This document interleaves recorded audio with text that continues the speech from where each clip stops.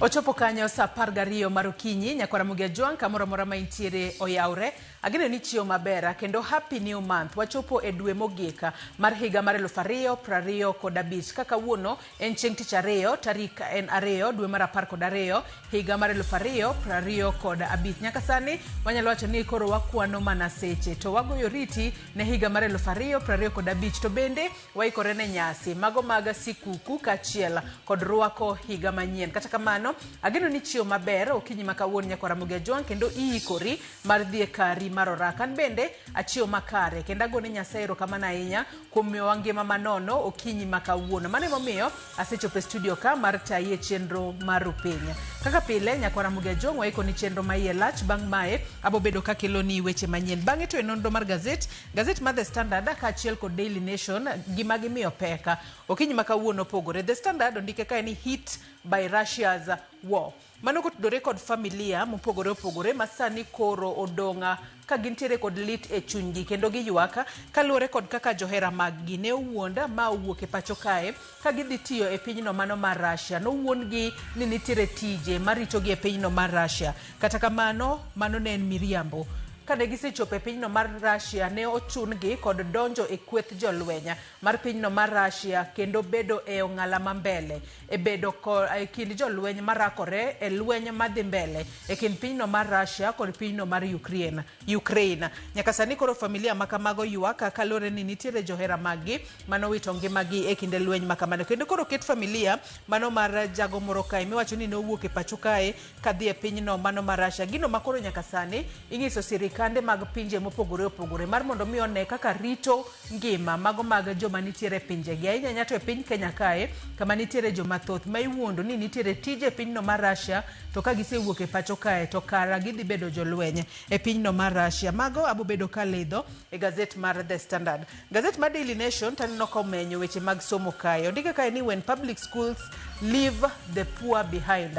Skunde mago mag piny owacho sani koro jwango jogo mawuok e familia mochando oko. Kakuru nyaka sani wacho ni nitiere jopuonjre mago madirom 1.13 miwacho ni mago gin nyithindo ma nitiere kin higni mago ma winjo be ni nitiere skul. Kata kamano moko kuomgi sani koro ok dhi e skunde. Ahinya nyato mago ma nitiere skunde mag primary kata mago ma nitiere skunde mag secondary wacho ni moko kuomgi ok dhi e skul. Kakuru wacho ni kipimo higni mago mag nyithindo ma nitiere skunde mago mag piny owacho kod mago mag ji giwegi tiyudo ni nyithindo ma dhi e skunde mago mag ji giwegi seche moko gidhi e skul ka koro hikgi oseniang' ahinya kalure kod sirikal rem chwalo omenda mag capitation ne skunde kaachiel kod wachno mano mar nok mag jopuonja e skunde ma pacho kae. Kopogore kod mano ano ka nitiere weche mamoko magazet ma Daily Nation bendo miyo peko kinyi makawuono ano kondiki ka nyundi Ruto I will deal with goons kalure kod kaka jatend piny Kenya William Ruto nowacho no bobedo ka orakore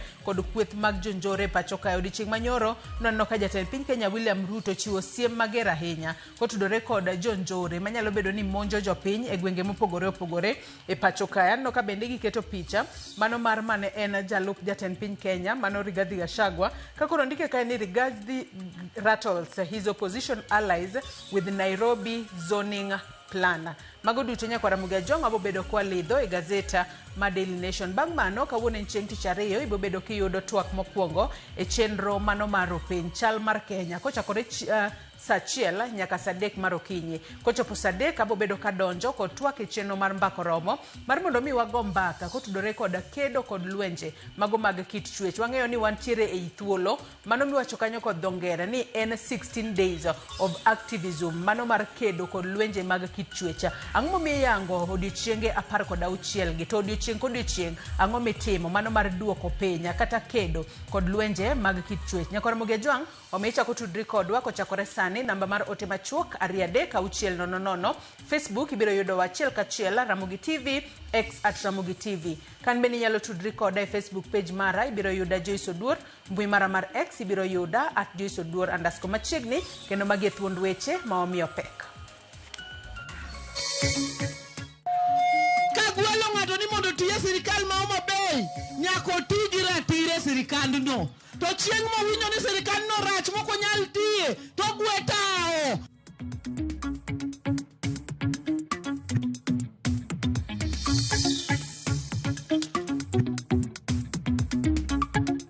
nilishamweleza Inspector General wetu wa polisi kwamba watu hawa wote lazima wachukuliwe hatua kali za kisheria.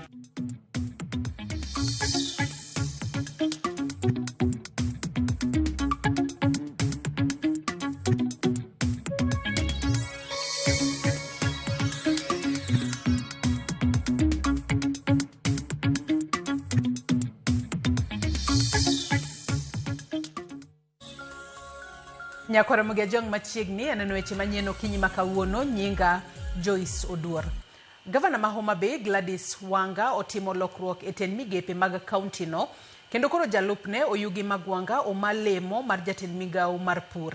Mana bang' yiero makasipul manyocha jalupne onenore apiaya kasiro jachung' kar kende mano Philip Aroko. Wanga okawo okang' mokwongo mar thicho Oyugi Magwanga e lemo mar jatend migawo mar pur. Okang' makamano bende okawo mar riembo jatend migawo mar lowo, udi gi dongruok mar bombe Dr. Peter Ogola. Jafambo maru Aliabich miyowa ler mar wachno. Bedo ka fuong'ore ni chal ka gima wayo ne osejogore gi lake kini gavana ma Homa Bay Gladys Wanga kaachiel kod jalupne Joseph Oyugi Magwanga ma bende ne omiyo lemo mar bedo jatend migawo mar chung'ne pur kod pith jamni e kinde mano yiero jotend migepe mage. Kata kamano pogruok e kinde gavana Wanga kod jalupne Oyugi Magwanga ne onyanyore e lela e kinde kampen mar manyo kom od bura ma Kasipul kama otelo ne welo mar ODM. Magwanga ne wuok oko e lela kasiro jachung' Newton Ogada mopore kod chung' mar jatende mane siro Boyd Were. Pogruok e kinde gavana gi jalupne ne onenore e lela bang' ka Magwanga ne wuok oko mar siro Philip Aroko mane laro kom od bura ma Kasipul ka ok ochung' gi duond bura moro amora, ma bende ne odhi ataro gi chung' mar gavana Wanga ma bende ne jakom ODM e Kenya mangima to kod chung' mar duond bura mar ODM. Aroko dhi e bunge the following day in ODM. Okoro ne kawuono ng'ato tho ne to nyathini nyaka kaw pai. Ndalo achiel bang' yiero mar Boyd Were, gavana Wanga ne ogolo koke kendo loso ka osiemo jotije mag kaunti mapingo sirikal mondo chak chono ban piendegi. Ok nyal tiyo e sirikandi to wuoyo marach e wi sirikandno. Nikech sirikal manyo tek. Nya wuotho e piny ka malich kasedo ka Nyamarembe. Gonyo te magonyo mabaro randas. Monde ka bed gavana ma Homa Bay. Ka gwelo ng'ato ni mondo tiye sirikal ma Homa Bay, nyako tigi ratire sirikandno. To chieng' mowinjo ni sirikandno rach moko nyal tiye, to gwetao, to weyo. Omiyo ambe kora wuok bajara dwa pidho rasta koro sani. Rasta ema kora dwa pidho, kora wuotho go e kore ka. Ng'ama ok dwa tich inje, ng'ama dwa tiyo ne jopiny ndani. Siemno machalo ka gima ne jato Magwanga kaachiel kod mane jatend migawo mar lowo Dr. Peter Ogola ma osebedo osiep magita gi del mar Magwanga koro osechako nenore bang' ka jotelo ariyogo ne oteng' lwetgi mogo e lemo mag tend migawo mar pur kaachiel kod mar lowo. E oboke ma kamano bende Wanga ne oyiro jatend migawo mar apeyni Danish Onyango mondo okaw kan Magwanga lemo mar jatend migawo mar pur kod pith e yor kojolo ka Dr. Peter Ogola ma bende osebedo osiep Magwanga kuom kinde malach ne oriembi e tich kaka jatend migawo mar lowo, kendo gavana Wanga ne owalo Joseph Mitito mondo koro okaw lemono poni od bura mar kaunti obi opuodho welo mare. Thuolo machuok bang' ka oselonye lemo, Magwanga ne ondiko ka ywak ni ofise ne oloro kinyi ma kawuono, gino ma okone gin mana siasa lilo, ka oboke no nokone gavana Wanga mondo nene joma ne oloro ofise okawnegi ondamo mar chik. Kuom jopiny mane walosogo odok ne gavana Wanga kuom lonyo Magwanga lemo ma jatend migawo mar pur kod pith jamni, kendo sonde mondo koro gweta okende owuon. Magi maber malich mowuoro, kendo wawacho kaka wan jo Homa Bay County ni gini odeka deka. The late Kajwang nowacho ni loyalty, faithfulness, fidelity nyaka bed number one consideration. Magwanga nyao main lucrative position mar agriculture kama ber malich mowuoro. Waro wacho ni okinyal bedo ni tiye government tichake go government san michieme okito. Wagone kura kaka governor. So kantiere changes matimore, samoro ene morwako wuoche ni. Ong'eyo kama wuoche diye godo. To wan kaka jopiny be waneno gima timore. Samoro ka wuoche diye ahinya to ng'ato ok nyal neno. To nosefwenyo ne wuoche diye gi kamoro. ka jopiny moko to ni okoni ondamo makamano nyalo biro keto gavana Wanga matek e siasa ka gijiwo twak kod lalruok mar tego weche matek. Piny sani omiyo ng'ata ratiro mar to express himself. Political freedoms are not limited. Ka ng'ato feel ni services mabedo offered ei serikandno ok nyise no wuogi nikech en be owuon he or she fought for it. Onego bed ni kaka oganda jo Homa Bay nikech kore ka waya e wach mar siasa daber ka Excellency the Governor orito mos mondi matin baso neno ni to jo oganda Homa Bay mamoko to wachango. But nikech koro en ma en kod teko sirikande osetime kako neno ni ber mondo otime kamano omiyo wacho ne jo Homa Bay ni wabeda gi kwe. Ondamo ma Gavana Gladys Wanga okawo malonyo jalupne Oyugi Magwanga e lemo ma jatend migawo mar pur kod pith e kaunti ni endi okelo paro mopor kendo dak ma Homa Bay ka moko do siro Gavana Wanga kuom ondamo mokawo no endo ka jopiny moko to wacho ni maendi nyalo medo kelo liet mar siasa e kaunti. Wenge duto te koro chomo Oyugi Magwanga ka bede onyalo dhi nyime kod tich e kaunti kaendi kata onyalo gwe tawo ka jalup gavana e kaunti ni endi ma Homa Bay. Alia Beach, Ramogi TV, Homa Bay. Chakre yiero margi e higa mar 2022, Gavana ma Homa Bay Gladys Wanga kaachiel kod jalupne Oyugi Magwanga osebedo ka tiyo kanyakla ema nenore ka chal mar kwe e tayo chenro mag tenda Homa Bay. Kwe makata kamano sani nenore mochopo e giko mare bang' awayo jogore gi lak. To ere kaka Gladys Wanga noyudore kod Oyugi Magwanga e laro tend county ma Homa Bay. Cynthia Onyango duoko wachien e sigand Oyugi Magwanga kod Gladys Wanga.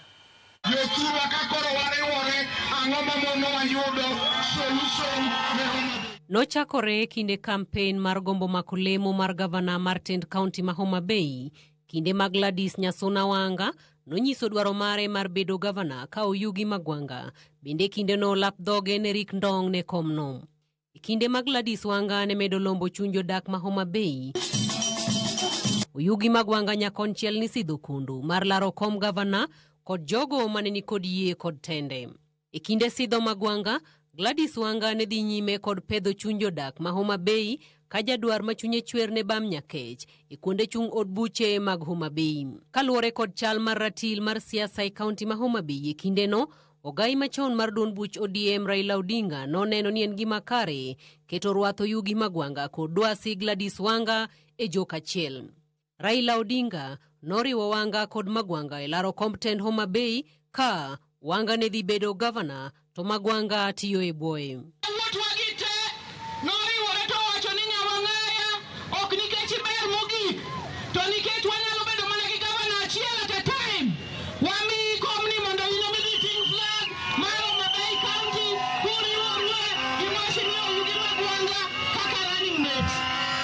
Bang' chuto chunjo dak ma Homa Bay chunyandika mar siasa ma Wanga kod Magwanga oyoko mbulu, tich nochako tire kendo gavana ma Homa Bay Gladys Wanga nomedo jalupne Oyugi Magwanga tend bad migawo mar pur kod pith. Kata kamano kuom kinde moko, Gladys Wanga nohinyne paw siasa kende wuon maonge jalup mare, gino manokelo penjo kaponi tungni kod mutni oneno e log telo ma Homa Bay. E kinde tho jaod bura machon Makasipul Ong'ondo Were, Wanga nonenore kende chuny paw siasa kod kinde chenro mag ik mar jatelono manokelo penjo e chuny jopiny, manokelo jopiny chako riwo achiel medi ariyo ni mit kawayo jogore gi lak e tend county ma Homa Bay. Kinde moro jalup gavana ma Homa Bay Oyugi Magwanga nochiwo ywak ewi monj mar nyamburko mare kendo notudo monj makamano kod weche siasa ma Homa Bay, okang' makata kamano Gladys Wanga noseyo kendo singo ni timone nonro. Mano nenore ka guro musmal maliet e chunya dhola ma pod lit, en jalup gavana Oyugi Magwanga nyenyore lela kendo chiwo sir mare ne jachung' e laro kom jaod bura Makasipul Philip Aroko, okang' manokelo penjo mathoth ewi chung' mar gavana kod jalup mare, ahinya to e chal tend Homa Bay kod duond buch ODM. E ma osenenore ka lawruok e kind paka goyieyo e kaunti ma Homa Bay, gavana ma Homa Bay Gladys Wanga olonyo jalupne Oyugi Magwanga lemo mar jatend migawo mar pur kod pith e kaunti no, kendo weye kod lemo mar bedo jalup gavana kende, ka penjo to pod ng'eny ka bende piny biro ru ka pod en jalup gavana. Okang' makamano weyo komoyo siasa ma Homa Bay e papalanga kendo nyiso e ler dunyruok ma osebedo e tok katen kuom kinde mogwaro. Cynthia Onyango, Ramogi TV. Dul mar IEBC ochapo nyinge joloch mag yiero madundo manyocho bagi tich ang'wen mokalo. Jolochgo koro ikore ne chamo muma mar apis ayanga bang' lendo manyocha opuodhgi. Jolochgo oriwo Boyd Were mar ODM manyocha oyombo e laro kom kar chung' od bura ma Kasipul, Moses Omondi manyocha oyombo Ugunja, Harrison Kombe manyocha oyombo Magarini, David Ndakwa manyocha oyombo Malava e kind jotelo mamoko.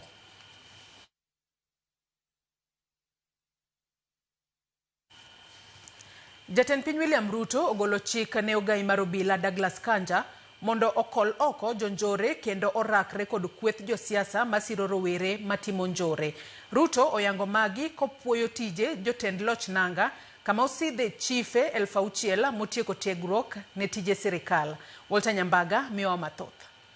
E kar tiegruok mar obila ma Embakasi boma Nairobi,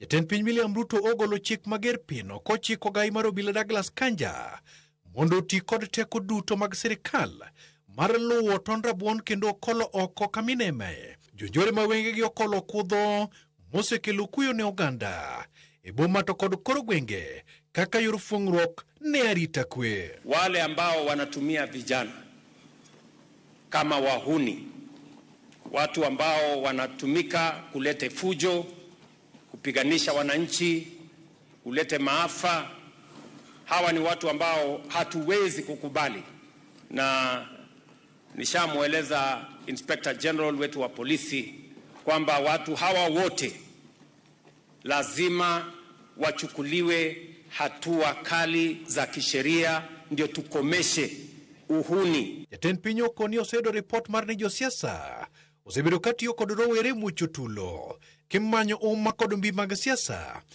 Ruto koni mondo dhanji wi jonjore go pep e koraka josiasa masiro kendo pandogi ni mar Kenya ok nyal ta kod girube mag ndio anjao to kod tulo njore mago yenjre e pachoka magetimore ka nyoro kweth njore nyomo njoromo mar Rigathi Gachagua Kariobangi. Nyinyi ndio mtatusaidia kujua hawa watu ni kina nani, kwa sababu haiwezekani wahalifu waishi mahali popote Kenya. They have to mobilize goons to come to cheer them. They are carrying machetes.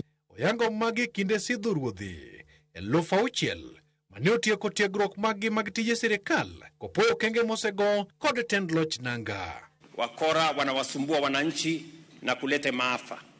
There's no doubt about the critical role that the chiefs and the assistants play in our country. They are the frontline government administrative officers. And this training helps in sharpening the human resource capacity that has been lacking across several cadres of government and agencies within the country. Sirikal okone kokali tudruok makare kod chife lwenje mag udi kata GBV e koro nyaka tieki kendo jiwo yore mag yudo ratiro e kaka yoro tieko nek minyal geng. Ningependa pia kusema maneno pia ya gender-based violence. We must be a society that is sensitive to all of us. Wasebedo gi lony nikech muda mang'eny jowetwa moko pok ong'eyo kaka owinjo bed ni gitiyoga. Koro wamor ahinya, the training was all that good. Nyaka koro sani wabeduru kanyakla, watiuru kanyakla mondo wadong piny kanyakla. Gima ber ahinya kosetimnwa mapok notimne chife gi assistants magi kendo wamor nikech koro okelowa ne wabiro bedo machiegni kendo bedo puonjwa kuonde moko mane ok odhi kare. Wabro mana konyogi, wabro mana puonjogi mondo ayaw pachgi mondo ging'e ni kong'o ok en gima ber. Opuonjwa kaka wanyalo rito alwora. E kaka yor neno ni chenro mar sirikal obedo mongirore, jatend piny William Ruto yango ni koro ruodhi biro bedo kod duol mar neno ni chenro mag sirikal odhi kare kendo rakruok kod njore e yono motegno. Walter Nyambaga, Ramogi TV, Embakasi, Nairobi. Jopuonje koro osechako yudo thieth e bwo okumba mar thieth mar SHA bang' darogi kowuok e okumba thieth mar ji giwegi. Okang' makamano koro nyiso ni winjruok e kind TAC kod Minet koro chopo e gikone, ni mar sani koro chenro mar thieth mar jopuonje idhi chul gi okumba mar thieth mar SHA kende. Elizabeth Ajode nigi lerno. E bwo higni 10 Kambi okumba mar thieth Minet osebedo kachiwo thieth ne jopuonje mane TSC. Chenrono norumo ma bang'e jopuonjo dar kitero e okumba mar SHA okinyi ma kawuono. Alufe mag jopuonje koro biro bet e bwo SHA ka gigeto ni thieth mane giyudo biro bet maber moloyo e bwo okumba mar SHA. E osiptal ma Kenyatta National e boma ma Nairobi, jopuonje osechako yudo thieth e bwo okumba no mar SHA. We want to confirm that 42 teachers transited into the new scheme. And as at this morning, we also received 15 teachers who came to seek for treatment at Kenyatta National Hospital. And we have served them under the new scheme under SHA. E osiptal ma Malindi bende, jopuonje mane ochopo kanyo mar yudo thieth bende ne okonyore. We are hopeful that this insurance cover is going to solve several problems where teachers have been struggling in hospitals. A teacher is supposed to be admitted, but the insurer is saying treat as an outpatient. Matibabu yamekuwa mazuri, hakuna limit kama nilivyoelezewa na nilipotibiwa pia nikapewa hiyo slip, hiyo invoice. Matibabu yote watoto wangu wote wawili imekuwa 5,650. Tukilinganisha na ile matibabu ya ile cover ya kitambo ilikuwa huwezi fikisha 2,000 kwa siku kwa mtoto mmoja. Ebwo okumba mar SHA, jopuonje kod familia mag-gi igeno ni biro yudo thieth makare kaluwore kod weche mag TSC kod migawo mar thieth. E seche mabende tend SHA osingo loso ng'ikni mora mora ne jopuonje kod jo-Kenya duto. We have put surveillance teams across the country to monitor the transition and real time how teachers are transitioning into this medical scheme. Teachers have accessed outpatient services across the country. No teacher will miss out and on any treatment. Banketo ayanga chenrono, pek tich koro ni kuom SHA eneno ni okumbano biro tiyo seche duto 24 pile ka pile e keto ber ngima jopuonje kod jo-Kenya nyime. Elizabeth Ajode, Ramogi TV. Obila ma Kilimani e bore Nairobi timo nonro bang' rawera moro ma jahigni 25 tho bang' luara kawuok e od orofa moro e od nindo moro manie kar dagno. Rawerano ma nyinge Festus Lee Oromo iyango ni nyocha odhir kowuok e odno mar orofa ma iluongo ni Heartland Apartments manie Genga Paya ma Kindaruma. Jafombo marwa Ochieng Emmanuel gi mathoth. En masira manyocho timore e orofa ma Heartland Apartments manie Genga Paya ma Kindaruma e kar dak ma Kilimani. Otieno ma piny norugodo nyoro kama nyokwany ring rawera moro ma nyinge Festus Lee Oromo ka olwar e wi gari manie tie odno. Lwar mare kuok e gorofa mar 14 yango ni ema nyoweyo Festus gi hinyruok maricho ka nonro motim e nyim familia mare yango ni notho bang' chwero remo mathoth, nyoen kod hinyruok mathoth e dende kendo tiendene bende nyotur. Okwach kich nono kaka dibed ni ringre Festus nyochopo piny kowuok e od orofano mar Koyugi mong'ere kaka Airbnb manyocha rik Okodesa ndalo 2 mokalo tarik 28. Iyango ni nyodak e ot mar Block B, ot namba 1406 kanyakla gi ji mamoko 2 masani bende osemaki gi obila kamoting'o Lilian Morambeki gi Patrick Jagongo. E doho ma Kibra, obila otimo neno ni odno nyoyudi kobedo gi nywandruok, gino manyiso ni tungni nyobedo kanyo kapok masirano nyotimore. Lilian yango ni nyoyudi e ot kanindo kendo ni nyomer opande mar Festus kod lawe machogo bende nyoyudi e odno. E nonro mosetim, Lilian kod Festus yande oromo higa mokalo kokalo tudruok mar mbui ma imanye hera mong'ere kaka Tinder, kendo giseniano gi herano. Lilian, ma en raia mar pinje 2 moriwo kod ka piny Costa Rica, yango ni osebedo ka limo Kenya kinde ka kinde mar romo gi Festus. Jotim nonro bende lero ni Lilian ondiko dhoge kolero ni nyorik gi madho kuong kanyakla ka gin koda gi jago manyinge Patrick, kata kamano owacho ni en nyowuok odhi nindo kendo weyo ka chwo ariyogo pod metho kor budho mar odno. achijego duto nyomaki odhiambo ma Jumapil, kama Lilian nyomaki odno mar Heartlands Apartment ka Patrick to maki Kahawa West gi sani ogeng'ne gete sendo bila ma Kilimani kinde ma jotim nonro omin ndalo 14 mar tieko nonro.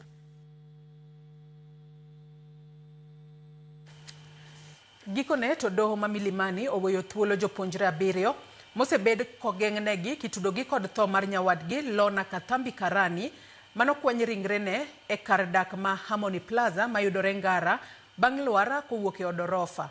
Apisi mar jomin buche ODPP onyiso doho ni nonro osetieki kendo koro gidhi chako kawo pach jopiny ewi tho mar japuonjreno manolwar kowuok e odorofa. Steve Biko nigi ler. Ang'o biladino negi kum thuolo mar juma achiel kitudo gi nek mar Lorna Kathambi Karani, japuonjre ma jahigni 23 e mbalariany ma Daystar. Jopuonjre 7 go koro nyalo yudo fuong'ruok bang' tipo mag wang' dede yango ni mosenindo Lorna nowito ngimane kotemo chikore kowuok e varanda mong'ere kaka balkoni achiel mar orofa nyaka e machielo otieno mar tarik 23 dwe mar 11 mane owite ngimane. Apisi mar jamin buche nonyiso doho ni gisetieko timo nonro kendo koro gidhi nono pach jopiny ewi tho magalagala no. We appreciate the court granted us for 7 days for the investigation to be carried out. Your Honor, I would like to inform this honorable court that we finalized our investigation and the same file was forwarded to the ODPP for the perusal and advice. Achiji 7 go magin Dennis Kariuki Gitonga, Lois Osiro, Lucy Mora, Ali Kabwana Kamaku, Precious Kendi Mutembei, Austin Ochieng kod Wendy Kerubo nodine kod obila bang' nyawadgi ma Lorna wito ngimane e kinde mane gintiere nyasi moro gotieno. Kalure kod oboke mar kuong'ruok kata affidavit mar obila mar okwach kich Corporal Johannes Nyangige, Lorna ne nitiere kod jowetene e otieno mar thone kendo ne gichope kar dak ma Harmony Plaza mayudre Ngara ka gimer. Jodak malworano noyango ni ne giwinjo koko kod wende kawuok e orofa mar 12. Bang'e to ne giwinjo uwi e kinde mane jopuonjre 4 owuok motelo ne duokgi mapiyo. Gikone to jarit mar kar dagno noyudo ringle Lorna e lo. Jotim nonro noyudo mwandu michich ni mag Lorna e kar dagno. This morning and some few minutes ago, I still making a follow-up on their decision whereby they told me I wait to the noon I'll receive the letter from their office which will guide us for the next action, Your Honor. E nyim jang'ad bura Dolphina Alego, moko kuom jopuonjrego noyie ni kuong' osedonje dendgi kendo rocho ngimagi ka moko kuom ito nodagi. Gikone to jang'ad burano noweyo gi thuolo bang' jonyuolgi nyiso ich wang' ne nyithindgi modonjore e kuong' mamero ji e mbalariany kendo kelo lang' maduong' ne anyuola mar achiel kuomgi. Jopuonjrego koro biro chopo e doho kaka joneno e buch tho mar Lorna Kathambi Karani. Steve Biko, Ramogi TV. Meneja mar boma ma Kisumu Abala Wanga igeno e doho odiochieng' ma kawuono kama idhi limie bura mar penjo ka bende oboke mane otiyogo e yudo tich e ten kaunti no ne gin ma adiera kose ni kod mibadhi. Abala nyocha oyaw ne bura gi duolno ewi wachno kaachiel kuom chenro mamoko ma itudego ni otiyo marach gi teko mar apisi mare e tenda Kisumu. Ewi wachno moko kuom jopiny magema to okwayo mondo mi nonro otim makare kendo adieri obedi kadipo ni bura ma omak ne Abala otudore gi siasa kata oyo. Gin jo adiera giket justice mondo owuoge maler ma ji teneno adiera obede lela nikech ji piny ngima luwo wach mar Abala Wanga ni to wan kaka youths magem wabende waluwo wachno through social media gi other sources to ka nyalo bedo ni en mar siasa nyalo bedo gima rach kabisa, sio kuchochea wananchi dhidi yake ama kuongeza mambo mabaya kwamba Abala amefanya hiki bila kutafuta kiini. Kwa hivyo tunaomba EACC isisukumwe na wengine, ifanye kazi yake kulingana na sheria. Tai masani manyera ila koro osawewani makoro weche giwuoke dak ne giwuok gachon. Abala has been there Abalo osebedo kacha kuom higni moingo 5 kotiyo Kisumo kanyo. Jotelo ma Siaya onyiso luoro ewi medruok mar kwan jomatindo magamo kute mag ayaki kata odoko ni itemo go kenge e kedo gi tuono. Ka oloso e kinde nyasi mar hingo odiochieng' jiwo lwenja kedo gi ayaki, Director mar rango ngima oganda e kaunti ma Siaya, Dr. Kennedy Orwenjo, owacho ni Siaya pod en achiel kuom counties mani nyime e kwan ji magamo kutego, kata odoko ni okenge to osetem goyo e duoko tuono chien. Siaya sani ochung'e atamalo 9.8 mar landruok tuono, kendo kata kamano okang' osego ka ipimo gi higni ma osekalo. We want to encourage every county to begin setting aside some resources for HIV response for your own county. And you ring-fence the funds that you put aside so that we are able to respond. Tumelalia bahati ya wenzetu kutoka nje, mlango ukiwa wazi kwa muda mrefu. The assurance that has been given by our CASCO here is that we have the medicine with us. So that should go to the public so that we do not, of course, lie on the gains that are already made. So an HIV-free generation is within reach. The first step is simple. Every one of us should know our HIV status. Testing empowers individuals to make informed decisions and protect their loved ones. We are also confronted with high rates of teenage pregnancy at 21% and gender-based violence at 24%. Factors that heighten vulnerability to HIV among our youth. If you look at the age of 15 and 24, these are in secondary schools, they are in colleges and tertiary institutions. If you look at the new infections, annual new infections, almost 50% of the new infections come from the age of 15 and 24. So it's a worrying trend, it's a worrying challenge, which if we don't put our hands together, it means our future is at threat. Kawadhi mbele ni chenro mar jiwo mond liete maisiro gi kanisa Free Pentecostal Fellowship in Kenya ne obago wuoth moyiedhi mar jiwo campaign mar ndala 16 mag kedo gi lwenje mag kit chwech mano 16 days of activism against gender-based violence e county ma Siaya. Apisa matayo chenro no chenro e FPFK Dorothy Muga wacho ni chenro no geto thiro timbe marocho ratiro mag mond liete. Wuodhno ne ochopo e Ngiende e chokruok mane obagi e skul primar Masega mani Ugenya, kamane joked ne oganda omedo jiwo jotelo mondo chwal chike mag dongruok mar ngima mond liete, karanyisi en paro mar chik mageto rito ngima mond liete mawinjore ketie kogno gi Governor James Orengo. Owek sande, owek chome gi lwenje mochomo korka puothi, owek moko kuom gimayo nyaka nyithindo, giweye gik machal kamago, gimiye mamani thuolo gi nyithindgi, giwene mamano, obedie gi lop chwore ka chwore osetho, mano en lope, ene ma en gi ratiro mar rito puodhono nyaka chieng' moro nyithindo dongi. Mond liete ratichgi osebedo ka iketho, to ok ging'eyo nikech otwe gi chike mag joluo man nyaka teri, titeri gi ng'ama ikia, ng'ama janeko, ng'ama ni kod kata kute mag ayaki. Mamano be mosebedo gimomiyo wan e piny luo kane ayaki ochakre kata gisani ne cases mag ayaki ng'eny ahinya moloyo kuonde te. Imayi nyaka lo nikech inyuolo nyiri. Chuori tho ikawo nyithindi idhigo nikech chuori otho no ok inyal dak kodgi, ok inyal tedo nigi, to gin nyithindi minyuolo. Lakini gisani yawa nyithinda dak go maber kinda puonjogi. Kuom mano wagwero kamano ne odiochieng' ma kawuono makedonwa kuom gigo matimore ne mond liete lwenje mwakale kendo masirni mwaromo godo. Widos wetewa wawuothuru maber yawa, kik wamiye ni chilo moro kuomwa ka ni seche moko wawondre ni wan widos to kiny ineni gi ng'ama chielo, oruye ineno gi ng'ama chielo, kik waketie chilo kuomwa da.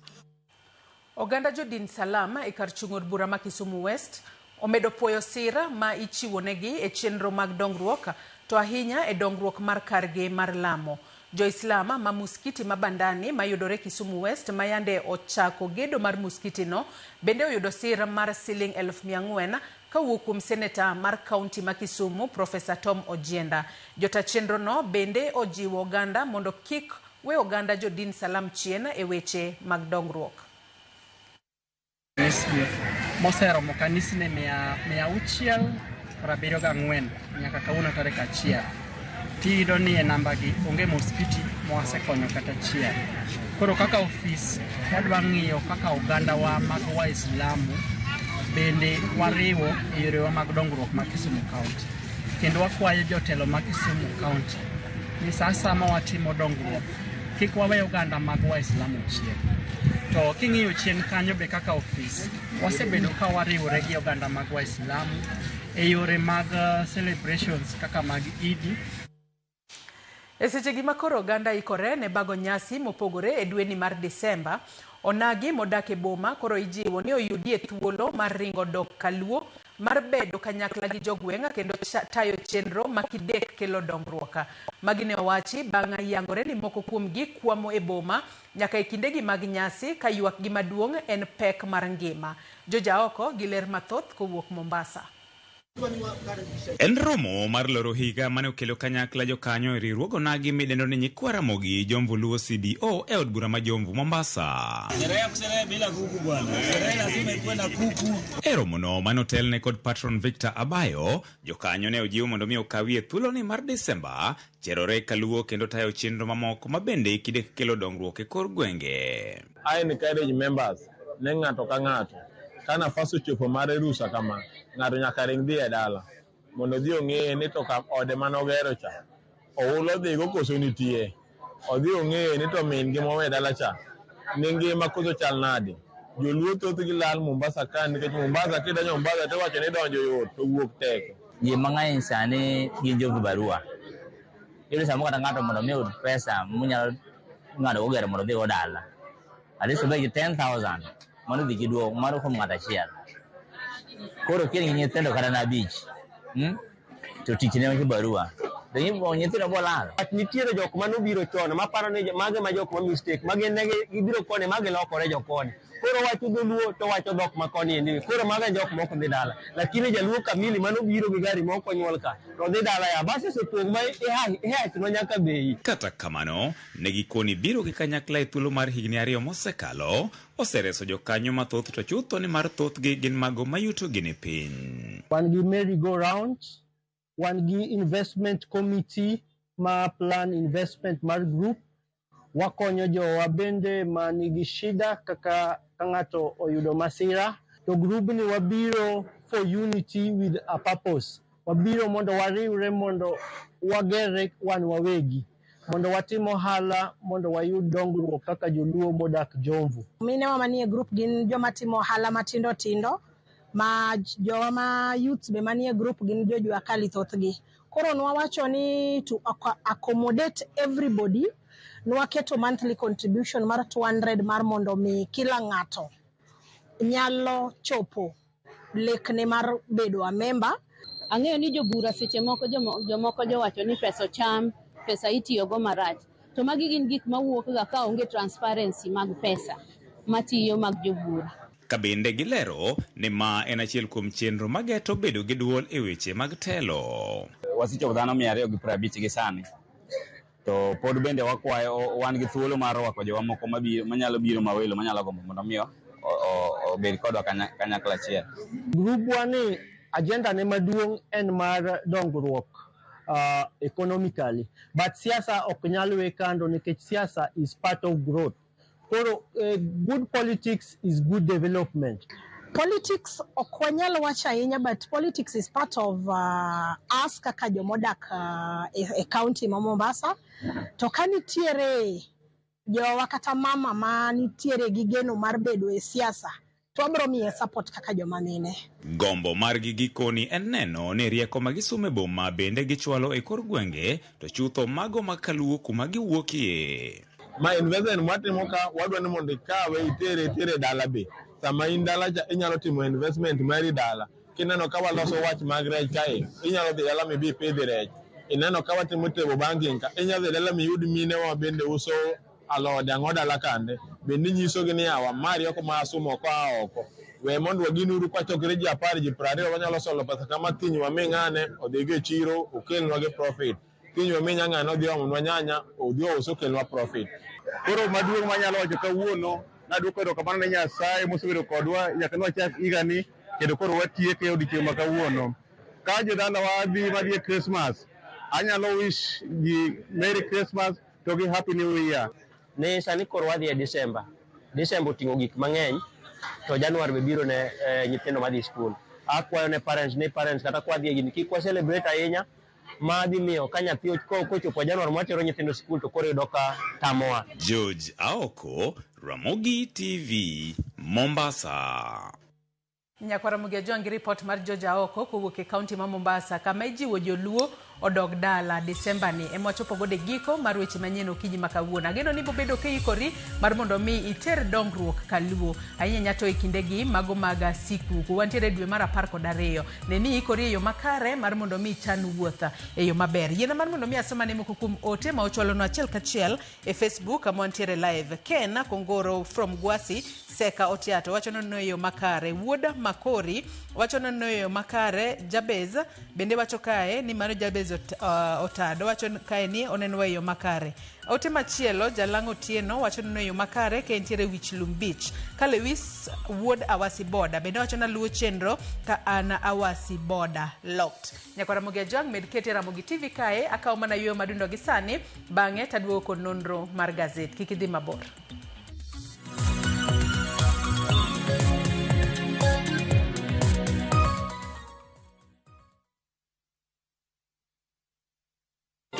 This festive season, find your calm in the endless blue of the Maldives, where love and stillness live side by side. Because the most beautiful memories aren't rushed. They unfold in the quiet moments you share, where the waves whisper and time stands still. From just $2,210 per person sharing, enjoy 5 nights of barefoot serenity, crystal lagoons, and peace that stays with you long after you've left the island. This December, make space for peace, love, and gratitude. View Travel, memories that matter, memories that last.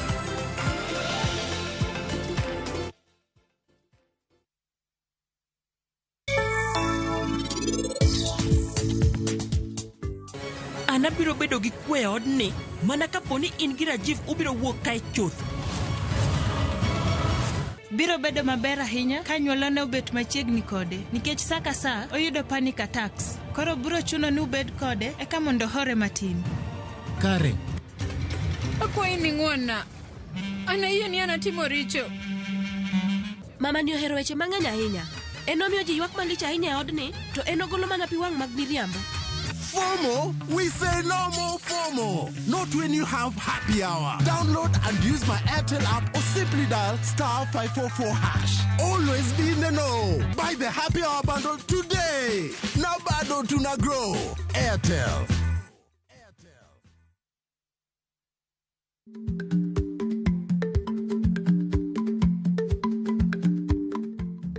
Icha gweno to icha ogwang'. Matiende ni, kapok ing'ado bura ewi wach moro amora, kuong inon ng'ama rach.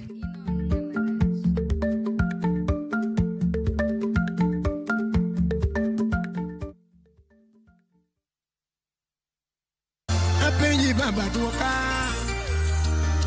Raila mane dwaro koso mola iko rwenyo kumanore gie. Magi kawa gombowa, apenji wono simbo duoko wa joluo. Raila mane dwaro koso mola iko rwenyo kumanore gie. Mondo mi iyud thuma mar Raila Tribute kaka Skiza Tube mari, D *811 *343#. Ramogi TV e od jothumbe duto.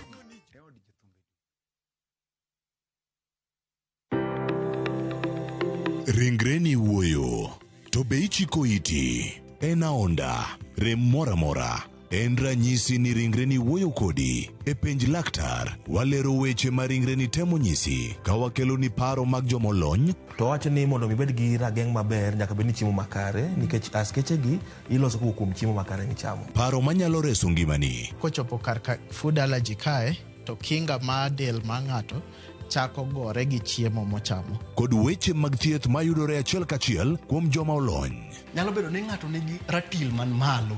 Koro konyono to choke cartilage ka toyore konyono nikech ratil mare man malo. Mano nyalo miyo bende ng'ato nyalo yudo arthritis no. E penj laktar gi Ruth Otieno, wuok tich nyaka tich abich, saa 12 odhiambo, mana e Ramogi TV.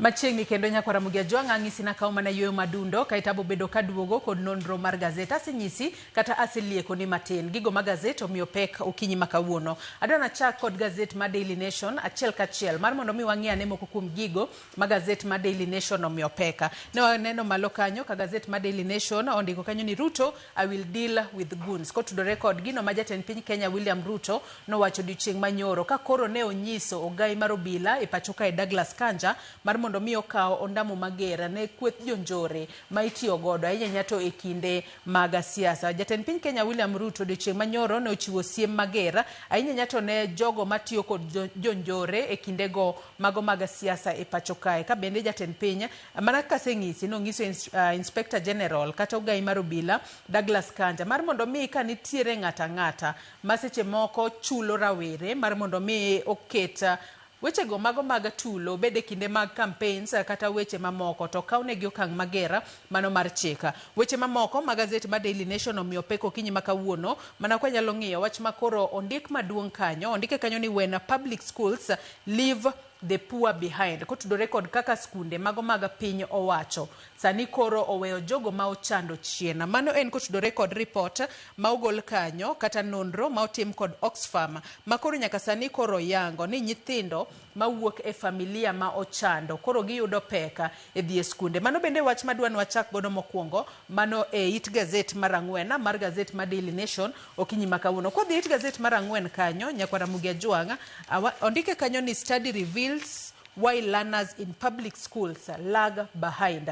Gino ma kotudore kod nonro makoro otim makoro nyiso gimomiyo jopuonjre mago mawuok e jopuonjre ma ochando sani koro ok yud puonja e yo makare. Mana kaseng'isi ni report makamano makoro report makamano moyangi kaka iwacho ni inequality in Kenyan's education system kata koso bedo kod ratiro maromre ahinya ne jopuonjre mowinjo bed ni dhi e skul. Kaluwore kod report makamano koro yango ni familia mawuok e anyuola mochando sani koro gintiere kod higni matena mano mar dhi e skul kipimo kod nyithindo mawuok e familia mago ma wanyalo wacho ni lwetgi bet mor. Gitiyo kod ranyisi mano e nyithindo kata e jopuonjre mago manitiere e boma ma Nairobi kae.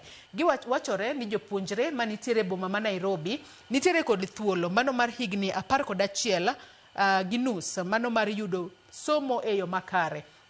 Kata kamano jopuonjre manitiere e county mano ma Turkana gintiere kod thuolo mano mar higni 5 kod nus mano mar yudo somo e yo makare matinde ni gidhi e skul kuom higni matin. To magi duto kaluwore kod nonro makamano ikelo kod wechego mago mag dhier, wechego mago mag chuno jopuonjre mano mar mondo mi odonje tije, wechego mag keny momondo kachiel kod wechego mag gamo iye mohiu kachiel kod wechego mago mag nok mag chiemo magi moko kuom gigo makoro miyo jopuonjre mago mawuok e anyuola mochando ok yuda wanyalo chono ok yud somo e yo makare. Nyako Ramogi Ajwang' report makamano inyalo somo matuta mano it gazet mar ang'wen mano mar gazeta ma Daily Nation. Kaluwore kod report makamano bende nyaka sani ondike kae ni sirikal mano ma pacho kae tiyo kod omenda mano kaluwore kod nok mano mar jopuonje e skunde kaachiel kod weche mamoko. Wang'e ni sirikal mano mar Kenya nitiere kod chenro mano mar free primary education mowinjo bed ni japuonjre ka japuonjre imiyo omenda. Kata kamano wang'eyo ni chenro mag somo ahinya to mago mag somo manono e skunde ma pacho kae osebedo ka yulo. Magi moko kuom achiedh nade makoro oyangore ni miyo moko kuom jopuonjre mawuok e familia mochando ok yuda somo e yo makare. Kopogore kod mano, Nyakwara Mugia it gazet mar 4 bathe kanyo bende wang'eyo ni duol mandiko jopuonj e tich TSC nodaro jopuonja kowuok e okumba mar thieth mano mar Minet ka koro jopuonja dhi e okumba mar thieth mano mar SHA. To wang'eyo ni chenro makamano nochakore ayanga odiochieng' manyoro manen chieng' tarik 1 dwe mar 12 higani mar 2025. Ondike kae ni teachers start receiving their medical services under SHA cover. Ma en kotudore kod winjruok mabende duola mandiko jopuonje tich e pacho kae TSC nobedo godo kata noporo wach e yo makare kod mano okumba mar thieth mano mar SHA mar neno ni jopuonja koro weyo tiyo kod okumba mar thieth mar Minet koro gidhi tiyo kod okumba mar thieth mano mar SHA. Kanyaka sani koro iwacho kae ni ma kaluwore kod mano sigana mondik kae kod Linet Igadhwa. Nyaka sani koro wacho ni nitiere kwan mago mag wanyalo wacho ni gin kwan mago mag jopuonje madirom 249 ma nyaka sani koro osegol kata osechako tiyo kod okumba mar thieth mano manyien mano mar SHA. Mano wanyalo wacho ni ne en kar saa 4 mar okinyi mano manyoro. Iwacho ni kuom jopuonje 249 mano osechako tiyo kod okumba mar thieth mano mar SHA. Iwacho ni 48 kuomgi ne gin mago jopuonje makoro wanyalo wacho ni gin mago mapek koro ne gidwaro services mopogore opogore mago mag thieth. Nyaka sani koro iwacho ni magi duto gin kaluwore kod iwacho ni wanyalo wacho ni nonro mabende koro ne giyudo kowuok e okumba mar thieth mano kowuok e od thieth mano mar Kenyatta National Hospital. Nyaka sani koro bende koro giwacho kanyo ni nitiere kwan jopuonje mago madirom 42 ma nyaka sani koro osechako tiyo ayanga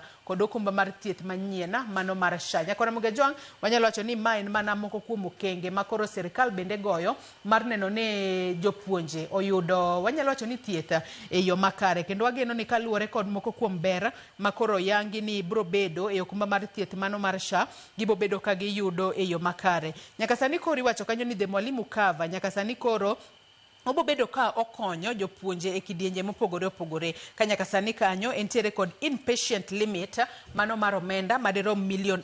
Entiere kod outpatient cover mano mar omenda madirom 40,000 kod 5 kaachiel kod cover mano mar maternity ma en mar 100,000. Iwacho kanyo ni jopuonje mago ma nitiere e skunde mag secondary mano moyang kanyo kaka senior teachers nyaka sani gintiere kod inpatient cover mano mar $1.3 million. Outpatient margi en 200,000 ka jopuonje manitiere skunde mago mag primary gintiere kod inpatient cover mano mar $1 million to outpatient cover margi en 150,000 e kind ber mamoko. Nyaka sani koro iwacho ni okumba mar thieth manyien no mano mar SHA makoro okete jopuonja kowuok e okumba mar thieth mar Minet sani koro jopuonje mago madirom 415,000 mano ma koro bro bedo e bwo okumba mar thieth makamano. Ka bende okumba mar thieth mano mar SHA ma sani koro jopuonj bro bedo katiyo godo bende miyo gi thuolo mano mar medo nyaka nyithindo 5 magintiere godo. Ka nyithindo makamago gin mago ma kochakore nyuol margi nyaka higni 5 nyaka mago ma nyithindo makoka donje higni 21. Mago Nyakwara Mugia inyalo somo e it gazet mar 4. Adwa wadog chien e it gazet mar 2 mano mar gazeti mar Daily Nation. Nitiere wach momako wanga kanyo odiochieng' manyoro chieng' tarik 1 dwe mar 12 higa ka higa piny ngima jahingo odiochieng' kedo kod landruok mano mag kute mag ayaki. Kata kamano it gazet mar 2 kae aneno kondike kae ni funding cuts rising infections.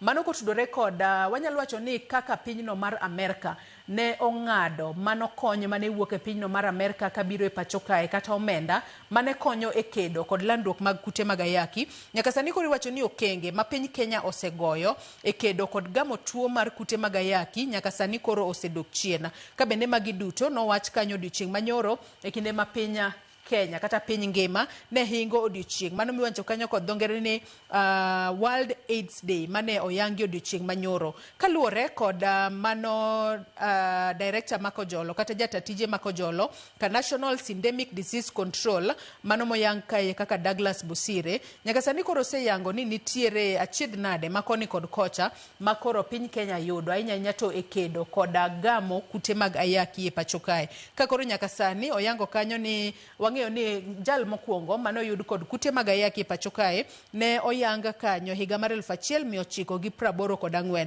iwacho ni kuom kinde piny Kenya osegoyo ondamo mathoth ahinya e kedo kod gamo kute mag ayaki kata landruok mag kute mag ayaki kata kamano nyaka sani koro iwacho ni okenge makamago osedok chien inyalo somo sigana makamane it gazette mar 2 kaluwore ni wanyalo wacho kod dho ngere ni ochalo ka gima en question and answer nitiere penjo mopenj kanyo to bende nitiere duoko iwacho kanyo ni e higa mar 2005 nitiere jo Kenya mago maderom 110 ne olalo ngimagi kaluwore kod moko kuom tuoche ma igamo ka ng'ato nitiere kod kute mag ayaki mano miluongo kanyo kod dho ngere ni opportunistic diseases e higa mar 2024 kwan mag jogo manowito ngimagi gin 21,000 ka nyaka sani koro iwacho ni nitiere ji maderom 94,000 manitiere mogamo kute mag ayaki mano kaluwore kod nonro ma otima mano mar yango kaka okenge ma piny Kenya osegoyo e kedo kod kute mag ayaki to nyaka sani koro iwacho ni nitiere medruok e kute mag medruok e kwan jogo magamo kute mag ayaki ahinya to kinda rawere matindo kata kamano iwacho ni geng'o ber moloyo thiedhe mane momiyo nyaka sani koro iketo okenge mager ahinya mar neno kaka inyalo duok pinya landruok mag kute mag ayaki kodhi mbele mana mapiyo it gazette mar 3 mar gazette mar Daily Nation nyakora mugia jwang wang'eyo ni wachopo e dwe mar 12 mano dwe mar Desemba dwe ma waneno wuodhe mopogore opogore iwinjo kanyo sigana ma jojaoko nokelonwa kowuok e kaunti ma Mombasa ka koro ni jiwo oganda joluo manitiere bombe mar mondo mi odog dala kata kamano e kinde makoro ijiwo ji mar mondo mi odog dala bende nitiere jip makoro bende jiwo godo ji mar mondo mi ji oket arita makare ahinya to apeyni ma pacho kae ondiki kae ni speed guns breath layers on roads in bid to curb crashes wang'eni e kinde mag sikuku e kinde ma wuodhe nitiere mathoth mawuok e bombe kadhi e gwenge mopogore opogore wathoro bedo kod masiche mathoth mag apaya mane momiyo nyaka sani koro iwacho ni jogo manitiere sekta mano mar wuoth e pacho kae nyaka sani koro e kinde makoro wachomo kinde makoro wuodhe bro bedo mathoth ahinya nyaka sani koro osechak ket okenge piny mabro bedo kata osechak wanyalo wacho ni osechak chiw mago siem mopogore opogore mar mondo mi oduok piny wechego mago mag riembo e yo ma ok ni kare wechego mag ng'ato seche moko kool to podi okasre akasa nodwa bedo e apaya kacha kachiel kod wechego mago mag tiyo maracha kod apeyni ma pacho kae kaluwore kod Dr. Andrew Kiplagat mano mar director mar road safety mano director mochung' ne ritruok e apaya mano ka National Transport and Safety Authority NTSA nyaka sani koro kwayo jo Kenya duto mar mondo mi obed akicha ahinya te kindegi magitiyo kod apeyni e kindegi mago mag nyasi mag sikuku nyaka sani koro wacho ni nitiere chike mager magibro bedo ka giketo e apeyni ma pacho kae mano moting'o kanyo bedo e apeyni kacha keto kata doho mago ma nyalo yudore machiegni gino miluongo kanyo kod dho ngere ni mobile courts kachiel kod keto chike mager mar neno ni onge masiche mag apaya mobedo e pacho kae nyaka sani bende koro wacho ni mago gigo mabro bedo ka pimo kaponi ng'ato riembo ka omer bende mage moko kuom gigo magiwacho ni gibro bedo ka giketo mar neno ni girito ngima oganda ahinya to gisani makoro ji ochomo e sikuku nyakora muge jong adwano adhi mana mbele mapiyo wadhi e it gazette mano mar 6 mano mar gazeti mar Daily Nation jatend piny Kenya William Ruto odiochieng' manyoro ne ochiwo chik mager ahinya to ne jogo matiyo kod rawere e yo marach mago matiyo kod rawere e kelo tulo e pacho kae jatend piny Kenya William Ruto odiochieng' manyoro ne onyiso ogai mar obila mano Douglas Kanja mar mondo mi koro otima pedha ne jogo mong'ere kanyo kod dho ngere ni goons Ruto directs police to crack down on goons. Kanyaka sani koro jatend piny Kenya William Ruto wang'eni chik makamano nogolo ayango dichieng' manyoro kinde chenro mano mar sidho kondo mago ruodhi maderom 5,800 ma oseyudo tiegruok makare makoro miyogi thuolo mar bedo ruodhi e pacho kae.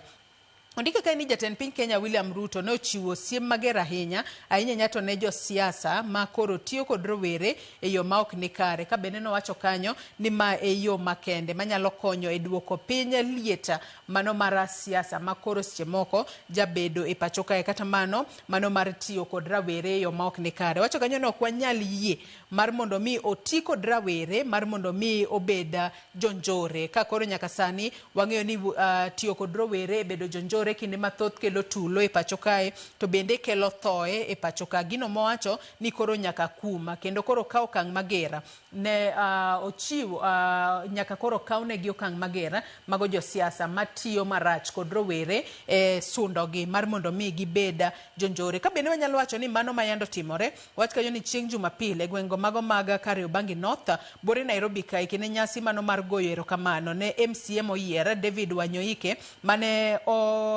oyuore kod mane en jalup jatend piny Kenya Rigathi Gachagua e kama ne waneno ka nitiere tulo mane omuoch. Mano nyiso ni nitiere rawere moko maseche moko ne omi mit bilie moro matina mar mondo mi okel tulo e pacho kae. Gino momiyo jatend piny Kenya William Ruto wacho ni oyo mano ok nyal timore. Ng'ata moyud ka chulo rawera mar mondo mi odonje wechego mago mag njore nyaka kawne okang' magera mar chik. It gazet mar 7 mano mar gazeti mar Daily Nation bende nitiere achiel kuom sigana ma gazeti mar Daily Nation omiyo peka malo kanyo. Gashagua's push to ring fence Nairobi seats rattles opposition.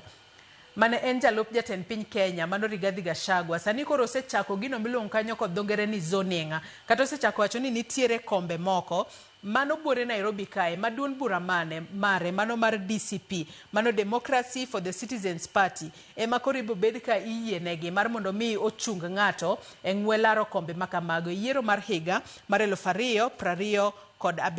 Nyaka sani koro ndike kae ni nyalo bedo ni nitiere auka moro mar yamo manyalo bedo e United Opposition tok kama ne en jalup jatend piny Rigathi Gachagua yango ni nitiere chenro no mano mar zoning makoro bro miyo nitiere wang'eyo ni United Opposition nitiere kod duond buche mopogore opogore, kata kamano zoning makamano nitiere mana kombe moko ma ibo yiene duond buche moko mar mondo mi ochung jogegi. Kata kamano iwacho ni wacho kae ni nitiere kuom ranyisi wang'eyo ni nitiere kombe mano mar governor, jaod bura kaachiel kod mano mar MCA.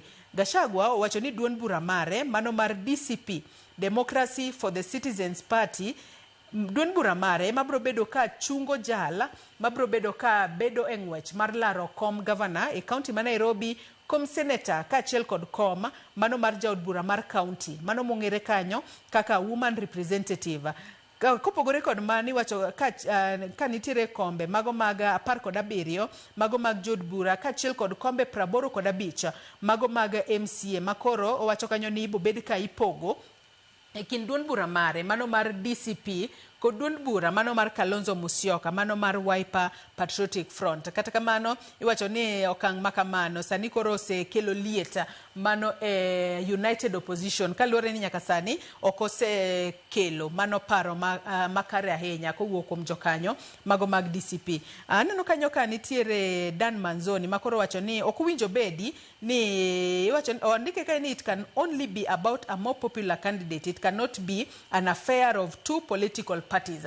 Matinde ni oken gino ma en mana ikin duond buche ariyo kende, nyaka koro ng'i ane ni to en ng'a ma ochung' kanyo maseche moko jopiny ohero ma oromo mar mondo mi omi otiko makamano. Sigana makamano Nyakwara Mugia Jwang' inyalo somo it gazet mar 7 mar mondo mi ing'e ane matut kotudore kod gino makoro iwacho kanyo ni Gachagua osechako wechego mag zoning ni DCP ema nyalo chungo jochung' kende kom mar governor, senator kaachiel kod woman rep to modongo koro giboneno kaka gipogo e kind duond buche mamoko manitiere riwruok mano mar kwetha mapingo serikal. It gazet mar 8 kanyo bende sani koro jod bura sani koro dwaro mar mondo mi apisi mano mar Auditor General e pacho kae mar mondo mi omenda ma iketo e budget margi mar mondo mi gitim tijgi e yo makare. MPs ask Treasury to bridge Auditor's Office funding gap. Apisi mano mar Auditor General e pacho kae osebedo kod nok mano mar omenda ka nyaka sani koro iwacho kanyo ni jokanyo mago mag committee mano mar Constitution Implementation Oversight Committee mano mar od bura mamalo e report margi mano mar od bura sani koro dwaro ni budget mano mar apisi mano mar Auditor General e pacho kae mar mondo mi oting malo kata omedi kalure kod ting mapek makoro gintiere godo. Wacho kanyo ni 0.05% mano wacho ni the office of the Auditor General should be allocated 0.05% of the most recent audited national revenue accounts. Mano inyalo somo e it gazette mar 8 mar gazette mar Daily Nation. Nyakora moge jonge it gazette mar 10 bende nitiere sigana moro ma omako wanga kotudore kod nonro mayande jatim nonro moro otimo ahinya to ne recha mayudore e nam Lolwe. Ondike ka ni study 60% of fish sold in Kisumu is contaminated. Ondike ka ni dweche moko mokalo chiena nitiere kae Dr. Silas Onyango Awuora ne obedo kod siso mano mar timo nonro kotudore kod recha ma ichamo e boma ma Kisumu. Ocho ni chieng' moro ne gidhi adhiya e boma ma Kisumu kanyo to ne gichamo mana recha. Kata kamano e kinde mane gichamo rech ka ne ong'i alwora kama ne gichame rech to koro ne gineno ka diapers mag nyithindo nitiere e genga nam kanyo. Gino mane omiye obedo kod paro mano mar timo nonro. Nyaka sani koro wacho ni kinde mano timo nonro makamano ne obedo kod paro ni kapo ni rech makamago nyalo bedo contaminated kod Escherichia coli. Miwacho ni en bacteria moro makine mathoth miyo dela ok nyal kata kanitiere tuo momaki to antibiotics ok nyal tie dendi yo makare. Owacho ni kalure kod nonro makamano no yango ni diapers ma nyithindo tiyo godo ahinya to nyithindo manitiere buo higni 5 diapers makamano owacho kanyo ni E. coli ma en bacteria makamano kuom nyithindo matindo to nyalo mana bedo makare kata kamano ne kuom joma dongo to en gino ma ok ni kare. Owacho ni nonro makamano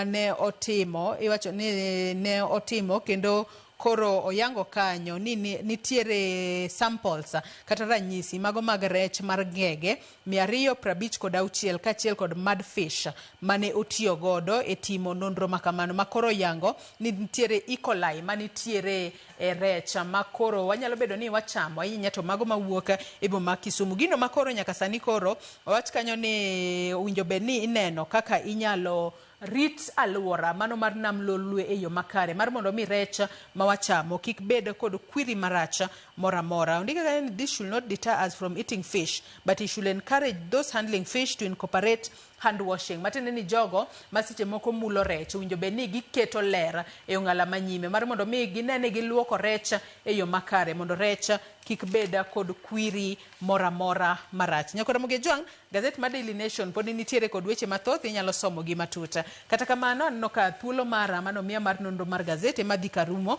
Ang'isi wach manitiere it gazette mokwongo mano mar gazette mar The Standard kaita tiek nonro mar gazette okinyi makawuono. It gazette mar The Standard ne oketi kanyo ni hit by Russia's war. Kotudore koda kaka familia mathoth sani koro donga koda ywak kachiel koda leta koda muodolaka kalore ni nitiere jahera margi mano dhi e pinyno mano mar Russia ne owuonde ni nitiere tich modhi timo kuro kata kamano ne miriambo noyudore mbele e kinde lwenye kinda pinyno mar Russia kod Ukraine kendo nowito ngimane. Ondike kae ni familia moro e gwengego mago mag Ruaraka bore Nairobi kae sani koro nitiere kod lite chunygi toka wuon margi mane en jariem matatu bore Nairobi kae ne owuonde kendo wuok e pachoka kodhi e pinyno mar Russia mar mondo mi oyud tich. Kata kamano kanochopo e pinyno mar Russia nochune mar mondo mi odonja e lwenya. Nyaka sani koro iwacho ni kinde mano donje lweny makamano noyudore e ong'ala mambele kata noyudore e front line e kinde ma piny Russia ne dhaw kod Ukraine mano miyo onegi. Iwacho kae ni nyaka sani nitiere jo Afrika mathoth makoro iwuondogi ni gidhi e pinyno mano mar Russia ka gidhi mar manyo tich. To ang'e ni kalure kod dhier manitiere pinyno mar Afrika mane mamiyo moko kuomgi wuok e pacho kae ka gidhi e pinyno mano mar Russia ka giparo ni en tich ema gidhiye. Kata kamano giyudore kuro kamarach ka koro giyudore kind jolweny kata ichunogi kod bedo jolweny e pinyno mar Russia kendo gikone inegogi. To magi duto koro iwacho ni sirikande mago mag pinje mag Afrika nyaka koro bed e ong'ala manyime mar neno ni girito jogo mawuok e pinje Afrika mondo kik wuondgi giwuoge pacho kae gidhi e pinyno mar Russia gidonje lweny kaeto bang'e inegogi. Sigana ma kamano Nyakwar Mugia Jwang inyalo somo it gazet mar 4 kaachiel kod mano mar 5 mar gazeti mar Daily Nation. Kendo kinene kae nitiere familia mago mag jogo manitiere kod lit. To par ni gazedni mano mar The Standard bende kinde mokalo chien negindiko sigana mano mar help we are dying kalure kod familia mabende ne yuaka ne jatend piny Kenya kata serikal mar piny Kenya mar mondo miyo konygi kalure kod johera maggi mano dhi e pinyno mar Russia kendo koro yudore e kind jolwenya mano mar pinyno mar Russia. Nyakwar Mugia Jwang gazet mar The Standard bende omenyo weche mopogore opogore. It gazet mar 3 kanyo bende koro yango kaka nitiere medruok e kwan nyithindo mayom magamo kute magayake ahinya to e county mano mar Wajir. Ndika kanyo ni alarm as infant HIV infection spike in Wajir. Inyalo somo mano it gazet mar 3 kaseng'isi ni odiochieng' manyoro en odiochieng' ma piny ngima ne hingo odiochieng' mano mar kedo kod landruok mag kute mag ayaki. Ka bende bathe kanyo aneno kondike ni mago moheo ji 8,500 mawuok e county mano ma Nakuru mano jomatindo kata teens osegamo kute mag ayaki e county mano ma Nakuru. Ka bende nyaka sani yango ni jogo ma hikgi ni piny mano e kind higni 15 nyaka higni 19 mawuok e county ma Nakuru gin moko kuom jogo ma osegamo kute mag ayaki. Nyakwar Mugia Jwang ang'isi ni nitiere weche mamoko mag gazet mar The Standard omiyo peko kinyi makawuono kendo inyalo nyiewo gazet momori e kind gazet mar The Standard kaachiel kod mano mar Daily Nation mar mondo mi ibed piny isom e yo makare. It gazet mogik bende aneno ka gimenyo weche mag tuke odiochieng' makawuono. Miyo gazet momori e kind The Standard kod Daily Nation inyalo dhi nyiewo tibedo piny isomo e yo makare. Yiena mar mondo mi akaw yo madindo gi sani bang'e to nyawadwa Cleophas Oluoch bro bedo katayi e twak mokwongo e chenro mar Rupeny. Kik idhi mabor, warom kendo kango chopo kanyo saa 3 samanga tayi e twak e chenro mar Mbako Romo. Oriti masani.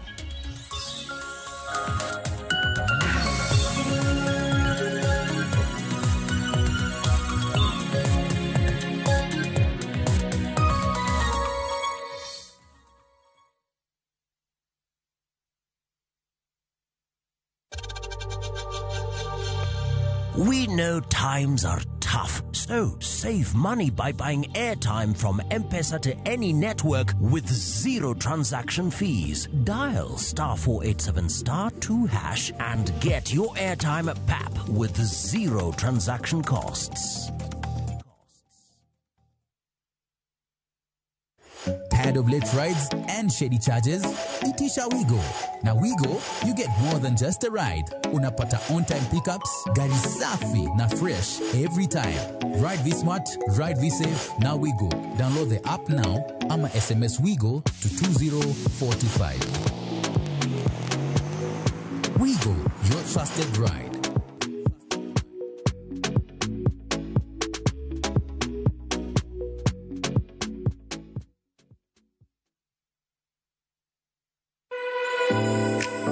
Chiemo ok en mana gima wachamo kende, en sigana. Tim mapile, nyasi mar nyiso ni wan ng'agini. Mit chiemo en ang'o? Kitungu. Ber mar chiemo mar fry en ka kitungu nene. Wanono kido mag tedo e alworawa duto. Wafwenyo yore mag tedo mopondo, timbe anyuola, koda hera mamiyo kit chiemo moro amora bedo gi ngima. Chiemo ichamo ga wan. Koro nyaka ikete maler koka obedo gimoro ma wang' nyalo kelo miluma mar chamo. Ma ok en mana tedo kende, en kit ngima mar oganda michiwo e mesa. Tedo gi chiemo kod jailieta tich adek saa 2 okinyi. Kik bai.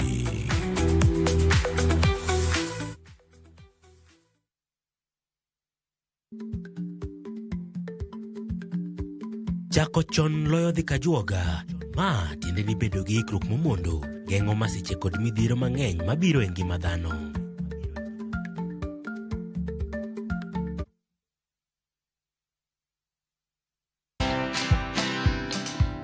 There's stigma. Remember that when your customer is approaching you, they are first of all skeptical, so you get bullied. So let's say for 2 years online, I got bullied because there are others who are calling you a quack. Others will call you names. Others will persecute you. You know, when you walk into a doctor, you don't start asking them, how do you know? What's your qualification? When they say to you, you have an ovarian cyst, they say, how do you know? Where did you go to school? But me, when people come to my shops, I have this condition and I'd like this. And then you give some kind of diagnosis. You make a comment, they say, how do you know? Did you study pharmacy? Are you a pharmacist? Watch this story and more. Download the Citizen Digital app or visit www.citizendigital.com and find the Citizen Originals portal. Kenya's #1 app, Citizen Digital.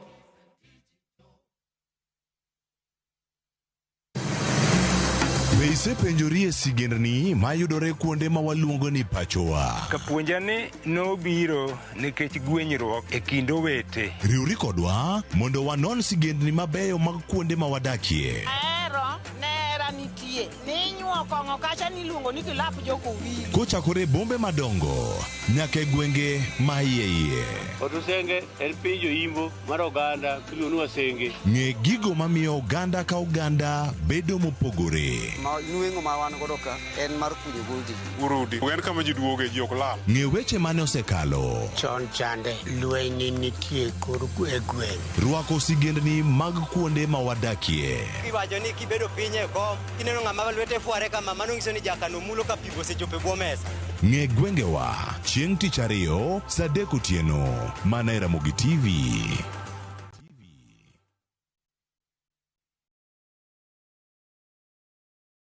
Time to Egypt, where history whispers the pyramids and sunset glows over the Nile. Because some places remind us how small we are, yet how deeply we can feel. From just $1,870 per person sharing, enjoy 4 nights of discovery, Cairo's charm, ancient wonders, and timeless hospitality. Travel through history, return with memories that never fade. View travel, moments that matter, memories that last.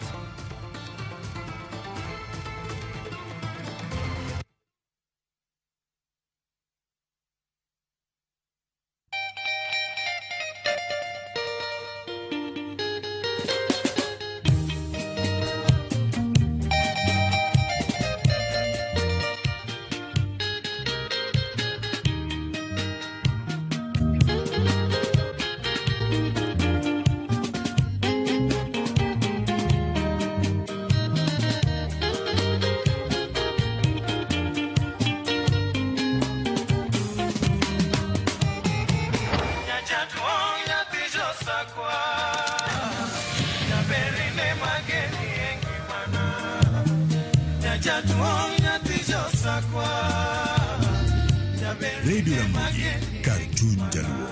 Radio Ramogi.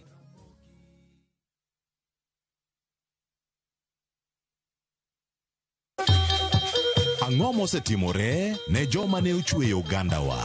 Adhi primary Kangonditi Primary School. Gin kanye sani? Mobilize kaler te, ne wago poro to gibiro wasombo kidi to watero kacha jite e secondary kacha. Waromo gi jodgi to wafwenyo sigandgi magimopondo. Siasa ka ng'amoi wae maduong' katere siasa en Daniel Arap Moi. Ng'e ranyisi mabeyo mane giweyo. Ne japiny mopogore kata ng'ama ne nie duond loch ne neno ni kopo ni Kenyatta dhi Tom okawie thuolo ni mondo tanwa pinyni kaluwore gi mwaseneno kuome. Ang'o magitimo sani? To kata kamano be pod gin kodwa.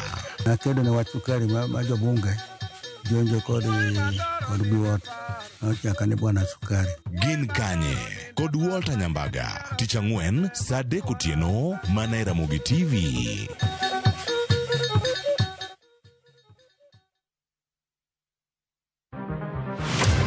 Chal mar pinywa en gima ichiko e mbaka ma obedo godo kanyachiel. Ok oripo bed ni warito Trevor nyaka issue obedie. Nikech leadership is not just felt in a crisis. Chakre wach yuto nyaka somo, wach telo nyaka ngima mapile. Jopiny dwaro vijana. Jopiny dwaro ni strategy kaka ng'ani dok dala. Owe ponde toka gwam. Penjo madongo dwaro duoko makare. Wachiwo duol maduong' ahinya. Jotelo, jotim nonro kod jogo matemo kelo lokruok. Kitwa mokwongo namba 1 en ng'iyo kaka warito kendo wakonyo jopiny. Omiyo ka joka dhi marach to nyaka koro wanyisgi. Dwarore ni wang'e, wapenjre penjo kendo wayud duoko.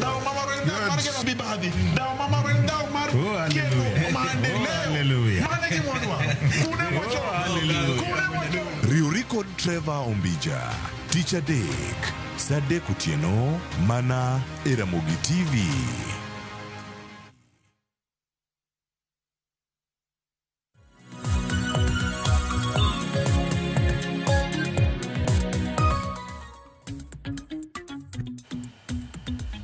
Nyakora Ramogi Jwang' oyawre kendo machiegni okinyi machielo, okinyi mayudo thuolo mar gombaka kendo mar twak kaka oganda kamoro amora ma intiere wake machiegni ka en geno mara ni chiewo yo makare. Chenro mar piny dhi nyime kae ka wadonjo e twak, to koro sani bende wan go kae kendo kwadhi godo nyime. Wacho ni Nyasaye kaka tayo kendo bedo ka gi thuolo mano mar rango chenro matimore odiochieng'ni ma kawuono ni to wadhi bedo kae ka waluwogi kendo warango gi e yo machal nade. Adhi bedo kata e chenro nyinga Cleophas Oluoch jakisumo kanyakwar mokeo nyaka Chisango, to kaona nitiere gi mor mar bedo kae kod yawuot luo mar twak kod kwarango chal mar piny Kenya, to aranga ne bende e gwenge wani to chal nade. Kaona nitiere kae kod MCA mano ma North Kabuoch Ward, mano Kakiri, Boaz Kiri, mabendo studio studio ka okinyi makawuono. Ang'o mosi wa okinyi makawuono mosi oganda wa to ichiew nade? Kaka pile, we akunga kao thuolo ni mar moso joka Buoch Northward duto, oganda Homa Bay duto gi jo Kenya duto mawinjo dhok ma wantiere goni. Achiew maber kenda gigeno ni wadhi bedo gi mbaka maber kwa goyo mbaka mar chal mar Kenya odiochieng' makawuono. Erokamano ahinya kendo machiegni ahinya ka wantiere kar kae wadhi neno kaka wasudo kendo kaka watwak kachiel kachiel. Kamachielo nyakora Ramogi Jwang' antiere kae kod jakom mar duond bura mar UDA bade ma kaunti ma Homa Bay, Kennedy Obuya, mabende wantiere godo studio ka. Oyawre Obuya kendo machiegni. Erokamano ahinya wuod Nyasango, yiena mondo mi amos nyikwa Ramogi Jwang', jowinjo gi jogo manenwa mabende joluo gi ma winjo dholuo ni misawa uru. Erokamano ahinya kendo machiegni e chenro kar kaka machielo an gi Kennedy Ondiek mabende janon siasa wan kode ka okinyi ka makawuono mar mondo mi bende watwa kode kachiel kachiel. Ondiek oyawre kendo machiegni. Oyawre uru ahinya jokanyanam kendo warwak wetwak waneno to Kenya dhi nade. Gik mathoth ahinya gik matimore ka nyakora Ramogi Jwang' iwacho ni kaka chenro mag Nyasaye moko bende nyalo bedo ka bedo ka bagi kata mopogore opogore. Nyaka sani ang'o ma dipo ni timore e gwengewa? Wadano chake mana kacha kwa maki mana kamoliete kama wamanye kendo ka warange achiel kachiel ni to gin gik mage mosebedo kae katimo. Odiochieng' manyoro nitie wach mane obwogo jok moko bende ne ok obwok, kono ne ging'eyo maling'ling kata ne poni gikia. Tiwacho ni ng'eyo kata ikia kanyo. Wach mano timore odiochieng' manyoro en ni jalup governor e kaunti ma Homa Bay mabende ne en jatend migao mano mochung' weche mag pur kod pith e kaunti ma Homa Bay nogolo ko e apisno mano mar bedo jatend migao, kendo koro sani le modong' godo mar bedo jalup governor mano ma Homa Bay. Mano Oyugi Magwanga kachiel koda ka Gladys Wanga. En ang'o mosebedo kae katimore? Sigana ne olosnwa ka mokwongo nyakora Ramogi Jwang' Gele Beach moting'o nyaka pach jopiny kotone kod okang' mane gavana okawo makamano. Mabiro tok yiero madundo maneno ka oyier Boyd Were jachung' mar ODM kaka jaod bura manyien mano ma Kasipul. Odiochieng' ma kawuono Kenya Sawi dhi bedo ka chamo muma. Wawinja ne sigana ni kae to bang'e oduogi twak. Kuong'ore ni chal ka gima wayo ne osejogore gi lak e kind gavana ma Homa Bay Gladys Wanga kaachiel kod jalupne Joseph Oyugi Magwanga mabende ne omiyo lemo mar bedo jatend migao mochung' ne pur kod pith jamni e kinde mane oyiero jotend migepe mage. Kata kamano pogruok e kind gavana Wanga kod jalupne Oyugi Magwanga ne onyanyore e lela e kinde kampen mar manyo kom od bura ma Kasipul kama otelo ne welo mar ODM. Magwanga ne wuok oko e lela ka siro jachung' Newton Ogada mopore kod chung' mar jatende mane siro Boyd Were. Pogruok e kind gavana gi jalupne ne onenore e lela bang' ka Magwanga ne wuok oko mar siro Philip Aroko mane laro kom od bura ma Kasipul ka ok ochung' gi duond bura moro amora, mabende ne odhi ataro gi chung' mar gavana Wanga mabende en jakom ODM e Kenya mangima to kod chung' mar duond bura mar ODM. Iyiero Aroko, Aroko dhi e bunge the following day in the ODM. Okoro ne kawuono ng'ato tho ne to nyathine nyaka kaw kar. Ndalo achiel bang' yiero mar Boyd Were, gavana Wanga ne ogolo koke kendo loso ka osiemo jotije mag kaunti mapingo sirikal mondo chak chono ban piendege. Ok nyal tiyo e sirikandi to wuoyo marach e wi sirikandno nikech sirikal manyo tek Nyawuotho e piny ka malich kasedo ka Nyamarembe. Gonyo te magonyo mabaro randas. Monde ka bed gavana ma Homa Bay. Ka gwelo ng'ato ni mondo tiye sirikal ma Homa Bay, nyako tigi ratire sirikandno. To chieng' mowinjo ni sirikandno rach moko nyal tiye, to gwetao, to weyo. Omiyo ambe kora wuok bajera dwa pidho rasta koro sani. Rasta ema kora dwa pidho, kora wuotho go e kore ka. Ng'ama ok dwa tiyo chinje, ng'ama dwa tiyo ne jopiny ndani. Siemno machalo ka gima ne jato Magwanga kaachiel kod mane jatend migawo malo Dr. Peter Ogola ma osebedo osiep magita gi del mar Magwanga koro osechako nenore bang' ka jotelo ariyogo ne oteng' lwetgi mogo e lemo mag tend migawo mar pur kaachiel kod mar lowo. E oboke ma kamano bende Wanga ne oyiro jatend migawo mar piny Danish Onyango mondo okaw kan Magwanga lemo mar jatend migawo mar pur kod pith e yor kojolo ka Dr. Peter Ogola ma bende osebedo osiep Magwanga kuom kinde malach ne oriembi e tich kaka jatend migawo mar lowo kendo gavana Wanga ne owalo Joseph Mitito mondo koro okaw lemono poni od bura mar kaunti obi opuodho welo mare. Thuolo machuok bang' ka oselonye lemo Magwanga ne ondiko ka ywak ni ofise ne oloro kinyi ma kawuono gino ma okone gin mana siasa lelo ka oboke no nokone gavana Wanga mondo nene joma ne oloro ofise okawnegi ondamo mar chik. Kuom jopiny mane walosogo odok ne gavana Wanga kuom lonyo Magwanga lemo ma jatend migawo mar pur kod pith jamni kendo osunde mondo koro gwe tao kende owuon. Magi maber malich mowuoro kendo wawacho kaka wan jo Homa Bay County ni gini odeka. The late Kajwang nowacho ni loyalty, faithfulness, fidelity nyaka bed number one consideration. Magwanga nyao me lucrative position mar agriculture kama ber malich mowuoro. Wado wacho ni okinyal bedo ni tie government tichake go government san michieme okito. Wagone kura kaka governor. So kantiere changes matimore samoro ene morwako wuoche ni ong'eyo kama wuoche diye godo to wan kaka jopiny be waneno gima timore. Samoro ka wuoche diye ahinya to ng'ato ok nyal neno to nosefwenyo ni wuoche diye gi kamoro. Ka jopiny moko to ne okoni ondamo makamano nyalo biro keto gavana Wanga matek e siasa ka gijiwo twak kod lalruok mar thego weche matek. Piny sani omiyo ng'ata ratiro mar to express himself. Political freedoms are not limited. Ka ng'ato feel ni services mabedo offered ei serikandno ok nyise no wuogi nikech en be owuon for he or she fought for it. Onego bed ni kaka oganda jo Homa Bay nikech kore ka waya e wach mar siasa daber ka Excellency the Governor orito mos mondi matin baso neno ni to jo oganda Homa Bay mamoko to wachang'o. But nikech koro en ma en kod teko sirikande osetime kako neno ni ber mondo otime kamano omiyo wacho ne jo Homa Bay ni wabeda gi kwe. Ondamo ma Gavana Gladys Wanga okawo malonyo jalupne Oyugi Magwanga e lemo ma jatend migawo mar pur kod pith e kaunti ni endi okelo paro mopore kind jodak ma Homa Bay ka moko to siro Gavana Wanga kuom ondamo mokawo no endo ka jopiny moko to wacho ni maendi nyalo medo kelo liet mar siasa e kaunti.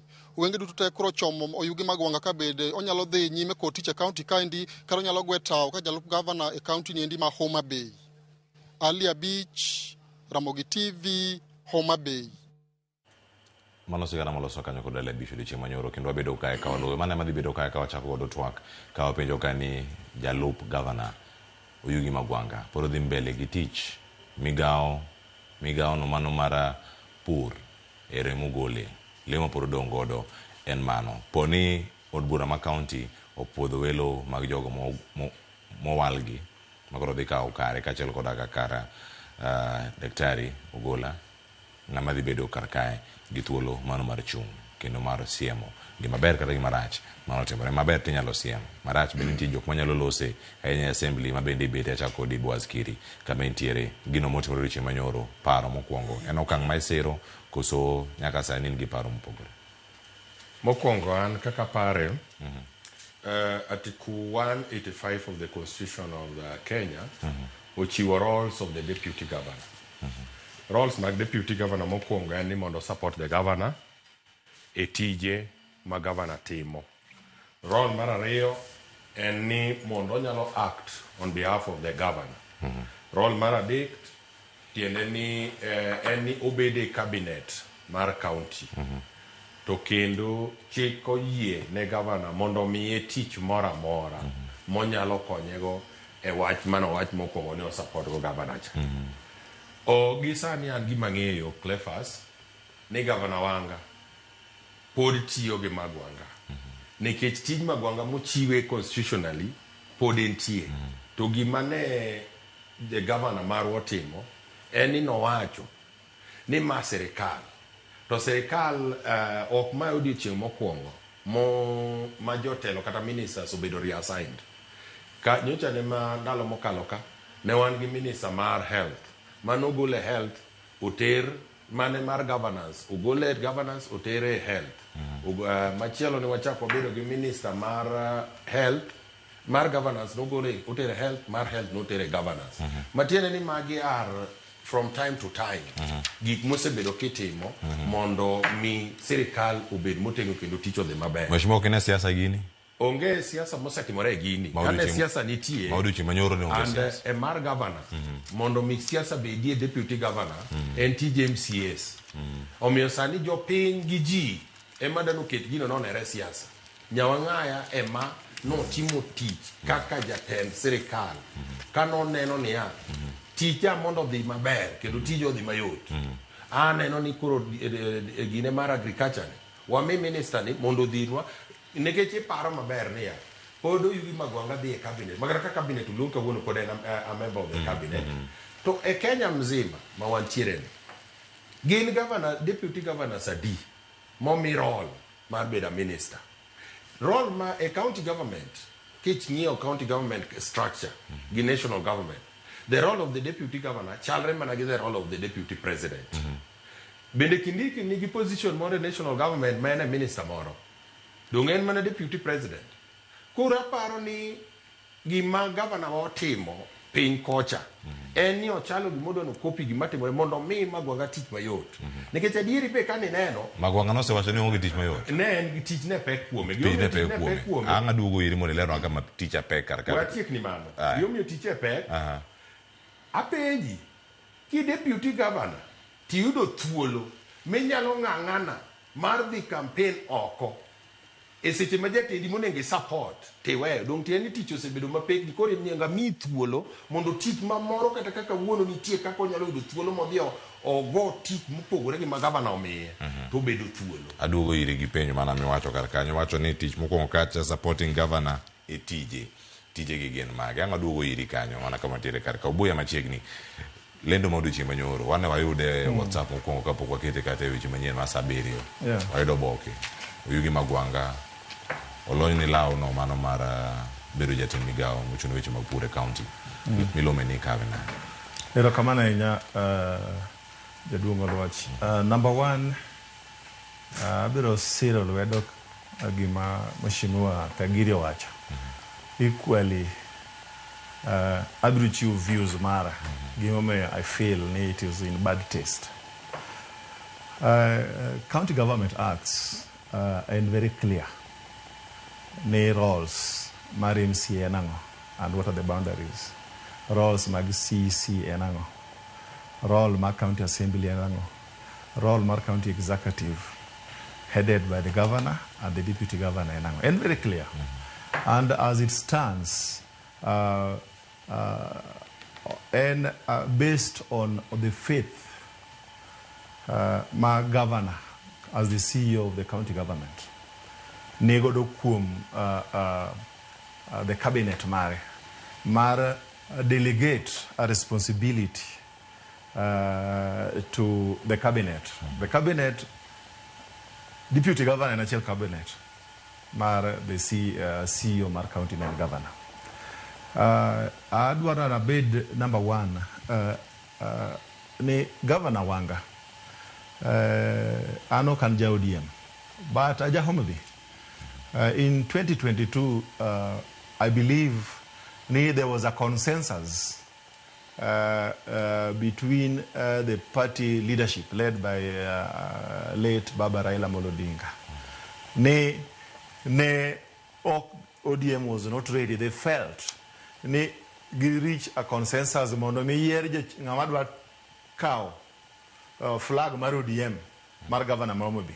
Mane gi agree ni Governor Wanga ne fit mondo mi o lead. In that consensus, ma en very constitutional, onge gima rach gi consensus, ne giyiere ni Oyugi Magwanga mondo bed jalup Wanga. Ne en consensus med NDC. Ne nitiere faith man leadership mar ODM noketo kuom ji ariyogi. That faith nomiyo ne deliver kom mar governor ne ODM e Homa Bay sama ne piny tek kabisa. That faith, how I pray ni Governor Wanga ne oduo bet piny to seek guidance mar party ma en chairperson. The party mar ODM negi structures of leadership. One gi NDC, one gi parliamentary group, one tiere kod central committee. Nitiere clip moro manowuok ka governor wacho e Homa Bay ni koro dwa pidho rasta. Kendo chako wacho ni ng'amo ol gi tich odhi dala, ng'ama dwaro tich odonji. Gima ok ang'eyo, kaneno kamoro ma joma noloki, achiel kuom en CC mar agriculture. Akia ni nitie kamoro ma Oyugi Magwanga nowacho ni en ol gi tich odwa nodhi dala momiyo koro nobedo relieved responsibility mare. Mano miye in good faith mondo telne. Bwana Maja Rhodes manoloki, I understand and is a close friend mar Oyugi Magwanga. Ok ang'eyo ni nitie kamoro manondiko barua mowacho ni ol gi tich koro mondo miriembe. An adwa mana number one, pray ne Governor ma Homa Bay is my good friend. Ni number one, Kenya is a social multi-party democracy. And in the spirit of multi-party democracy practice, no nego bed ni ng'ama jatelo bedo ng'ato ma seche moko chalo Raila Amolo Odinga, ma seche moko joge moko balo. Nwaneno ka jakom nika to bendo wacho broad based to joge including Secretary General mare Menedwin Sifuna man gi delegated powers bende nigi contrary views on broad based government. But onge kamana neno mana jakom onindo moko call for impeachment kata removal mar Secretary General mar ODM. That spirit, as much as jakom osenindo, I believe kaka mbi mar jakom mar party mar ODM ni godo. Gladys nigi kombe ariyo man gi teko. Achiel en the chairperson mar ODM. Mano miye elevate malo moloyo governors mamoko mag ODM. Number ariyo en governor, en CEO mar Homa Bay County. Ng'ama miyo naturally en ng'ama jahera ma ji te gore kuome. Onyuolo nyithindo mang'eny. Onyuolo nyithindo mapinge, nyithindo ma jojendeke gi nyithindo ma jong'wono. How I pray in the spirit of moving forward and uniting Homa Bay. In the spirit of broad-based, mani agenda mara. Ng'ata makwanya support William Ruto. Mano en osiepana. They or set aside differences, because differences are always going to be there. Misunderstandings debate okanyo. They set aside mondo unite Homa Bay, and I strongly say ni governor nigi ratiro mar reorganize county government, executive mare. But the timing was in bad faith. Erokamano. Aduka ni muranga ni sa makare ni to en mane. Erokamano ainya obuya ondie kantire iri milomine yode kendo akiaka sani podi processe ne wan kudiga juma mokalo. Twak makamae deponi jok moko ne timo preempting koso no chalna nikech twak mana bedo go juma mokalo. Nentie mane liekore mane iye kane warito neno nang'o madhi timore tok yiero. Bende gidi bedo ka gitiyo kanyachiel. Gima naso juma mokalo gi waneno kawuono kontiere karka. Opogore. Erokamano Cleophas. Na adwa chako kiyien ata kaw thuolo makende mondo achiw puoch gi pak ayanga kendo publicly ne migosi. Kawuono waluonge ni migosi Boyd Ong'ondowere kuom yiero mare manyangafu kendo mano yombe malach miwuoro e kom mar Kasipul constituency.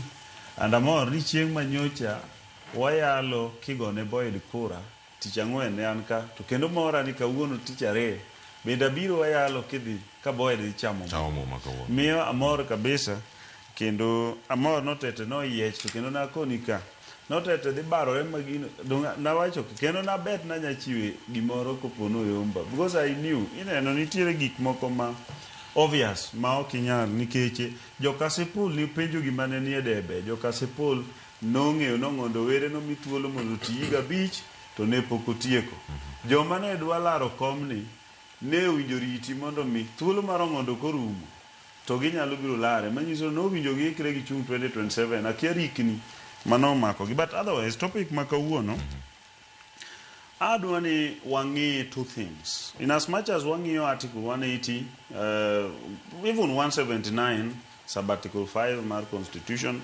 then wang'iyo section 32 mar County Governments Act in terms of the role of member of the deputy governor kako ndiki tana adwa ni wachake from somewhere Oyugi Magwanga and Gladys Wanga because unge maber ni the beginning margi ne okni gin together gin jok ma were supposed to be rivals but circumstances no bring it together Oyugi no accept to be the deputy governor while no ng'eyo the role ma deputy governor cardinal of which is to deputize the governor nyiso niya owinjo bed ni any such decisions taken by the governor you say yes sir or yes madam but that's all the moment me maoki wacho yes sir or okay wacho yes madam then it means you are not deputizing so from the word go in law wawacho niya that was an error ab initio from the beginning.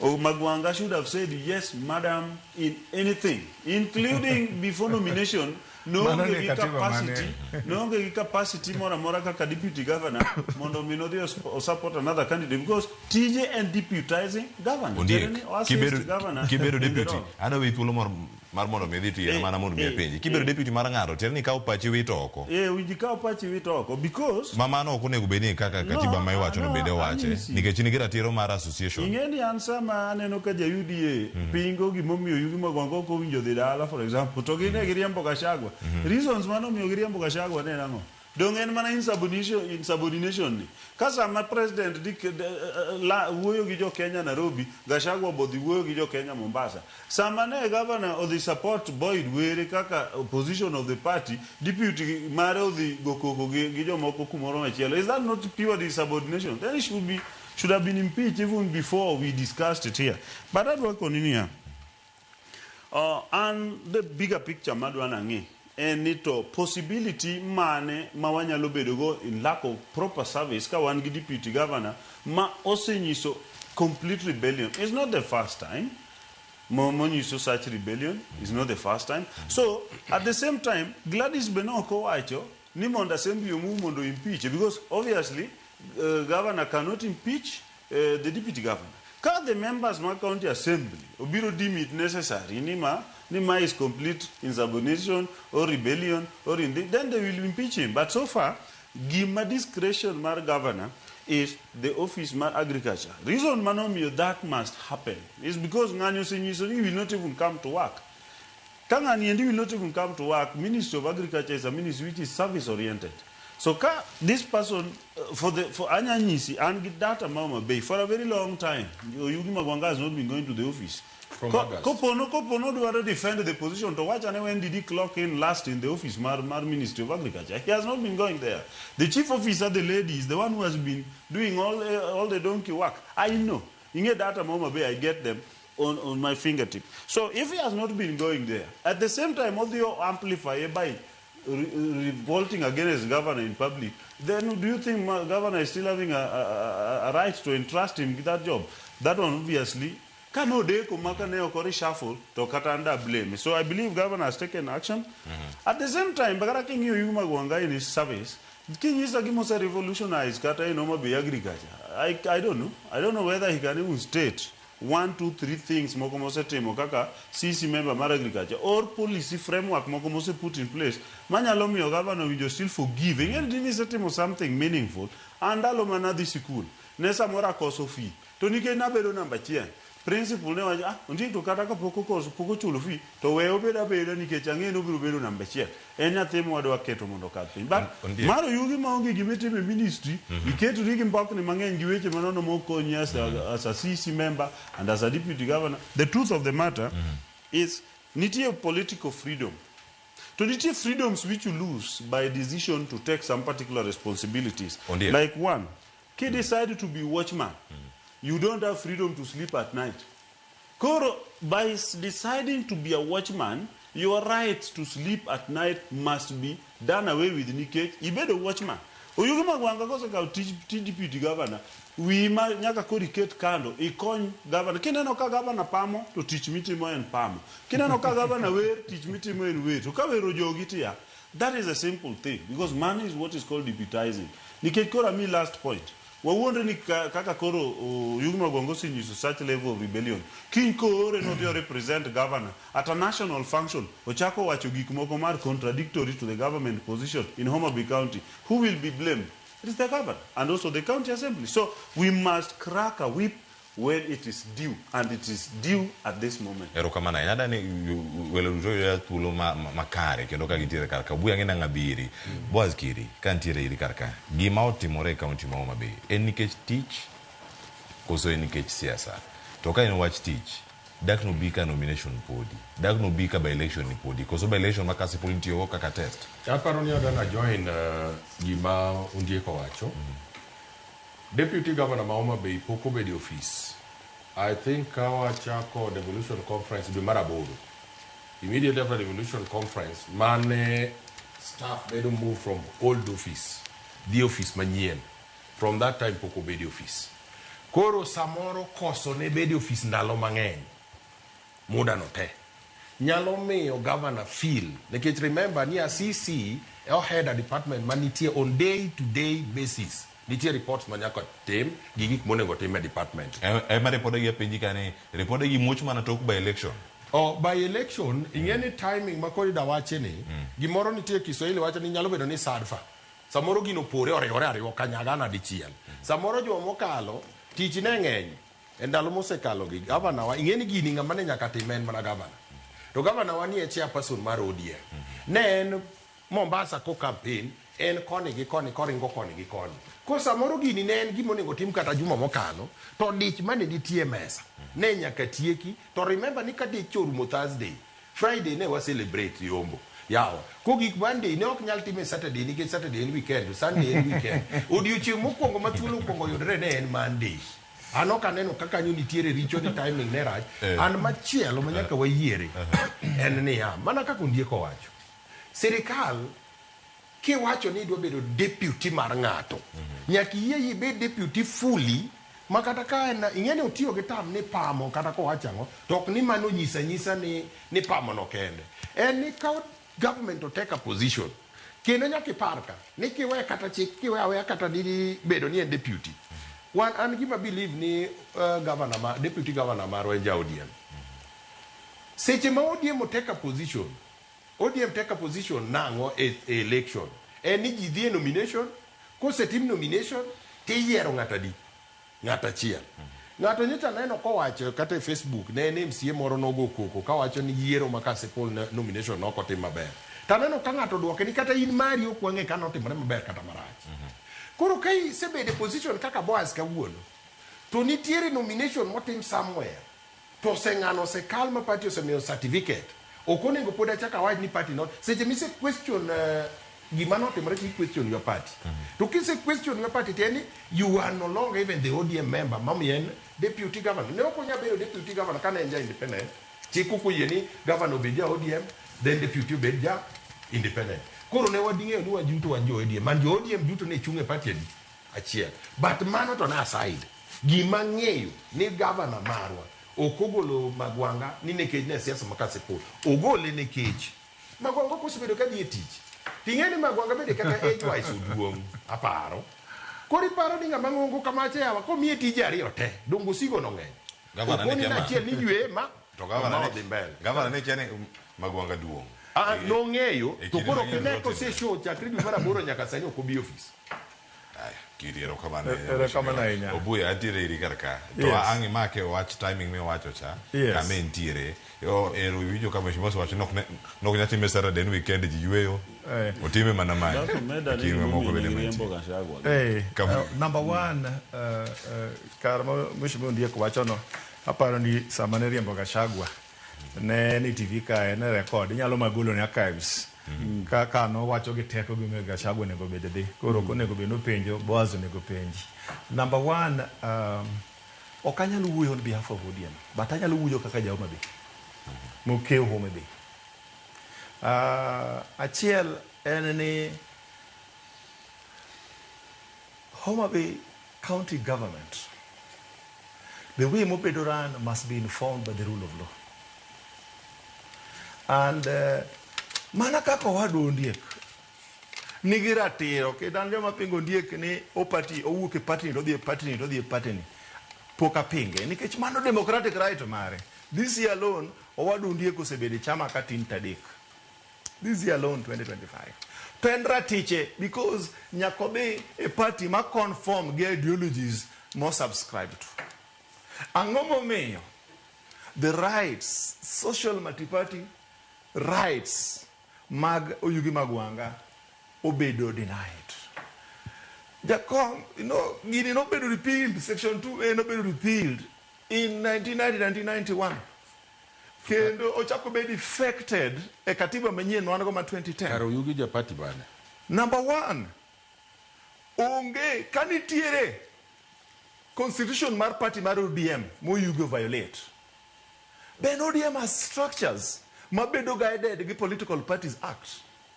Benitiere a petition based on conduct mar Oyugi Magwanga mosebedo forwarded on record to the national to the steering committee mar ODM. Nitie, I believe ni onge. Wadwa ne wacho ni en weekend. Ni no ok nyal riembe gi weekend ni Monday emiri to nikech weekend, nature mar weekend. To Monday gokinyi ni be na ODM osebet piny mo ochiwo resolution ni based on our constitution we violate kech waneno chien kacha MPs moko kane sirikal duto chakore nitie MPs mag ODM mano dhi timo mkutano State House mano luongegi ma penalty mano migi was based on a resolution of the National Steering Committee mar ODM. To buya iparo ni oriemb Magwanga ya pis mano mar jatend migao kalore kod county koso Now,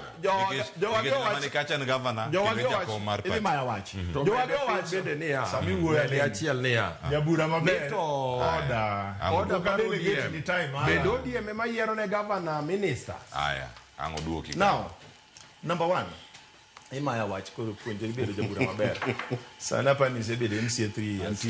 now, this is what is happening. ODM nigi migepe ma effect resolutions mage. Governor Wanga is part of migepego kaka national chairperson mar ODM. Adwa wacho gi chir anto kan ja ODM ni Governor Wanga mokwongo nigi ratiro kaka governor CEO mar Homa Bay mar reorganize cabinet mare. But nitie gimiluongo ni Fair Administrative Action Act of 2015. And very clear kakiriembo jotich mag sirikal. In this case, Magwanga pok oriembi. Omae mana lemo mane en godo mano bedo delegated. Ne en kaka CC mar agriculture. To nitie daktari moro ka akili luongo ni Pitanga. Mano oriembi kogole CC mar roads, I think so. Bende nitiere chik bende no luonge to bende nitie kata barua moro miye monyise ni show cause because of based on this. Talking your history, order ne wacho ni by dwe mar aboro ni ema no Oyugi Magwanga osebedo kalawi office. Owadwa manyakewa deleto ngorongo wende ngondo were no thokarango. To it is on record ko Oyugi ywak ni no rosoloro mare kaka jakasipul to kaka county government eliel mano duokene ang'o mano inform mano kendo liel no wacho ni liel no tame dhi liel kendo just hold on Diek sami wuoyo taleng you'll make your point just hold on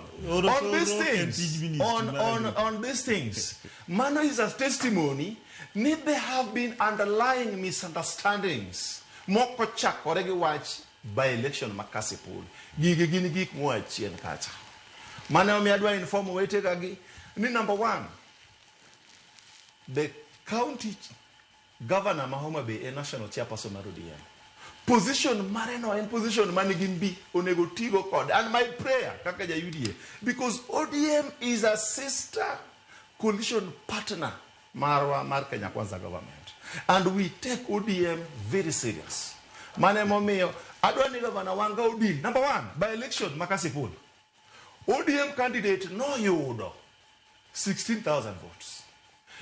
Other candidates no yudo jointly 13,000 votes. 13 against 16 means only ODM no yombo get 2,000 votes. Do not forget, ni mano Governor Wanga is on record kawachoka ni katagonyo beogonyo matara. No clever. That's all. It's deviating. I'm not deviating. I'm landing. I'm making my point. When you're making your point, I do not interfere. You're deviating. Number one, the point. King iyo gigi. Tiyo udoni Governor Wanga is on record no go Lopez.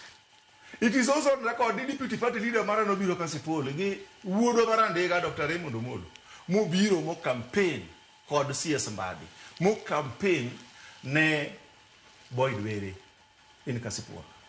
All this strength combined pod yudo kapod joma obalo gi paroni oyudo kura collectively 13 against 16. Ma en gimomiyo ka Governor Wanga dwa kwae kaka chairman ma UDA. In the spirit of moving forward and broad-based, or dog paying or tone down mondo or UIG, mondo voter apathy.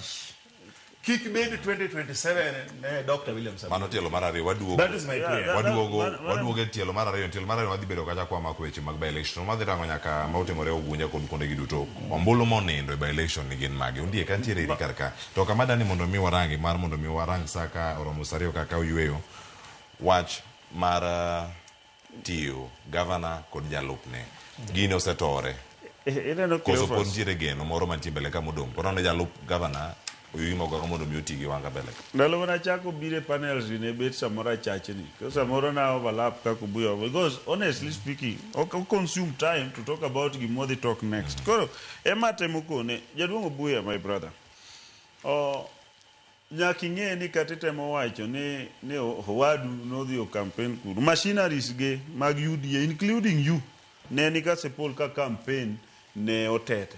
And wan nyaka gi evidence of you leading goons moko kanyocha udhi campaign otete. Koro we wuondori ni ne usupport gi oko to gi iye to upango gigi ma warong.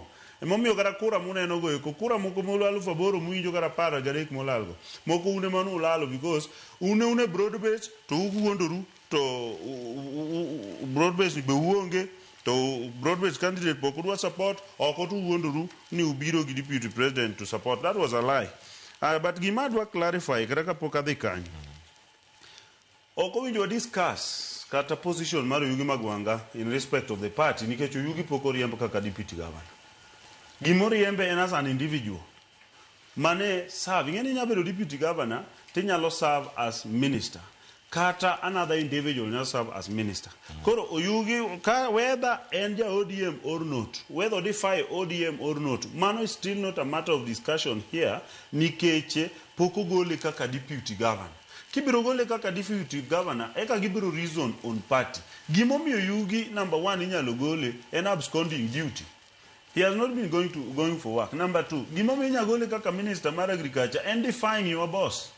So, position mar deputy governor pod onyalo hold because it's a constitutional office, because no yiergi as a pact. Only the county assembly has powers manyalo gole. Governor onge power monyalo golo Oyugi Magwanga. Momiyo en ogole as CC member. And governor okonego bed blamed kako ran government ne ni ja UDA biro pango ne governor Wanga kaka ran government ne to William Ruto ma president mar Kenya to setimo reshuffling chiegni dibich nyaka nyo chak tich dakuse penje gimomiyo minister seriambo serikal mar William Ruto because seriambo several times. So ana wacho ni wakaw thuolo mondo wami governor thuolo mondo titichne nikeche en kane governor wacho ni gonyo be na gonyo ndi oko wache sagonyo mar Boyd. And it needs to be clarified. Governor non chung ko wuotho everywhere ko manyo governorship mare. Sama ji tene manyo kombegi kendo no gonya dieri. That's the truth. igonyo ji e gini momiyo samoro joma luor ok nyal dhi because gonyo pek so kik wa misunderstand gima governor nowacho and then owacho ni kasemi thuolo e government na and then you are not serving interest mar jok manoyiera or my interest on behalf of jok manoyiera an gi right mar chori kamoro aketi kamoro or achori kamoro aketi kamoro. And finally to mondo mi inform my brother Obuya kata kobiro wach mar position of political party kako Yugi Magwanga and the rest. Political Parties Act wacho ni nyalo violate in a way manyalo mi bedo sanctioned or be punished by the party on the 5 grounds. Number 1 ki form a political party machiel mamano Yugi ne oko form. Number 2 koponi join another political party mo Yugi ne oko join. But gimalich enia in any way in manner publicly advocating for the formation or of another party or participating in activities of another formation. Maendi not him. No participate in formation mar independent. Mine is not ODM. Kata chieng moro county assembly move adversely on him. So there is public evidence. Ni no advocate for another formation. Mine is not ODM. And finally, no promote ideologies, interests and policies of another formation which is not ODM in that manner. Policy of ODM was give the nomination, they had a candidate which was publicly declared. And then the deputy governor who is working on the ticket of ODM knows you advocate for another party. Osiepe kindwanga kod Magwanga undie kaka yue masani gino satore ko supporti ni moro mani gigeno. An gima wacho on behalf of Homa Bay County. Wanyalo dwaro kwe mar mondo mi governor wa gi deputy mare kaachiel gi ministers mage mondo ti kanyakla. But nitiere level ma samoro koro nyalo nyiso niya awayo nyalo jogore gi lak. So governor nigi ratiro mare kaka ng'ama nigi the backstops at her. Kanyocha biro ga studio ka samoro ago county government nyocha winjo kago Magwanga. An governor ema nyocha wuoyo kuom. Nyiso ni the backstops gi governor. Ng'at manigi misigo duto te. To sana ngote mlema koro loka ego. The thing, up to last week. Ineno. Awacho ni niya. An iwacho ni ng'ama ok lok pache ng'ama fuo. And okafuo. The thing en niya, ambende an gi raticha mar cheko. Nito gik mo wacho gi gik mo kwa wachi ere mantie gi maonge. An mago e kwa bro discuss ama kori biro mondo wa discuss development. But sana wa discuss Oyugi Magwanga gi Wanga. And the thing in here, Gladys Wanga kaka governor ma Homa Bay nigi ratiro mare kaka jatelo mar county mondo ng'i kaka gik moko te bedo ran. Ene mano chiwo positions gi ne ok wapenje gi momiyo chiwo. Samaro koro ka wadwa penje to wadhi wapenje directly but wambe wan gi wenge wanyalo neno ni ka ok idhi e tich kaka minister kata japuonj sama ok odhi opuonjo jumbe moko tiwacho no abscond duty kata member mar National Assembly nigi ndalo moyiene leo nikech tuo adachiel ariyo to kopo nokalo mano to koro iwacho no abscond duty nyaka koro miye punishment. And I believe ni kaka CC member mar agriculture CC member mar lands go mago bedo punished mana kaka Nairobi ka bende wilo ministers okinyi godhiambo pok wayudo ng'ama openjo president gimomiyo timo reshuffling. Wadaka oyueyo masane sa ariyo seromo ka oketo sekal dakika ariyo ewiye kato ka waduogo nyapora moga jwang welo man ge studio kaya kita ler ni to ka giwacho ni jalup governor ma bende en jatend migawo mochung' weche mag pur kod pith e county ma Homa Bay pok osebedo ka donjo e apis. Magi gin data moko manya bedo ni gin confidential ahinya, gin madil kod HR, human resource, mano ma county. Gento kama giyude kar kae. Governor wacha ni oloki kendo reassign mano Mr. Danish Onyango. Mane serve kacha kaka CEC, mano chung' ni public roads, mano roads, public works, kacha kod ka transport kod infrastructure, mondo mi obed kacha kaka acting mano mar CC mochung' ni agriculture, irrigation kod livestock development. Kanyo statement ote itiyo mana gi wi kineno migawo ma kamano ng'ato donje acting to ng'ato nitie ino mane ng'ato to seriembe tich machalo kamano. Okokonwa reason momiyo gini otim mano apis governor kano loso duchi manyoro to kawuono wawinjo maling'ling ero ni jalup governor nok dhi apis poko donjo apis are dwe mar 8. Adieri mar wach en mane entiere kar kanyo mago wan gi statement ni ka ngoduogo ka ndo ngasome ne nyakwara moga jwang mar mondo biang wakoni kanyo ni reason ni to en mane mantiere kar ka wakawiyo masani kikidhi mabor.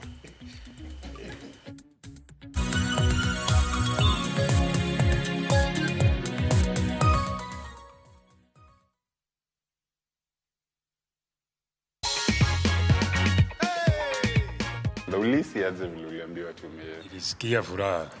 Ushauri nilishiriki na nikasida na view sasa. Ushapanga mikakati yako ya vile utatumia hii hela ama bado? Kutoka nipigiwe sijapanga, lakini nikiipata ndio nitapanga. That is your check, courtesy of Jipange Ushinde na Viusasa. Unaweza ambia nini watu wa Kiambu? Watu wa Kiambu wakishiriki na Viusasa wanaweza pata pesa.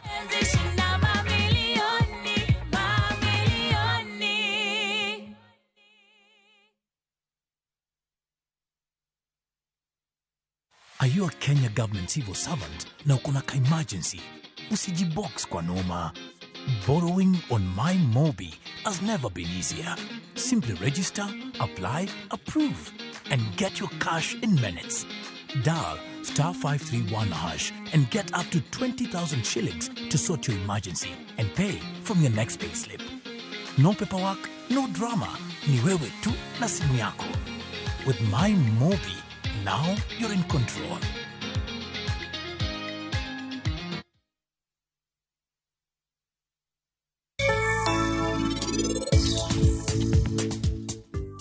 Anabiro bedo gi kwe odni mana kaponi in gi Rajiv ubiro wuok kae chuth. Biro bedo maber ahinya ka nyuolane obet machiegni kode nikech saa ka saa oyudo panic attacks. Koro biro chuno ni ubed kode eka mondo hore matin. Kare. Akwayi ni ng'wona. Anayie ni anatimo richo. Mama ni ohero weche mang'eny ahinya. En omiyo ji ywak malich ahinya e odni to en ogolo mana pi wang' mag miriambo. FOMO? We say no more FOMO. Not when you have happy hour. Download and use my Airtel app or simply dial *544#. Always be in the know. Buy the happy hour bundle today. Now bundle to na grow. Airtel.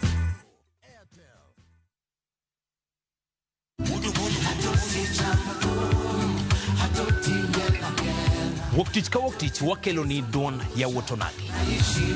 Kabinet chario kati chario nyakumunga juang en odiochieng' mar yuto mari.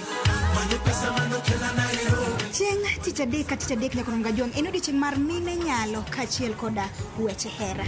Awendo kachopo tich ang'wen nyakumunga juang wakelo ni kama nene yani TBT kod thume mamit mokalo.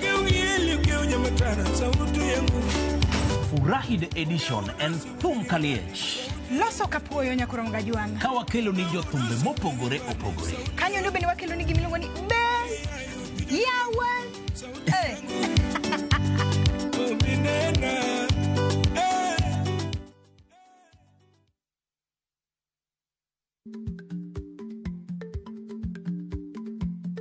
Jarik ni jamuod nyoyo gi goyo. Matiende ni dhi matek ma ok inono maber samoro nyalo miyo ng'ato midhiero.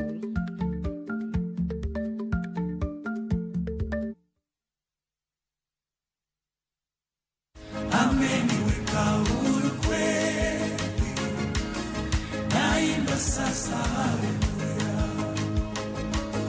kwa msalaba nimepata kutoka katika utumwa.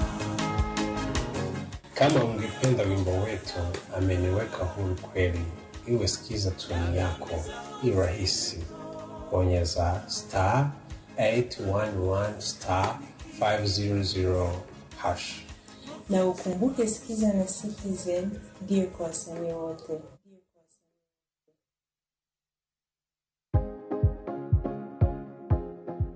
Ok en gima wendo ka ilalo yier wiyi maromo e kind 100 nyaka 150 kuom odiochieng' achiel kende. Kik chandi nimar en gima timorega.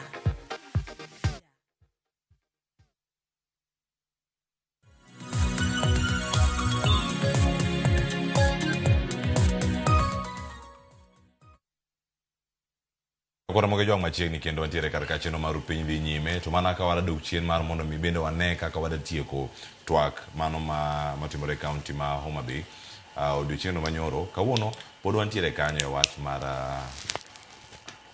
weyo oko kata mayo Oyugi Magwanga lemo mare mano mar ten migawo mochung' weche mag pith kod pur e kaunti ma Homa Bay. Gin gik mage mosebedo kae katimore.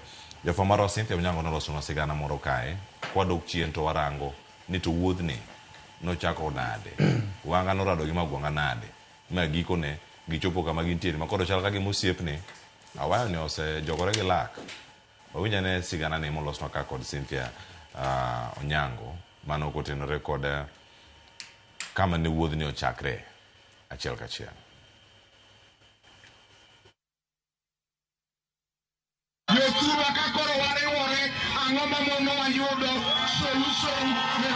Nochakore kinde kampen mar gombo makolemo mar gavana mar Tend County ma Homa Bay, kinde mag Gladys Nyasona Wanga nonyiso dwaro mare mar bedo gavana ka Oyugi Magwanga bende kinde no lap dhoge ne Rick Ndong ne komno. Kinde mag Gladys Wanga ne medo lombo chunjo dak ma Homa Bay, Oyugi Magwanga nyakonchiel ni sidho kundu mar laro kom gavana kod jogo mane ni kod yie kod tende. Kinde sidho Magwanga, Gladys Wanga ne dhi nyime kod pedho chunjo dak ma Homa Bay ka jadwar machunye chwer ne bam nyakech kuonde chung od buche mag Homa Bay. Kaluwore kod chal mar ratil mar siasa kaunti ma Homa Bay kinde no, ogai machon mar duond buch ODM Raila Odinga noneno ni en gima kare keto rwath Oyugi Magwanga kod dwasi Gladys Wanga e jok achiel. Raila Odinga noriwo Wanga kod Magwanga e laro komb tend Homa Bay ka Wanga ne dhi bedo gavana to Magwanga tiyo e boye.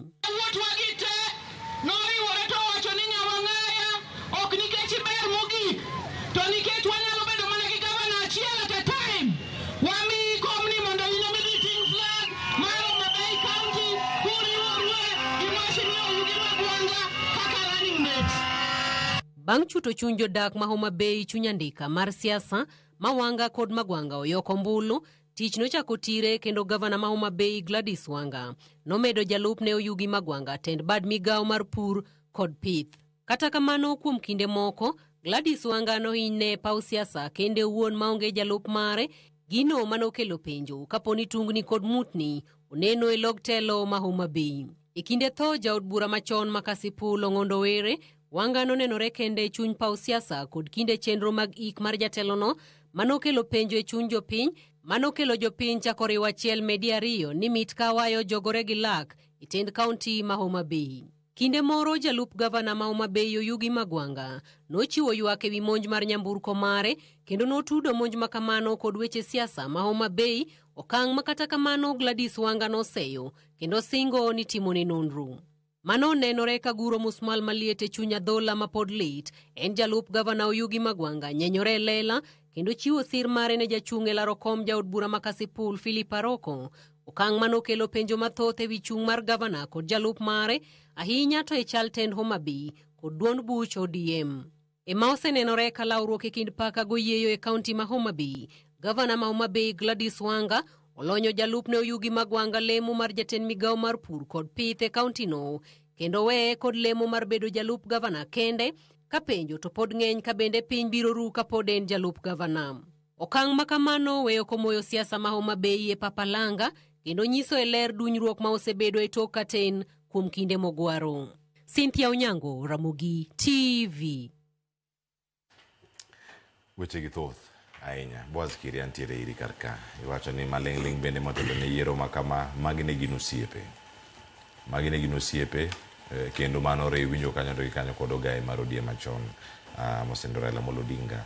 Kendo nyaka sani kama waloseni iwacho ni achiel kuom gigi mabende gavana Wanga osebedo ka ekalieko e kinde mokalo en ni nitiere tudruok maponono jogo mantiere broad based mamoko ok ywache adier kata onge kod ODM e twech achiel e dwaro margi mag kombe mopogore opogore. Ahinya yiero ma adundo makoro notiekni ma kawuono joloch dhi bedo kata ka chamo muma.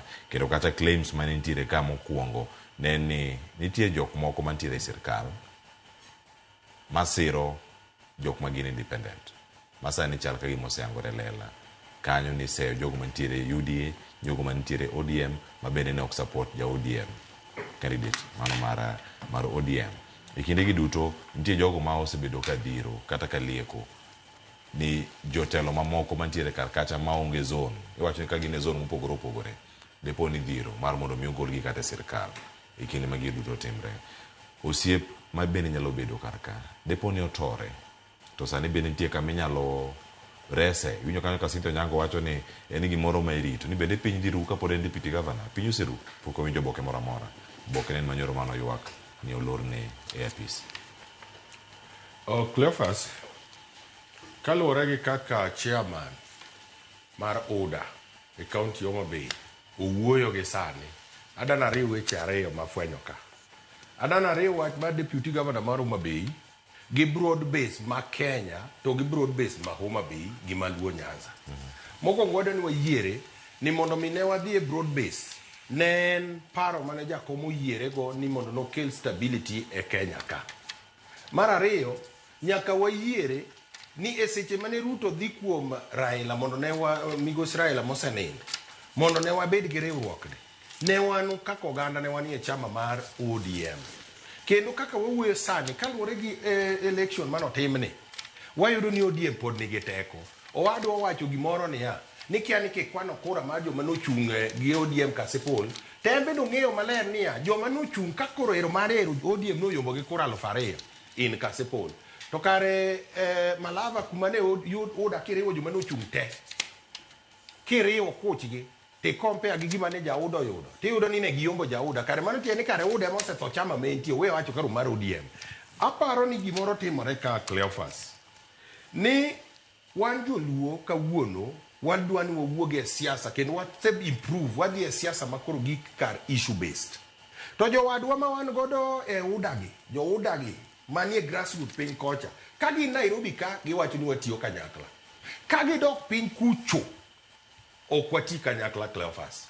Andada na wach ma kao nyawadwa ni ka gimomiyo adana wach ma en niya, sincerely kiwinjo kata statement ne kako chako okwer ni okoja ODM, to intention ne iwinje ko chalo gimodwa no yua the tielo mar governor ma Homa Bay maja ODM with lengo iko ni amja igareyo iko na ja iga adeke monda kikangadi ko kikimbe ngada mara dek jogi are not sincere. Gimomiyo jogi are not sincere Cleophas, nyawadwa mineno wabedo go kani en chairman mar ODA, ne giwacho Nairobi ka giwacho niya ODM kuonde mane gine gi candidates ODA will support ODM, kuonde mane ODA nigi candidates ODM will support ODA.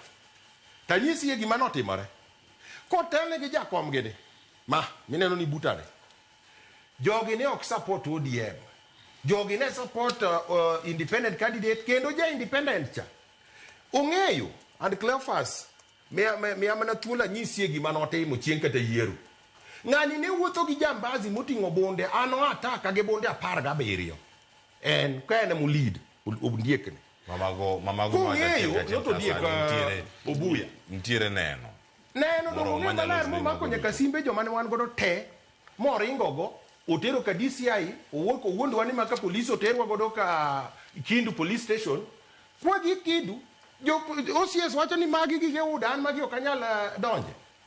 Wawuok e station simba odhi omiya gi ja DCI, ok en ja DCI ng'ani mama na ja UDA bunde ne en go wuotho gi bunde maduong'e mo310 to seche immediately DCI magi wuondre ni DCI mano makwa polisi 17 gi immediately picha mogi gono nie mitandao mag Aroko, kendo ja Aroko ma spread within 15 minutes. Agocho ni mapenje ni to obuya kani in kare DCI ni ke no umore makata yieri umegi na okine, to bang'e ka wuok kanyo samwado wuok otambo en no wuotho ko terrorize joma support ODM candidate nango nikech teko rieko mane gin go kare odiochiengni kaka winje kata kowuoyo sani okomor, kendo kiwinje to chalo gimo support magwanga kuom support a candidate money was against ODM. Kiri no makukanye to bunde 17 nin gi thuolo gi duto bunde 17 bunde 17 en notingo maduong', en notingo bunde maduong'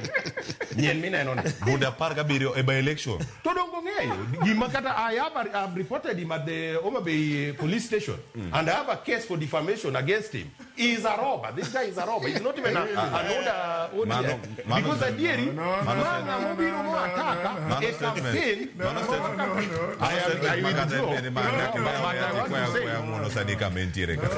but I want to say during kidi mbele nyaki watch maroba cha itieke nikech donga se wacha niya ni I was attacked by Ken Obuya. Ken Obuya so Ken Obuya I called Ken Obuya who told me where we go and take our funds. Him to end ya order chairman mar ODM a county ma Homa Bay UDA donge order ne ere kaka odiochieng ma ne order support ODM ma wariore kanyakla chairman mar order chako wuothore nade ka en sechegi ogore gi jo ODM mondo kik support their candidate. That is one. Two, ere kaka chairman mar order a county government ma Homa Bay ka seche ma wan governor wa gi wan jo ODM leaders manie Homa Bay feel ni our deputy governor not be against us as a party and supporting our candidate to wacho ni oyo democracy oye to kare democracy ni ne yie dak ne giwuoko ga yanga seche ka ko wacho ni 1992 repeal section 2A mano bedo repeal in 1992 no yie ni mondo chamo bed mang'eny kare Kasipul chadak no wacha kaka chair wacho ni wadhi bedo gi candidate molo wuondo wa Nairobi ka ni we are not going to support ODM ni we are going to support ODM while in the grassroots joge gite nyaka bloggers mag order te were against ODM. Erokamano mheshimiwa Bwazikiri. Ami Obuya nikech weche mowacho ka yok gin weche mayot. Ahinya mantiere kar kae. Wach bunde, wach njore, kinde yiero, magi yiero madundo te Obuya. Aja bura, mongi bura. Ma very sober. Number one, video moro apa nigi simbi kanyo ma mheshimiwa wacho ni gik mo ilando no make no ko make mago gin AI ki nyalo with the time ki nyalo nge mondo obed played ka ane to wange ni to podo study beni statement ni obed informed by malice. Another thing madwa na wache number one, I thank God ni party leader marwa men Dr. William Samoei Ruto and party leader who believe ni every UDA member is an independent thinker. One kaka jo UDA party leadership marwa okagagwa bende okpamwa bende okokohaswa. We are in UDA without coercion. One UDA by choice. Ikech katiba mari UDA owenwa a time to think, socialize and make independent choices kaka jo Kenya. Adwa wacho number one ni UDA and ODM bedo guided gi gimiluongo ni 10-point agenda. Be 10-point agenda gi katiba mar Kenya onge section mawacho ni any part of this nation obedo zone ne political party X or Y. Onge katiba mar Kenya to king'iyo the 10-point agenda moriwo ODM kod UDA. UDA as a party felt it that to show goodwill ne ODM we were not going to field a candidate in Nyanza. Directly or indirectly. Now, kaning'iyo mos Gladys Wanga nigi chairperson mar ODM in Homa Bay County gi grassroots leadership. Election manitimo in Homa Bay nokutime e county mora mora nitime Kasipul constituency. Kasipul constituency awinjo kaka wacho ka ni broad base. Onge broad based. Ma Gladys nyalo wacho ni en mana koromo gi Kindiki. Koromo Harun Cheriot, koromo Raymond Omolo ma jatich sirkal ni mano kok en broad based. Broad based must be practiced at the grassroots level. Onge as the chair for UDA. Onge officer mora mora kata member maga 1018 man nitiere police stations tema Kasipul. Mano bed approach gi ja ODM mora mora ni koro wane broad based bi wabedo piny mondo wapang odwa Obuya kodi team di ma Kasipul makuru ilo chairman mara ODM iwija in the spirit of broad based makuru ilo mondo waywa uru keyo ni mondo watieki manegi manoko luoko onge koro ne giwuoko what gimana temo wacho ka atwana diffuse gimoro ni ya ni jo UDA no balo onge odiochieng and I want to be quoted. Maja UDA mora at the grassroots level, nobody approached Gija ODM. And I want to inform you, most of us want the UDA Mahoma Bay County and across Nyanza region. One German Obalo UDM called Loch Margo Yokur. We are naturally rebellious. One Jomoko Nyalagoni Gikul, Tipamonegi, to give you Kisego Tinito Gerigogapom, what waro, bet pin you go you duel. Siasa Maro and Margo you duel, and Siasa. Maji ikisera, mi wachoni jokama, watimu kama. Ondie, Obuya, manasani kama intire karkai. Dipo ni, ondie kanga biri. Gima timore county ma Homa Bay. En nikech jo UDA man Homa Bay kata man Nyanza noko many pach gimotelo ne yiero madundo man nitiere karkan manyalo bene gi support.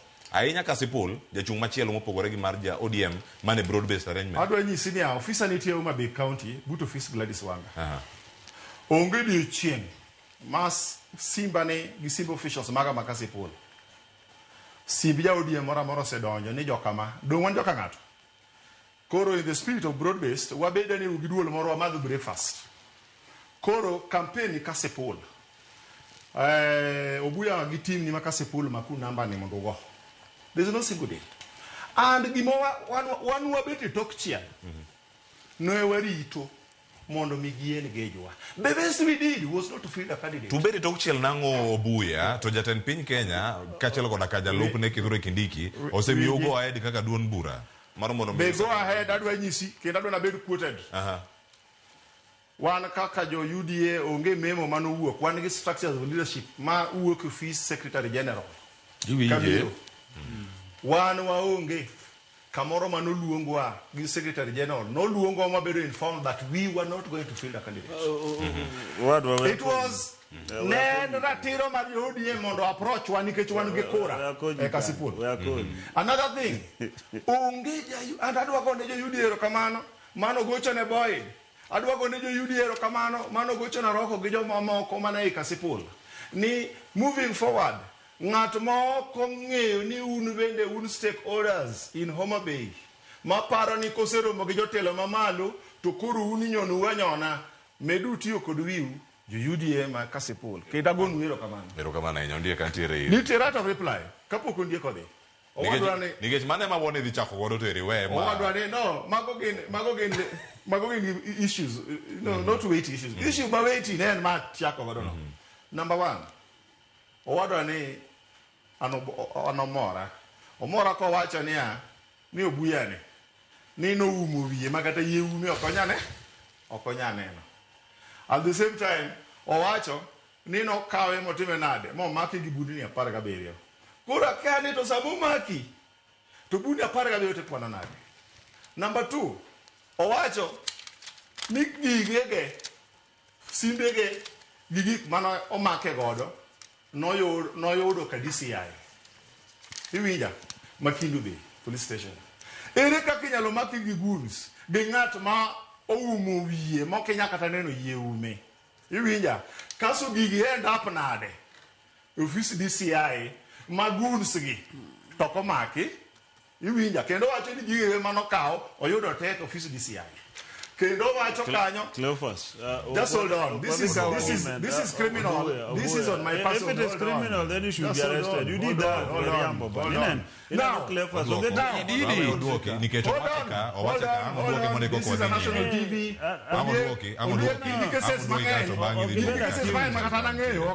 national TV kata saa niti joma accuse you of a lot of things. I cannot bring it here kaungi my friend. Stay out of this. Stay out of this. Number one. Owadwane, I want you to stay out of this. Because we can pull that same time.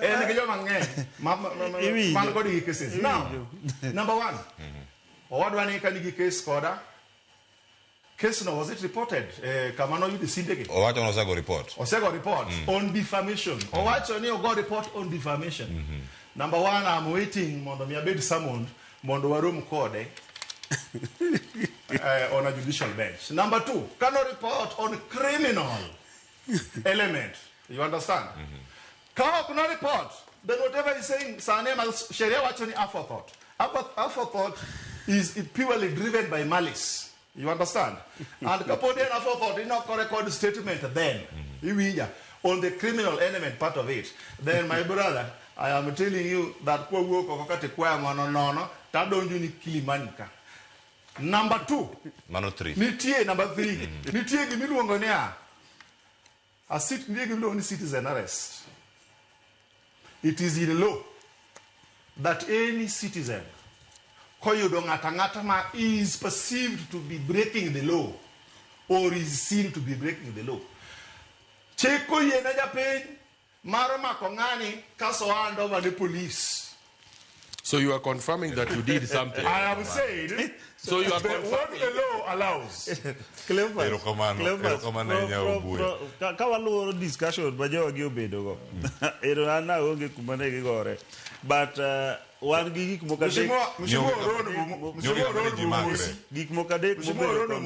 moko adek mabedo confirmed ka.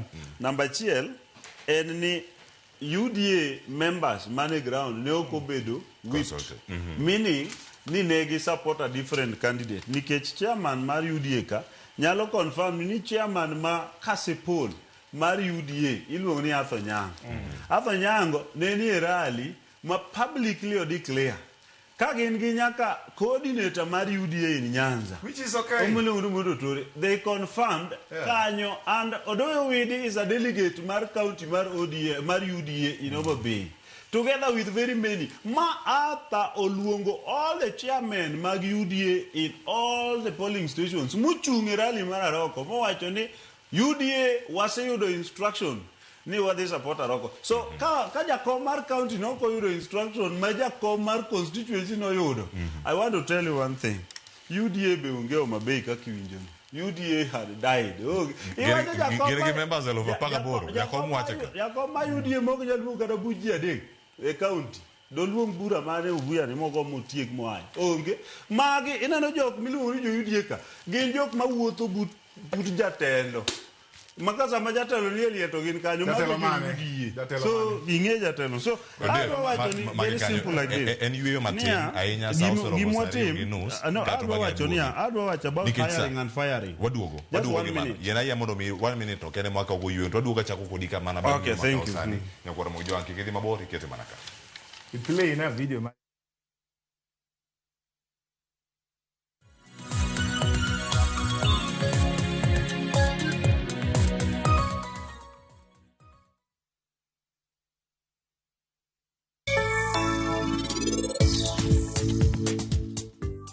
Anabiro bedo gi kwe odni mana kaponi in gi Rajiv ubiro wuok kae chuth. Biro bedo maber ahinya ka nyuolone obet machiegni kode nikech saa ka saa oyudo panic attacks. Koro biro chuno ni ubed kode eka mondo hore matin. Kare. Akwayi ni ng'wonna. Anayie ni anatimo richo. Mama ni ohero weche mang'eny ahinya. En omiyo ji ywak malich ahinya e odni to en ogolo mana pi wang' mag miriambo. FOMO? We say no more FOMO. Not when you have happy hour. Download and use my Airtel app or simply dial *544#. Always be in the know. Buy the happy hour bundle today. Now bado tuna grow. Airtel.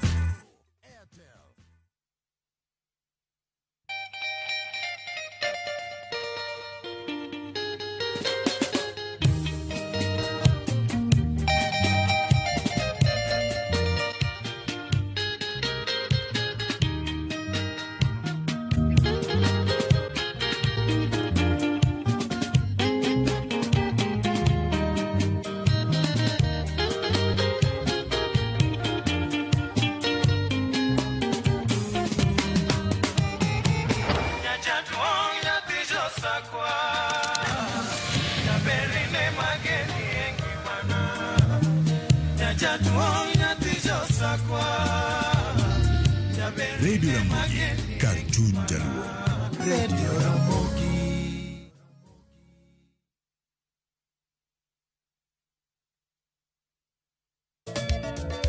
Machiegni nyakoro monga jwange chenro mar Goma Owake. Wuok tich akelo ni mix mokwe. Kaito tichario. Reggae Owake, yani tunaongea na Majar Rastafara. alafu Teacher Dek Nyakora Mwakajwang akelo ni mana yani ngeni baka gi wasani Teacher Ngwen is kama nene yani kitambo zama za kale. Alafu Friday, si unajua tu Friday tunafanya namna hii Nyakora Mwakajwang Friday sukuzo wake. Sapara kidaka paga beat nyaka sapaga rio kod an PDG Papa Vic yani ukipenda mzee kijana.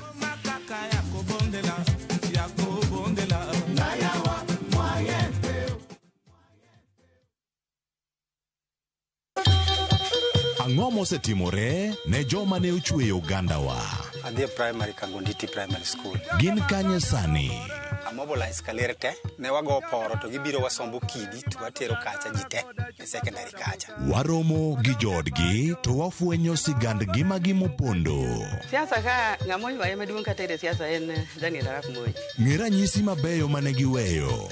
Ne japiny opogore kata ng'ama ne nie duond loch ne neno ni kopo ni Kenyatta dhi Tom okawie thuolo ni mondo tano apinyni kaluwore gi mwaseneno kuome. Ang'o magitimo sani? To kata kamano be pod gin kodwa. Nakedo ne wach sukari ma jobunge jonjo kod biwot nochaka ne bwana sukari. Gin kanye kod Walter Nyambaga Tich Ang'wen saa 3 otieno mana e Ramogi TV.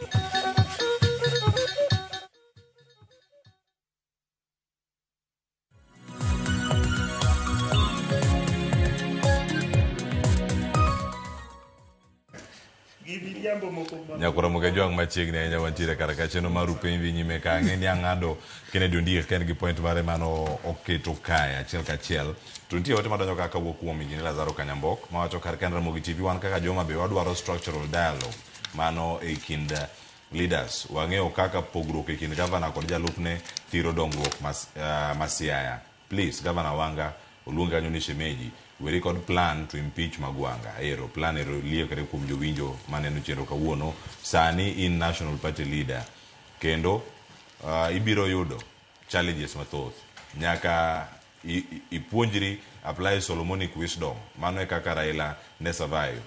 Owacho ka ni joma wuondorego to are just pushing their partisan interest. Waneno mabor Injinia Lazaro Kanyambok ma Kariobangi Jamaguye. Kenneth Ochieng wacho ka ni 2027 election in Homa Bay County will be a tight race. Mano paro mantie kar kacha Isaya Angwana Jr.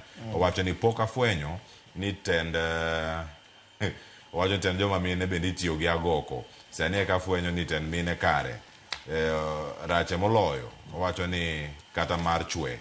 Owacho ni ne kaka Samia nyocha otimo jo Tanzania odhi mbele kanyo ko wacho ni Wanga be koro paro mana paro ma Wanga ni godo Homa Bay. Aya erokamano kuom pachi. Brenda Abande wacho ni Ondiek wacho ni sani ka Wanga wacho ni left to left makidhi right to mano riemba otek manade e Homa Bay County wane. Aya weche gi thoth nitie ote mar Ruth Ochieng moro molal kar ka ayude. Owacho ka ni an bende adwa golo pacha kaka japiny kendo oganda achiel kuom oganda Luo. Asiro pach Wanga no kabisa. Onge kaka jalupni nyalo go against you as his boss. Amachielo bende odhi mbele kanyo ko wacho ni mano wang' teko. Magwanga ochayo Wanga to achaya. Owacho ni ochayo nyaka chama mar ODM. Kata dibed ni support ng'ato. Maybe un friends kata wede. Lakini inyalo time secretly. Okinyenyri elela kendo iwacho ni address oganda mano e rally. Mar ariyo aparo ni saa osechopo mano mar loko katiba kaluwore gi gik ma waseneno deputy governors tinde fight their bosses nikech chiko yiene mondo mi gi take over leadership in absence of the governor. Mar ariyo wang'eyo ni nonro mano mar Magwanga en osiep wang'eyo nonro mano mar Magwanga en osiep Ruto. Nyalo bedo ni nitiere karata mano madhi nyime kaka jo ODM nyaka koro wabed motang'. Mogik to jotelo rit dhogi. By election nyocha obedo gi tulo kuonde moko. Nyocha waneno kata Opondo Kaluma koyudo monj. Dhiera nono ni ang'oma nodhi en ang'oma nodhi omo Kasipul to en MP mano Homa Bay Town. Jo siasa dwa dhi alanda marach. Aluoto wakano moja inako. Penjo no kipenj na nani be Kiri Boaz walk North Kabuoch North mochopo nyaka Homa Bay. Kasipul. Obuya bo wuok. Sana chuo uchopo Homa Bay. Ondieko yudore Kasipul.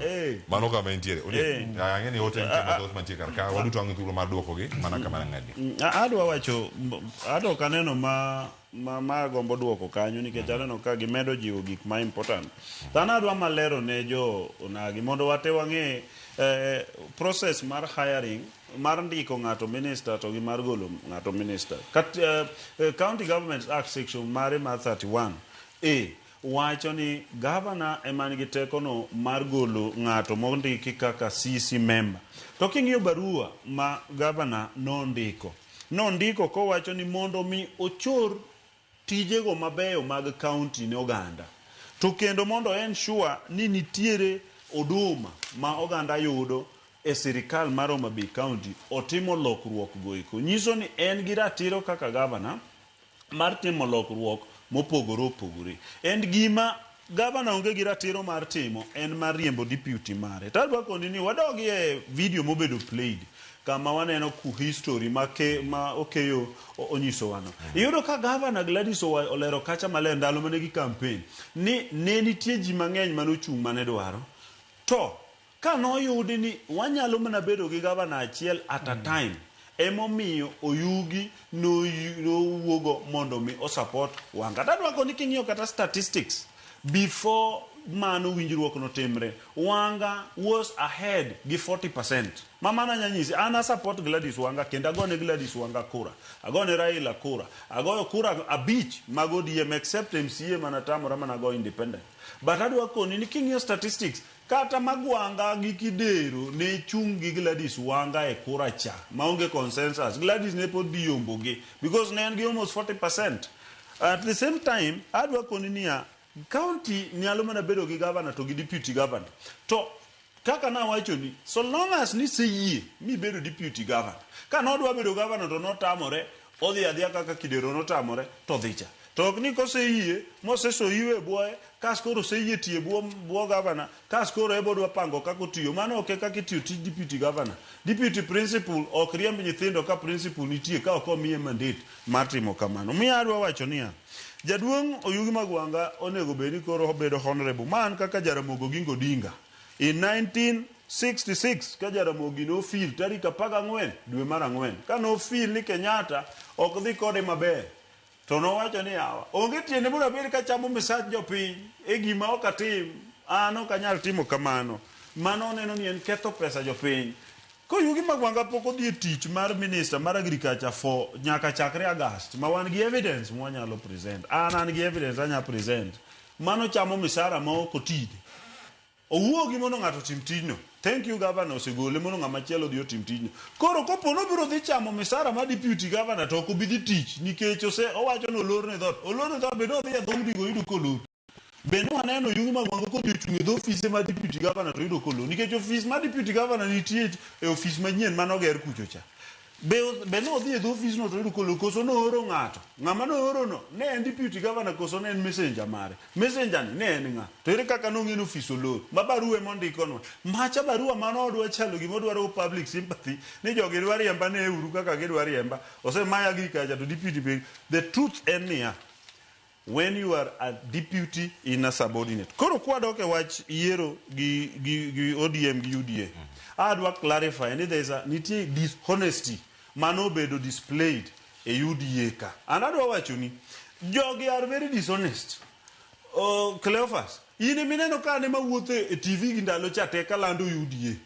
Gima ne gitimo na mani neno gitimo na mani keto go buya jakom to buya na ingo na dhi yom.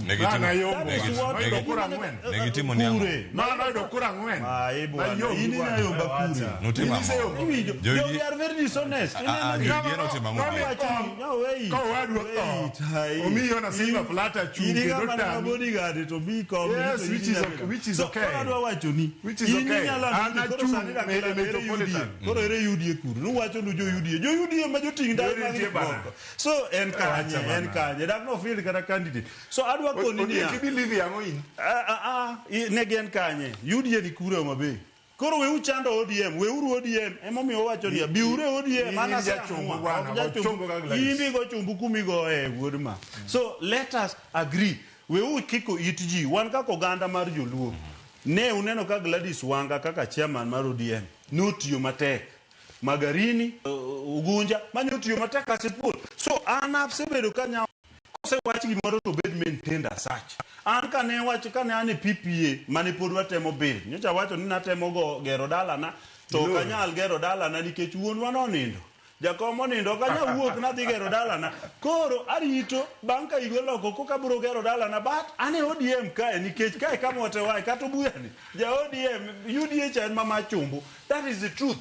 Jowa duto king'iyo jaluo en ja ODM emomiyo ana wacho nu kanyocha ni anto kenda duoge ODM kama bede ka kanyocha bedo na oko rachnegi koro girwaka ka ng'ato bedo na ODM karachne to wabiro menya na ka humundu komundu but odwa kae mwadwa bedo koro banuru kata un UDA no onge mabe kujo uketho ne jisa mondo mi wa focus on gero welo girgi sifuno luelo margi nikech samo wuoyo marach kucho to wane mimiyo wa badi me to mind sirikal moyie tiyo kodwa kanyakla emomiyo wadwaro strengthen chairman mar ODM wadwa strengthen John Mbadi a ministry mar finance wadwa strengthen Opiyo Wandayi a ministry mar energy wadwa strengthen wadwa Raymond Omolo a position menti mondo mi wabed close to the government mondo mi sama ODM obiro as a strong party to yudo joma ni members mag ODM be sirikal ka indika Mbadi Wandayi mondo mi wabed together mondo mi someone negotiate gi UDA to one negotiate strongly to kidwa wuondre ni tiwo UDA kama mar jomoko then idwa interfere go gi UDA mamarwa ni ne gidwa ni mondo independent udhiyo yombo ka sipul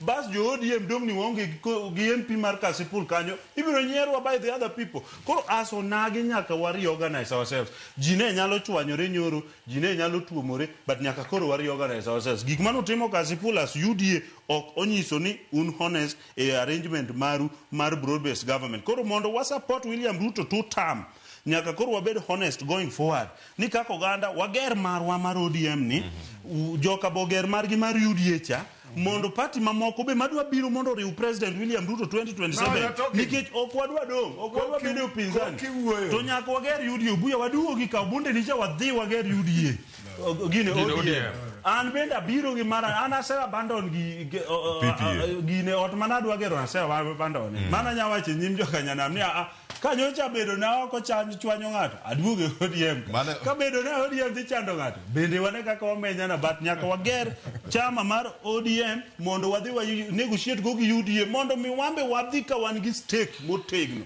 mane mawacho erokamana ina tie ro James Abubakar kama kabire Bwazikiri kod Obuya watangani Clovers Ondiek era achiel kuom josiasa mewacho ni gin opportunistic mang'eny ose support Wanga 2022 o support Ruto 2023 2024 kasto chako pingo gigi te kendo sani koro dok osiro gigi te Jakom ne play ye nango Jakom no piem gi Ruto ka mane Ruto mikao to no ma Jakom is the barometer mwasome siasa Jakom nye support opingo Ruto ka o support Ruto ka opingo Uhuru ka o support Uhuru ka to whatever believe in him Jakom upuonjo wa siasa mariek niya wuothi tineno kama nyalo konyo ganda dongane manyalando nu dongruok tetete manitimo Homabay gi national government dongane manalando gi ka sani done ka kenda support gi nikeche omiyo wagi kalembe madongo komi Mbadi thuolo manderni king'iyo kit nderni masani gero thurwa Mbadi go e signature kineno stima sani mikeyo gwengewa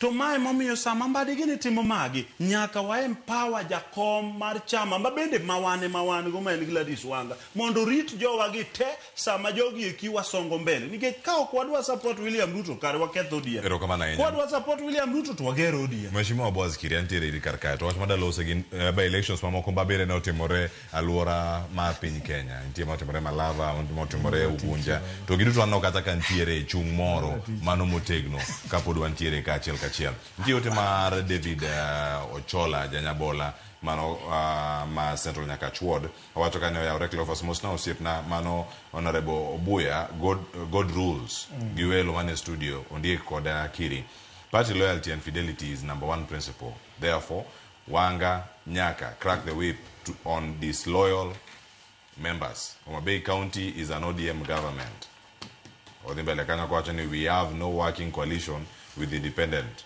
So Yugi supporting Aroko instead of ODM candidates was against party principles.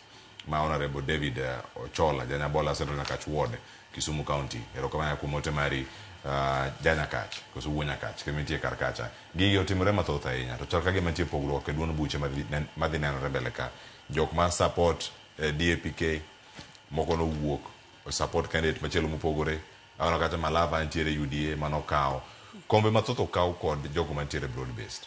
Joguman and Tiere broad based arrangement man support UDA Kata ODM. Mane oko support candidates mag job broad based gi poron wadhi neno barruok maduong' ahinya nikech noboni alwale Malava ne nigi jachung' mare joma moko bende nigi jochung' kuonde mamoko mopogore opogore maduong' moloyo mano DCP okawo MCA mano North Kariobangi ward ma Nairobi ka mane kid kome mamoko mathoth ahinya mane laro oko kocha kiri duond buche kaachiel koda ka winjruogegi gidhi chung' nyaka 2027 koso wadhi neno ruombruok piny moro mbele ka. An mokwongo kada wuoye wach mar by elections motimore across the country. Cleophas wabiro yiere ni chama mo show ni it is intact and still has the strength mana en go before en chama mar ODM. Out of all the positions mane chama hold, aparo ni gi lose mana Kariobangi kende. The rest they have won in. Cleophas kane watimo yiero sama ne yiero bende dhi mbele ni neno gimoro ni endalo mokalo ne jakom marwa mosenindo luongo Raila ni mosenindo bende tek ndi lakini kata kamano nosewewa nowuotho around the country to campaign for their candidates, and that is why I also want to respond to that question mane ng'ano wacho ni in a by election Cleophas kata kawuono timre mana kanye parties will always go there as a team across the country. It is not only Boaz, Manuwok, Kaboch, Kade Kasipul. I had to go to Kasipul, Nikit Kene, Cleophas, Kataki Winyo Kakajauda Woyo. Machagi Makara Naka, Watim, Kenone Karano, Negre, Katage, Obuya Kacha Nango. Nekit Mpango Mane Nitiene na Chiel. Ni ODM Oyombi, Kose Yombi, Togewach Nea, ODM Bewasiti, Korwanya Donja, Rais. Kikidi negotiate the ODM, negotiate Kodwaka, one wasir wasi kiluniji. Kora paro ni gimote morema ber, our governor did well. She came out strongly. Uwote constituencies gete, ko campaign ne jowa. Tomachielo mabende chake neno moti morene maber, eserikandwa mar broad base. Ingeni nyocha en man iwero no mana one term, which iwero ne Ruto. To but king here dieri, the performance of in the by-election shows clearly. Ni whatever that people are saying, opogore gima ground wacho. No aneno ko yombo mbere, mane wangeyo, ni netek sana. Giko to no yombo. Kumane iko no wani western, en koro no sadhe eni luonge ni tawe. Ne wachakwa neno ka, jo udo yombo, mama no bende broad based. And I'm very happy ni we were celebrating that. It's only unfortunate, ni as I was celebrating win mag Uda. On the other hand, Obuya, who is the chair Mar Uda, was taking Mar pressure a win Mar ODM in his own county. Koraparo, ni going forward as a people, what waro, to don't kaku don't katininya ye, ni adhering, no, mwanyo ya, gini right, ne makarasani podonwa ma, thought. Kora dieri, gima onego watim kakoganda Cleophas. After wuoyo kuom jogete Cleophas, adani muna wachie gimoro. And gini odhine jo udawa. Gima ne gi exhibit kadiri makende kendo ineno kache wuok in public. One a broad base mono nwadonji an kuma no wache nyoro na ane liel mona wacho ni antie broad base takia analuwo gima jotendwa wacho no. When Baba met with Ruto, all the ODM no fuata ngoa. It is very unfortunate. Obuya ne dwaro bura machalo nade mondo losi Nyanza ka kindi Ruto sewache Nairobi. Kindiki ochako idho kalapapla. Odhi Sikri ochako wache ni wan wa support.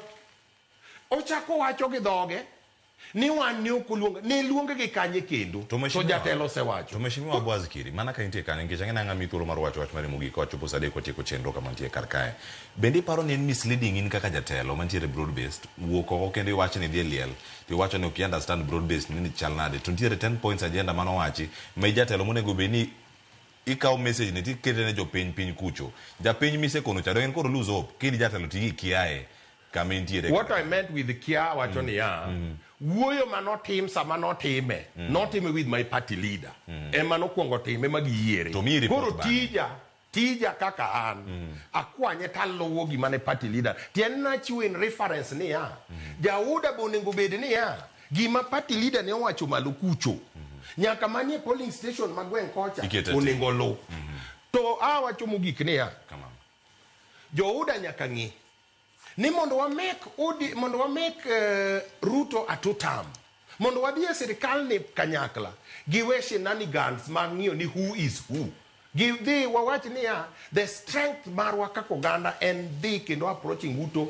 as a team giwe rieko moko machini ya meza magiwuondre malo kani wan kanyakla to piny king'eni gima gidwaro ni support Ruto to gima chendo ka en niya wadwa support Ruto e bang' ng'a wawedingi e bang' ng'a wan kako ganda chamo maduong' ma en ODM chairperson mare en Gladys Wanga party leader mare en Oburu Odinga and therefore as a people wan kanye mwaluwo. Pero kamana yenya mheshimiwa Obuya ntie wote mabeno na koraka huko mheshimiwa Robert Alai wacho dictatorship Luoland will bring voter apathy.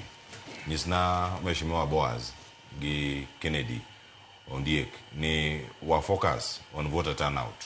Okni ka MP MCA oseyudo kom to koro gideo ni presidential candidate oyudo kura di kura mano ma wamiyo ker mano ema dhi miyo wayudo lemo maduong' piny na Boaz ni to ang'o mano miyo ok oyienegi kaka MCAs ni giti kata girom gi Raymond Omolo mano ma en jatend sirkal mano mawuok kacha e kaunti ma Homa Bay en lweny mar ang'o ma oket godo wuok anyepera ma mheshimiwa makileleshwa MCA Robert Alai mabero wacho karaka wacho ni en coordinator mar broad based ma Nairobi mano wote maoro karaka ng'ena ng'eyo thuolo mano madwo ka mwatieko ng'eno buya daka oma kod wach marimo gik bende wacho kato adure wacho amangi wacho sana ngobed mogik sa dongi daka ng'wena ng'eni kanga miyo ndiye kang rodha ka deka boro kato angidong maonge wach namba anga yuda kamano yuda kendo number 1 owadwa awinjo an ng'ena hero picking minds awinjo wadwa ni kako timo submission mari no gik tawinjo gima wadwa Alai owacho.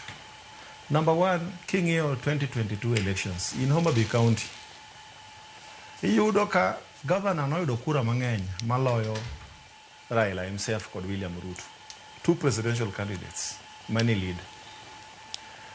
Mano nikech ang'o en wach ma voter apathy. King'iyo kura ma Kasipul ma by election motimore manyoro ni kuom nearly 70,000 registered voters iyudo ka ji less than 36,000 mane o turn out mogo kura.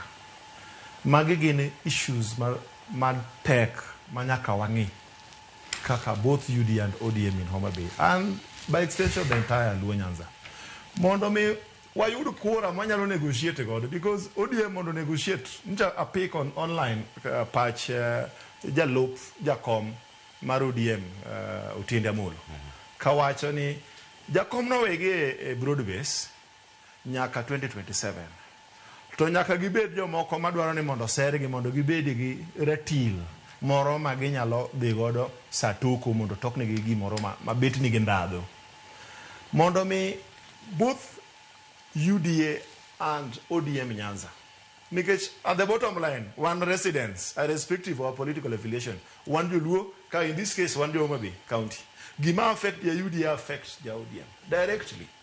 Now adwa penjo wadwa ni kendo adwa gere godo ni consistency to a cause is a serious and a great currency in building leaders. This must be informed by number 1 conscience, number 2 the rule of law. Keep believing gimoro as much as wuok ka to kiny chikri ka kichikre bende ratichi but believe gimoro kati bedo consistent on that. Now katieko owadwa kama joma nogo kura Homa Bay gi joma nochung Homa Bay in Kasipul constituency majority mag parties gi independent Gima mora ni jogi te subscribe to Tuta movement. Jogi te oyiere ni William Ruto nyaka doge tamarani. Manyiso ni man en friendly fire. Agoya kwaya gi muolo ni kama yukni obede chien wagore peksen kaka wadwa la yo wacho. Mondo wabed piny monge goyo kor onge siema wang.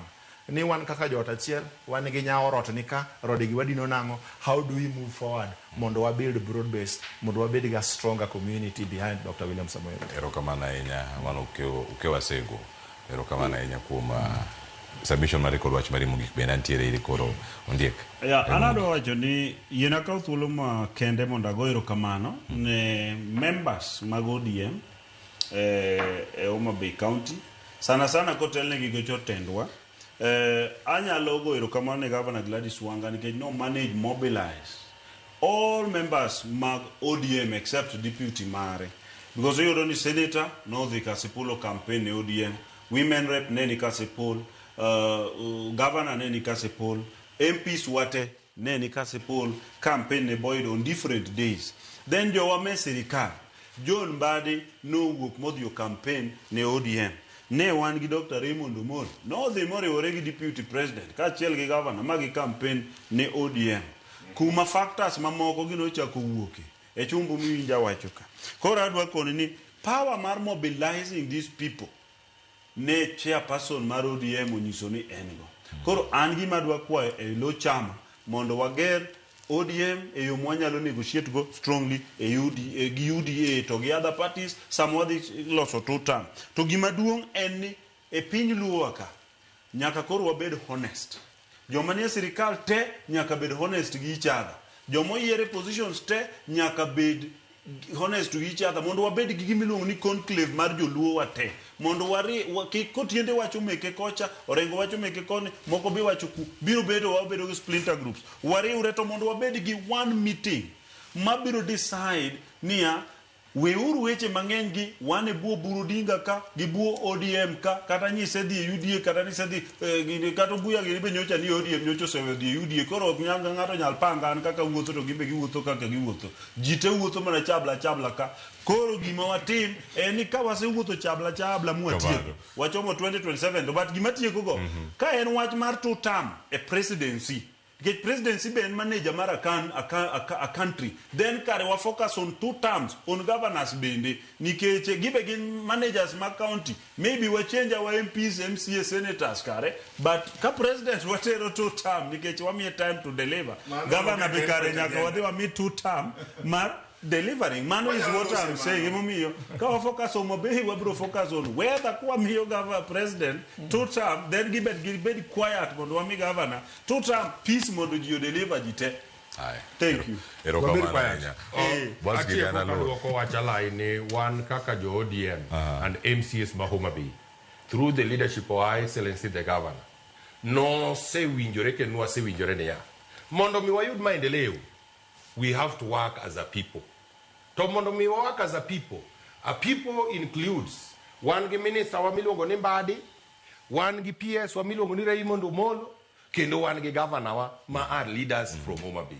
Waduto gimalayo wacho ni kiani otamwa robo girei ki otamwa ene Nairobi keto no neno ko tamwa karango okotamu omiyo wan wang'eyo ni leaders bote wamiyo luor kendo adona nyisi ni our governor duaro kaka MCS mondo wa respect our leaders niki through that emwabro yudo maendeleo. Erokamano ahinya wacho weche thoth ahinya wacho ni nena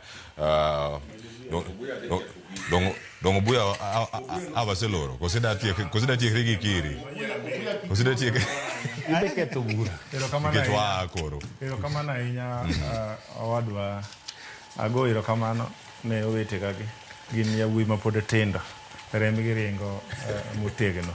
That is the spirit.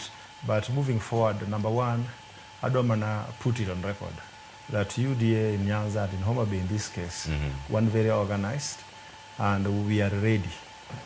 Mar konyruok gi partner mazwa ngata moda Homa Bay. Obed ya ODM, obed ya PPA, akeno se register obed ya independent. Wan gi wadwaro ni wariw odwa mondo wabed gi kendo achiel gi duol achiel mwapore wach kaka jo Homa Bay County mondo mi development William Ruto osekelo Homa Bay County omed kelo mondo mi gik mochando diekgi gik wanyalo lose through consensus kwa bet piny mondo wa move Homa Bay County and Kenya forward. Erokamano ahinya Kennedy Obuya, Kennedy Ondiek kaachiel koda ka Boaz Kiri kobedo kod okinyi makano ka orango chal mar piny Kenya manono motimore kaunti ma Homa Bay, motimore konde mamoko bende okumulo. En geno mar nyakoro moge jwang' ote mari mayoro kar kae winjo twak ing'e kama piny ochomo kama piny ringe ibed kod odiochieng' makare kimero ne chenro mamoko mag Ramogi TV nyinga Cleophas Oloch jagisumo kanyakwar mokeo nyaka sango med neno chenro mabiro en mar mbaka oromo pod wantiere ka kod Joyce Odur ka ono ka warango kedo gi ratiro mano mag oganda ikete mana kar ka oriti masani.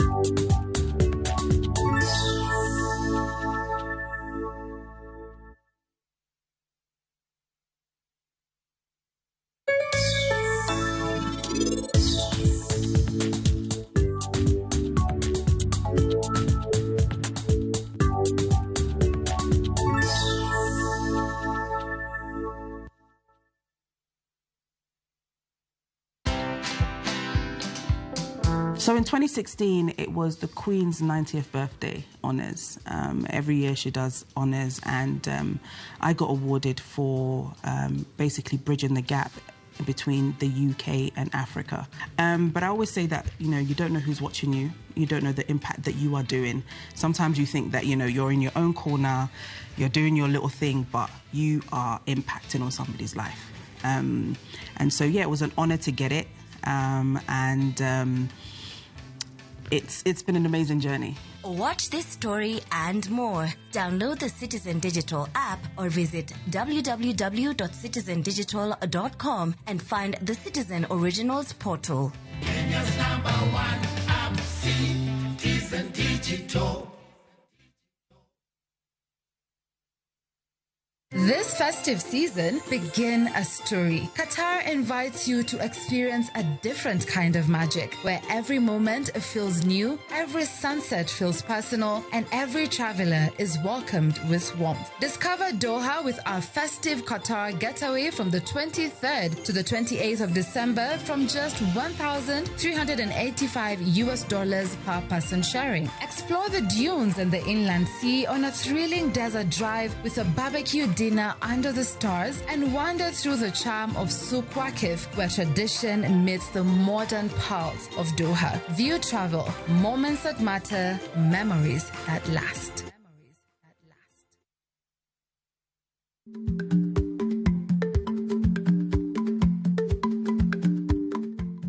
Icha gweno to icha ogwang'. Matiende ni, kapok ing'ado bura ewi wach moro amora, kuong inon ng'ama rach.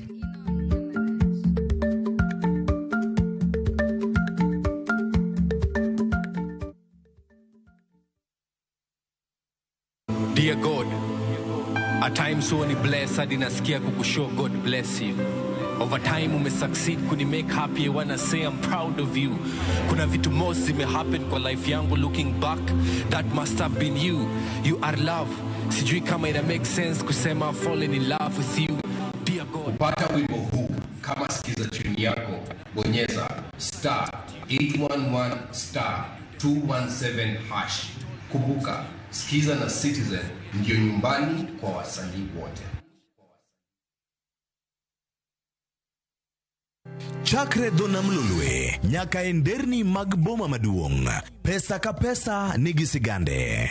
Kae en kardak mar joloko hala. Growth wa mostly bedo attributed to consistency and hard work. Kokalo kuom jo ohala manyiso rieko margi e ohala mopogore opogore. Gima nyaka ikuong ing'i en location kamidwa kete dukano. Wapuonji timo ohala okang' kokang', kaka ilose, kaka ipidhe modongi, nyaka kaka irite mondo odagi. Siri mar business wane gimomiyo osebudho kabisa en ni itiye gadier. Kae, kama timo gik moko gi kinda, romo gi rieko, kod lek mabedo adiera. Watemo choko artifacts mag luo, to watiyo kod gas decoration e ot ka. Ohala gi mwandu, gi Cleophas Oluoch, tich ang'wen, saa 1:45 otieno. Kik bai.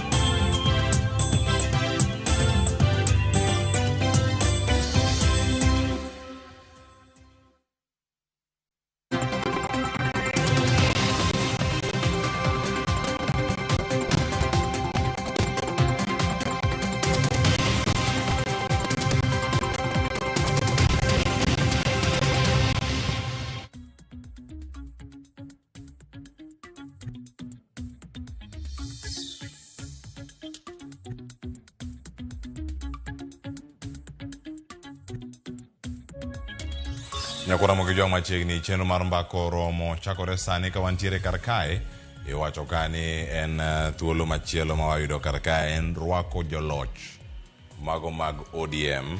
Ang'eni kanyo pod wantiere gi yiero madundo, kata kamano wayudo thuolo mano mar rango kanyo ni to ibiro negi e yo machal nade. Achiel kachiel manyaka sani bedo kae ka wamedo mana luwe nyakora mogi jwang mano odiochiengni ma kawuono yangore kar kae okinyi ma kawuono ni duond bura mano mar ODM dhi bedo Chungwa House odiochieng' ma kawuono saa 3:15 mano ka girito rwako joloch mago ma yiero madundo mano timore juma mokalo chieng' tich ang'wen mano moting'o jaod bura moyier manyien mano ma Ugunja Moses Omondi kaachiel koda Kahari Kombe Magarini machielo bende Boyd Were Makasipul. Adegi duto dhi bedo kae ka loso kod ute fwambo bende tok romo ma kamano ma bende wadhi bedo kanyo ka waluwo achiel kachiel mano ka wami mana gi kuku mare ni kanyo te yude yo mane odiochieng'ni ma kawuono. Kawuono bende waparo kanyo ni ma en ote ma bende dhi bedo kae ka chwalo nyaka twak machielo ma pod wadhi bedo kae ka wamedo mana luwo ni kawuono ntiere chenro mano mara chamo muma ichamo odiochieng' ma kawuono kendo gin gi jogo mopogore mano ma bedo ka donje od bura odiochieng' ma kawuono to kiero madundo mano ma bende ne otim. Kawuono nyakora mogi jwang nitiere chenro mamoko ma bende dhi bedo kar ka jogo ma dhi bedo ka chamo muma e tielo manyien mano dhi bedo kae ka waluwo kendo wabedo kod ng'eyo ni to gichung' e yo mane mano ka warange kae nyakora mogi jwang odiochieng'ni ma kawuono. Mano twak ma bende dhi bedo go kar ka wakoni samang' chenro ma kamagi bende mogi jwang bende madhi bedo kae ka wamedo mana rango ni kawuono Jo Juma leronwa kar kae ni e kaunti ma Migori. Kaunti ma Migori dhi bedo kae kod twak kata campaigns mago mag kedo gi lwenje mago mag kit chwech ahinya e ndalo ni ka wantiere kae ndalo 16 mano mar kedo kod lwenje mago mag kit chwech midendo kacha ni 16 days of activism against GBV.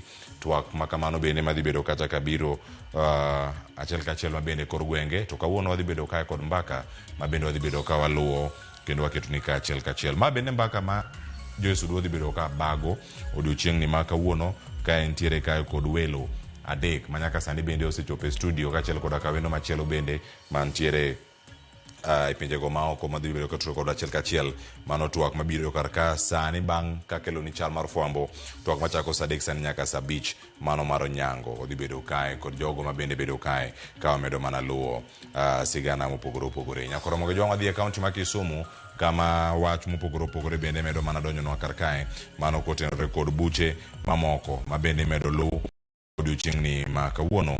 Wach machoponwa kar ka nitiere bura mano mar Baby Pendo iwacho ni kawuono gintiere Kisumu High Court kendo wanya neno pichni kachiel ka wayudo duolgi wanya yudo thuolo mano mar rango waparo kanyo ni bura mosebedo kacha kadhi nyime wanya winje. I do appear for the Law Society of Kenya. Kindly place me on record. And please note that this court, to all the parties, this court starts at 8:30. Do not take us back. Mr. Mango. Very well. And apologies, Your Lordship. This is the first time I'm appearing before you in Kisumu since the matter was transferred. Okay. Mango for the LSK. Your Lordship, on the same breath. Yes. I equally apologize for coming in. My name is Abikari Osman. You must have your camera on. Yes, Your Lordship. My name is Abikari Osman. Yes. I do appear for the victims on behalf of the Kenya National Commission on Human Rights.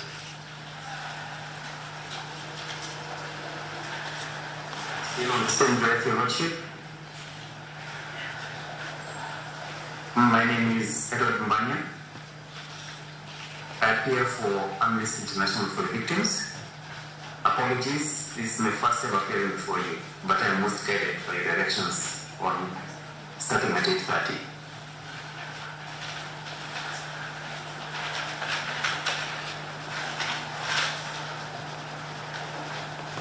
Good morning, my lord. Morning. Apologies for coming late. Equally, it is the first time I'm appearing before you. Yeah.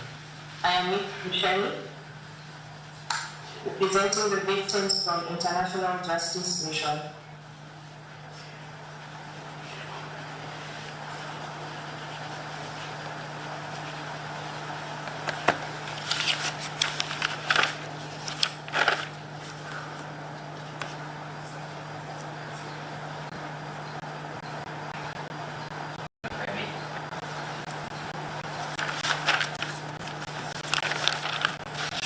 Yes. On the issue of Move closer here and project your voice. On the issue of the appearance, we have the first accused.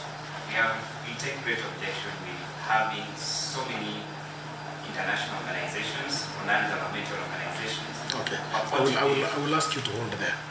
Okay? Please sit. Please take your seat. Because I have an intention of addressing that issue. All right.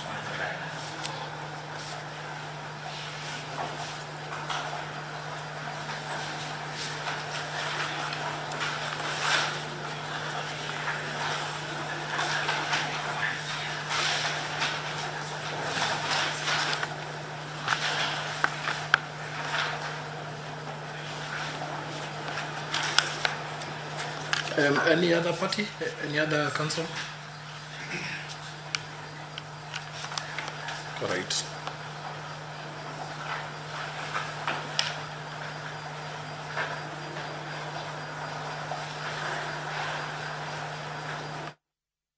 Nyakoro moge jwang mano winjo bura kata mention mano mar kes makamano madhi nyime nyaka wapar bende ni dwe mar abich mana higa mar 2020 kod abich mana higa ma wantiere ni mano burano nobedo kata kokawo okang' moro machielo ka ong'e maber ni osekawo thuolo maromo higni 8 are higa mar 2010 kod 7 kane Baby Pendo onegi nyaka sani burano osebedo kaka yware nitiere obila boro mago bende manochwal achiel kachiel e doho kendo doho noweyo 4 kuomgi thuolo mabende iwacho ni diergi kanyo kama gintiere mano 8 gi nochwalnegi kacha kendo nomaknegi ketho burano mano manek mano mar Baby Pendo kata kamano iwacho ni buchegi ne owe kendo mano kelo ng'ur mag jopiny mopogore opogore 4 kuom obila makamagi bende manochwal kanoyud kod ketho mano manego nyathi ma jadweche 6 mabende ne onegi kaluwore kod wechego mago iwacho ni tulo manowuok tok yiero mano mar higa mar 2010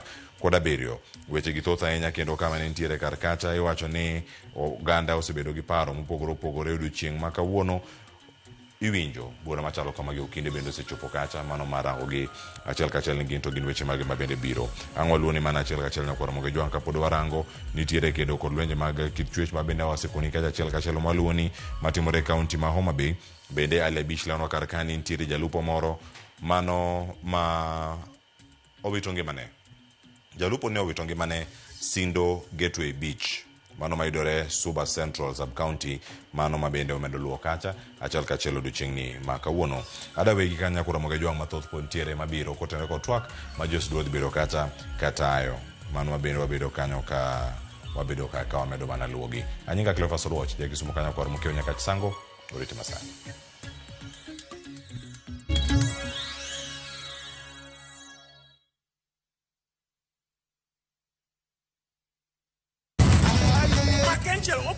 biscuits. Landlord, my uncle is not around. Are you sure? Yes, he just told me. Viusasa brings you Emanuela. Manella. Ordinary papi cannot prepare. Hey! There's never a dull moment around Emanuela. Uncle Rano. Why? Catch this rib-cracking comedy only on Viusasa. There's so much entertainment on Viusasa. Now, wow. Siku njema huonekana asubuhi. Kabisa Januari amangana gao. Seti him. Chamige. We museo. Kenya nzima tunasema jambo Kenya. Wax. Tiki taka. Twende sana my people. Hapa ndo nyumbani kwa muziki wa Afrika Mashariki na malezi ya vipaji. Sasa tuko tayari ku drive on. Mibibi na mijize. Leteni porojo sasa. Kwa habari za kuaminika kutoka kila pembe ya nchi. Are you ready? Leo kati ya Ingwe na Gor Serikali. Hapa ndio home. Radio Citizen, radio number 1. Radio number 1.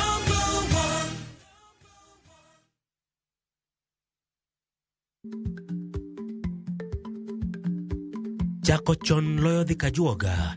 Ma tiende ni bedo gi ikruok momondo, geng'o masiche kod midhiero mang'eny mabiro e ngima dhano.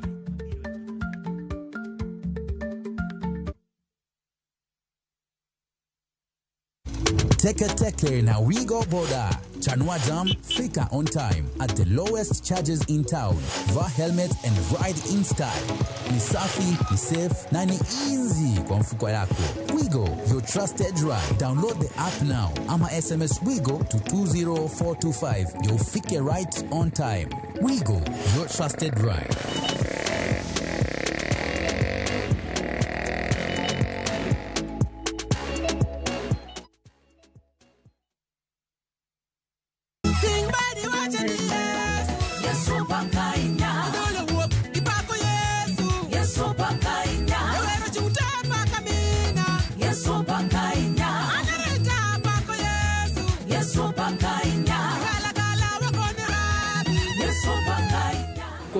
Mar Nyasaye kihero wende ni bonyesa *860 *419# to parni ya Ramogi TV ene od jower duto te.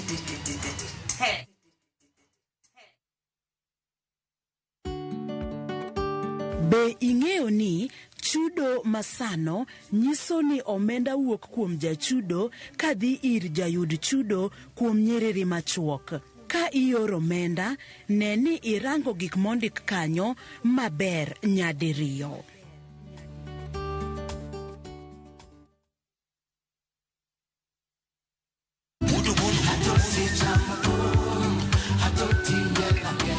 Woktich ka woktich wakelo ni duon ya wotonagi. Kabende tichario katichario nyakumunga juang en odiochieng' mar yuto mari. Chieng' tichadek katichadek nyakumunga juang en odiochieng' mar mine nyalo kachiel koda weche hera. Awendo kachopo tichang'we nyakumunga juang wakelo ni kama nene, yani TBT kod thumbe mamit mokalo. Furahi the edition and thum kaliech. Loso kapuoyo nyakumunga juang. Ka wakelo ni jothumbe mopogore opogore. Kanyo ndio bende wakelo ni gimiluongo ni Ben Yawa.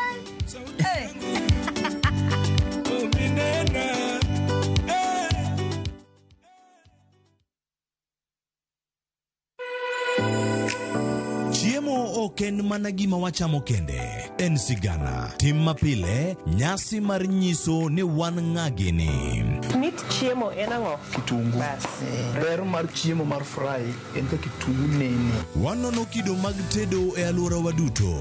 Wafwenyo yore mag tedo mopondo, timbe anyuola, koda hera mamiyo kit chiemo mora mora bedo gi ngima. Chiemo ichamo ga wang'. Koro nyaka ikete maler, oka obedo gimoro ma wang' nyalo kelo miluma mar chak. Ma oken mana tedo kende. En kit ngima mar oganda michiwo e mesa.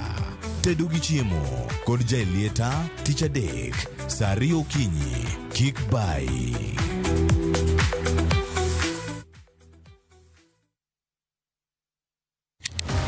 Tich ang'wen ka tich ang'wen, wafwenyo teko mar pok mari. Ochalo like gima nasomo to ok nasomo e polytechnic, nena jua kali tu kaka kora timeni. Pok opogore. Keto lere wi jogo ma pile loko michgi obedo ohala madhi maber kendo bedo yo mar yuto margi. Tigoni inspiration ayudo kuom jo Masai. Ineno to ipuonja mondo an be nopuonja mondo an be ang'e loso. Ochoko glass machalo kaka takataka to wachwakogi kasto waloso gik mopogore madhi e ute mopogore. Tich ang'wen ka tich ang'wen saa 2:30 okinyi mana e Ramogi TV. Kik bai.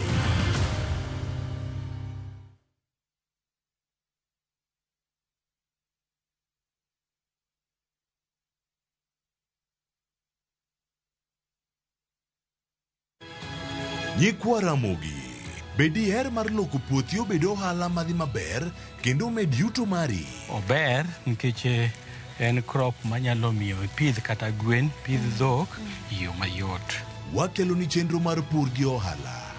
Chakre ikolo nyaka geng'o kute machamo pithwa. Pur mar nyanya nyaka ing'e tuoche mag nyanya mokwongo. Mar ariyo nyaka ing'e yedhe migoyo nyanya. Puonjri yore mabeyo kendo manyasani mondo imed keyo mari. Mondo iyud yuto maber en ni niang' nyaka ido maber miol ne pi, timne irrigation. Kaka chiro medo lokre, wanyisi gigo mausre kendo nigi nengo kaka kinde loko. Koro rabonda nuka pure kota eka nika pure maber balose tayute molo kana yudo oduma e puodho mar kota neka. Tudri koda an Alori Nyaka Black tich adek saa 1:45 to mana e Ramogi TV.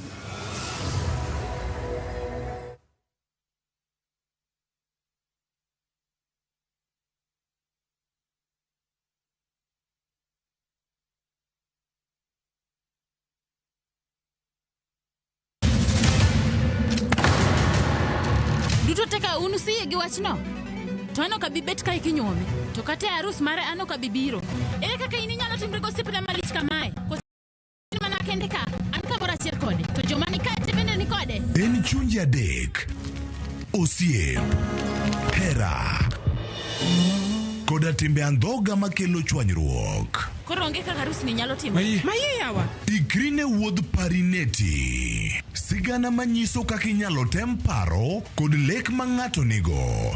Kendo yiero nyalo loko gik moko duto. Parineti. Wuok tich nyaka ngeso saa 2:15 otieno. Mana Ramogi TV.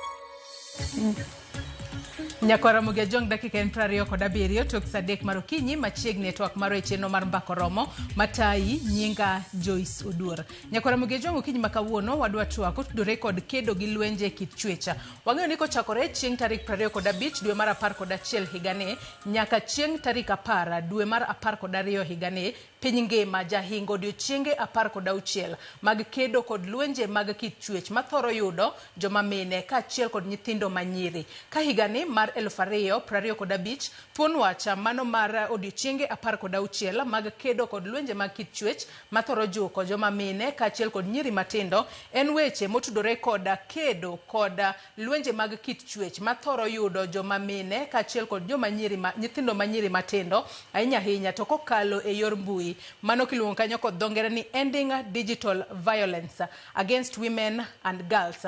Ka bende nyaka sani nitiere okenge mopogore ma itemo kedo miketi mar neno ni lwenje mag kit chwech mathoro yudo joma mine kaachiel kod nyithindo manyiri kuonde mopogore opogore obed lwenje mayudore e udi kaachiel kod kuonde mamoko one kaka inyalo thir e yo makare. Mane momiyo Okinyi ma kawuono Nyakwara Mugia Jwang' antiere kod welo ariyo e studio marwa e kaunti ma Nairobi kae ka wendowa machielo mano Evans Odhiambo jatatije mar Maisha Nordics obo bedo ka utudore kodwa achiel kachiel kokale yor lony manyasani mano mar Zoom ka entiere Finland. Kata kamano yiena mar mondo mi arwak welo mantiere go de studio Okinyi ma kawuono antiere kae kod Feni Ogembo. Feni Ogembo en jatatije mar Daraja Letu Foundation. Oyawre Feni ichio nade?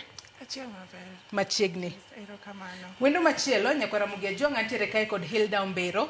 Hilda Ombero en japuonj rawere Polycom Girls. Oyawre Hilda ichio nade? Oyawre inya Joyce achio maber. Machiegni twak. Erokamano. Nyakwara Mugia Jwang' in bende akaw thuolo makende mar rwakni machiegni bed thuolo mar chwalonwa ote, paro, penjo mora mora kokale namba mar ote machuok 236000. Facebook inyalo yudowa achiel kachiel Ramogi TV X @Ramogi TV. Kan bende inyalo tudri koda e Facebook page mara ibiro yuda Joyce Oduor, mbui mara mar X ibiro yuda @Joyce Oduor _ kia kose yuda Evans Odhiambo jatatije Maisha Nordics kotudore kodwa achiel kachiel kokalo e yor Zoom. Miye thuolo mar mondo mi en bende omuswa Okinyi ma kawuono kaka kuma entiere bende nokinyi kose nikech wang'eyo ni wanyalo bedo kod time difference moro. Oyawre Evans Odhiambo ichiw na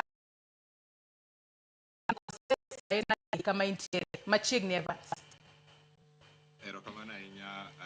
An Helsinki, Finland. An iluongo nang'o nyandwat koso malo mar Europe malo koro en saa 2 okinyi manyiso ni wan gi pogruok mar saa 1 un saa 3 wan saa 2. Erokamano kuom bedo e studio. Erokamano ahinya. Machiegni twak Evans Odhiambo mano jatatije Maisha Nordics kuom kawo thuolo mari ma oriwri kodwa e twak Okinyi ma kawuono. Ka watwak koda kotudore kod ndalo 16 mago mag kaachiel kod joma mine. Adwaro chako kod Hilda Ombero, in kaka japuonj rawere ka Polycom Girls. Ng'ato nyalo bedo ni penjore ni ndalo 16 gi mago mag kedo kod lwenje mago mag kit chwech. Ginyisa ng'oto e kind ndalo 16 gi ang'o momiyo ket mana ndalo 16 mar mondo one kaka inyalo thir kata inyalo duok piny kata inyalo ked kod lwenje mago mag kit chwech. Okay, kada wuoyo about 16 days of activism. Otimrega chakre tarik 25 November to tarik 10 December.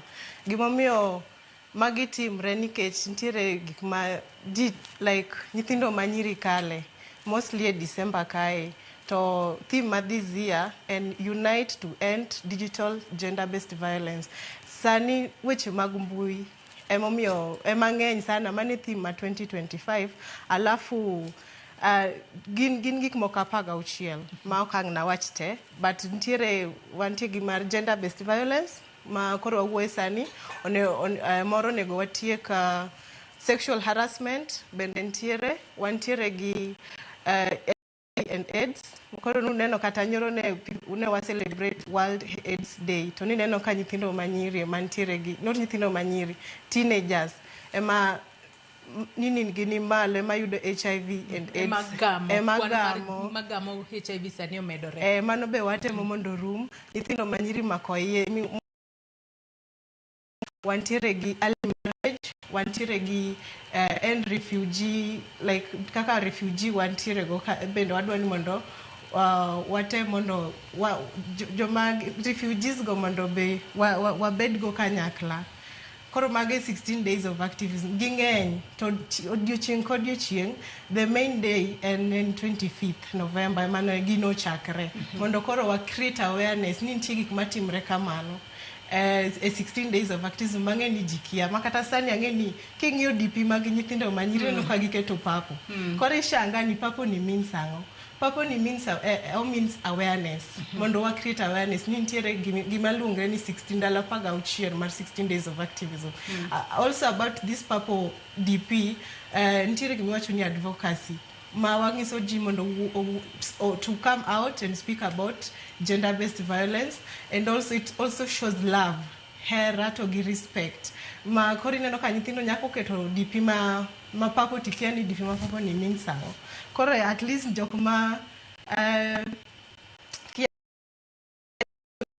keto dipi mapapo. Dipi mapapo ni to mingi sango. Alingeni koro ngati mawinja sani onge gimomiyo nyako no keto. Mondo at least we create awareness about gender-based violence. Abendo wabubedo kwa kine mwadhi mbele kotua kumara wabubedo kwa wagoyo mbaka. Wabubedo kwa wagoyo mbaka tuwape yoreni to awareness kata punjoji kwa utudore koda kedo kod lwenje makitjoji itimogi yore machalo nade. Mar mondo mi ochop ne jiduto. Nikechwangeyo ni lwenje makamagi oko timre e bombe kende. Otimore nyaka e gwenge kuma ji odak. To nyalo bedo ni jomodak e gwenge seche moko milome makamagi kata puonj makamagi ok chopnegi. Yien mar mondo mi arwa ketwa ka Fenny Ogemin kaka jatatije mano ma Daraja Letu Foundation. Wang'eyo hie ni thuon wacha mano ma higani en neno kaka inyalo kedi kata inyalo tieki mago lwenje mago mag kit chwech mathoro yudo joma mine kaachiel kod nyithindo manyiri ahinya to kokale yor mbui kacha. Dago mar mondo mi ilene Nyako Ramogi Ajwang' ni to gin lwenje mage ahinya to mayudo ji kokalo e mbui kacha nikech kinde mathoth ji paroga para ni wechego mago mag gender based violence en seche moko ni ka ng'ato goyi ka ng'ato yanyi ka ng'ato wuoyo ni marach to higani waneno ka koro wa focus kata waketo maino e wechego matimore kokalo e yor mbui kacha. Faith. Anya chako wacho ni generation masani to dhi piyo ahinya mabe some of the laws ma wan godo seche moko wanya wacho ni nyakonyowa to moko mapok wakadhe waonge laws manya konyowa godo. Koro kwa create awareness nikech king'iyo statistics kata KDHS Kenya Demographic Research wacho ni 3 kuom ji 5 okadhe harassment online. To nitiere research mabe nwatimo this year adana ngadi matin Fenny Mosainya kata kapok idhi research manotimo harassment e mbui kacha ang'o ma quantify ni ma en harassment e mbui kacha ta ang'o ma ok en harassment nikech ng'ato nyalo bedo ni penjore ne seche moko jomoko inyalo bedo ni gibedo harassed e mbui kacha to kia ni ma ichocho raticha kata nitiere mae kaka seche moko en violence against gin harassments kaka mage ma winjo be ni ji ong'e ma ng'ato koneno e mbui kacha obed ng'ama miyo obed ng'ama nyathi manyako matin to nyalo go report wach ni kata ok odhi na maber. Anya mi practical nyoro na improve security mar Facebook to kang'eyo to naneno ka ji ng'ato noro na friend request to ng'ani sik dwa wuoyo koda to anakiae koro nadhi ang'iyo security features ma Facebook ni godo to gipenjo niya ni be kidwa report wachni ng'ani be oro ni nude photos be ng'ani oro ni advertisements mar sexual harassment ng'ani be otemo kwai pesa ing'eyo mage gik ma quantify mostly sexual harassment online ma wanya wuoyogo kata king'iyo matut tinya yudo ni other features koso kata other social media platforms inya yudo ni gi different securities makata kidwa wacho ni ng'ato harasi online to gin gi categories ma inya bedo ki report ng'ani ti yudo justice at the same time. Yes. Ntie wach mida medo Hilda kapok ong'iso ako tudore kod research mo wacho ni negitimo. Online kae mbui kae bentie gik mang'eny ing'eni ng'ato inyalo post pichani alafu ng'ato oro ni message like sani iwacho gani ati video itself ok en funny dhie comment section kidhie comment section ineno ka iji post neno kiber but ng'ato dhingisi ni iber kionge wi like unakaa vizuri bila kichwa hiyo ni cyberbullying threats ma ng'ato brongisi kata ng'ato tia gi account mar ng'ato to owuondre ni mano ineno mondo yorne pesa the main thing and gin man gidwa ni mondo orne gi pesa moko gi harasi moko be ng'ato oro ni nude photos ng'ato ka ni duk like mbona unanitumia picha kukiwa uchi I didn't ask for it unaelewa mago hurtful comments mago gin ni mantiere mbui online harassment cyberbullying ntie giwacho ni catfishing one gi sexual harassment online ma ng'ato oro ni picha ne kata ng'ato watching for example, you date in gi boyfriend, koro maybe nuse timo nini kaunji ariyo, hera kaunji ariyo, but koro udhi kosana gi kijana ni kata gi nyako ni. Koro ineno sechego, puse weru, kore manyako no kata gweno threateni ni ati anyalo oro pichni kan pichni manugoyo katiena kodicha mano threateni. It's called sextortion. Ama cyberbullying. Penjo machielo mabende nyalo penjore na kiani penye masani olokre nikech oyudo ni nitiere kata kinde mokalo chien kiwinjo ka jomoko goyo ga mbaka ni wan waromo mana kokale yor mbui pogruok nitiere kanya gini mbena ngisi ni mak paro kotudore kod research kata nonro mane utimo kata kamano yiena mar mondo mi arwake Evans Odhiambo jatatije maisha no Dexa ka utudore kod achiel kachiela okinyi makawuono kokale yor tudruok mar Zuma. Evans karwake twaka okinyi makawuono winjo kanyo kaka Feni kachiel kod Hilda osechwalo duon gi kotudore kod kaka inyalo choch ratiro mago bed joma nyiri kachiel kod nyithi joma mine kokale yor mbui kacha kalore ni odiochienge 16 mago mag kedo kod lwenje mag kit chwech mahiga ni en neno ni otiek lwenje ahinya nyato mago mathoro yudo joma mine kachiel kod joma nyiri kokale yor mbui kacha in korka kori lwenje makamagi ma joma mine gi nyithindo manyiri yudo kokale yor mbui kacha gin mage to ere kaka inyalo tiekgi Evans? Bwana inya ingeni wach ni en wach matut apani kawaseng'iyo kaka jowetega go wacho ni nitie kaka thago ng'ato e mbui opogore kaka ne en chon. Ingeni chon ne onge wach mbui chon kani thago ng'ato to ni leo mane chuo leo ka nyako dhi e chiro kata kodhi moto kata kodhi aora. Sani koro opogore, sani ng'ato nyalo bet kamubete to chako thagi mana kodio simbe ka. To gima nyaka wang'e ni piny masani kisekao chwechni ikete picha iketo e mbui to iseyawo pap nikech mondo mi ji obed ni ng'ato nyalo keto control ma ni chwechne gi pichni ge onge ng'ama nyalo neno tek nikech kama e kaka tinde wawuoyo, kama e kaka tinde watudore go osiepewa, kama e kaka wago ohala e mbui.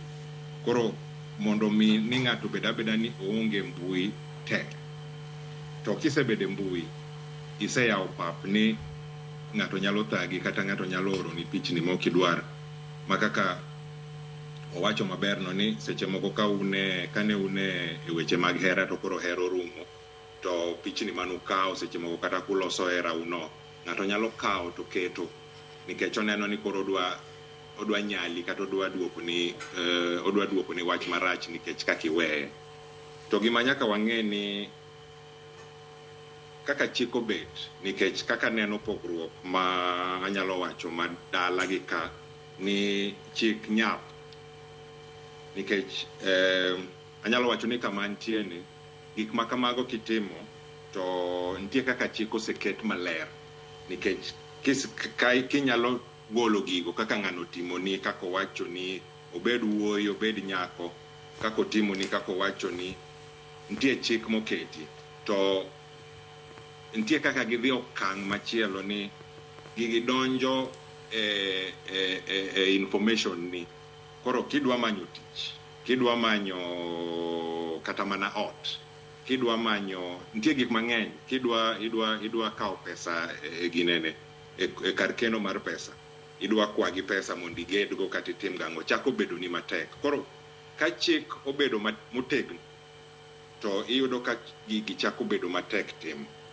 To an kaka an be nyaka ng'e ni kaseketora e mbui to nitie kaka ji nikech wan gi ji oko kucho mang'eny ma pachgi ok beyo, pachgi kaka gidongo, kaka gineno mon, kaka gineno chuo, kaka ne gineno ka jonyuol gi odak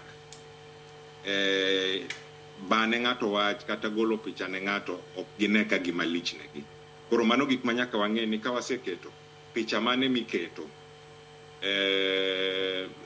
information mane ma in go ka dhano midwa keto oko kucho nikech kisekete to koro ng'at ka ng'ato ma nigi information nyalo tiyogo mondo thagi.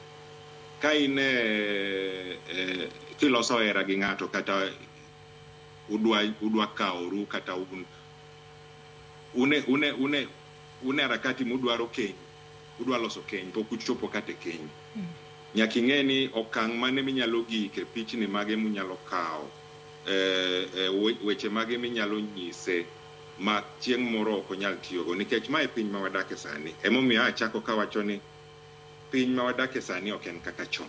Chon mondo mine ng'ato bed gi gik makamagi kuom mine tek, to sani mondo ibed ni imbe ionge mbui tek, nikech ibro timo nade weche ohala gi,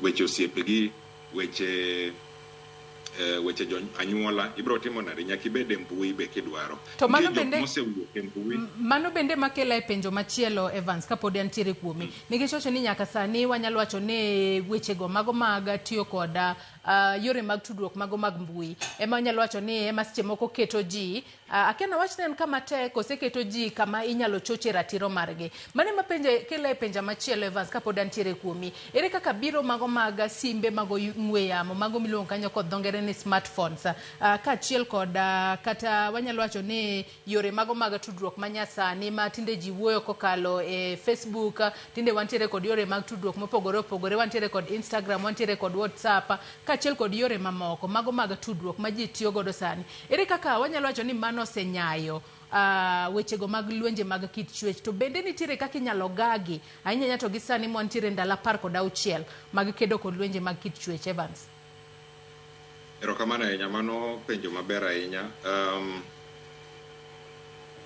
Wan kaka wan gi jowetena mobet kanyo no, anyalo wacho ni wane e kinge mar kane pok ji odonjo e weche mbui gi, to gi ka koro wane weche mbui. Koro iyudo ni nitie balance moro ma wan go. To ka wuoye joma tindo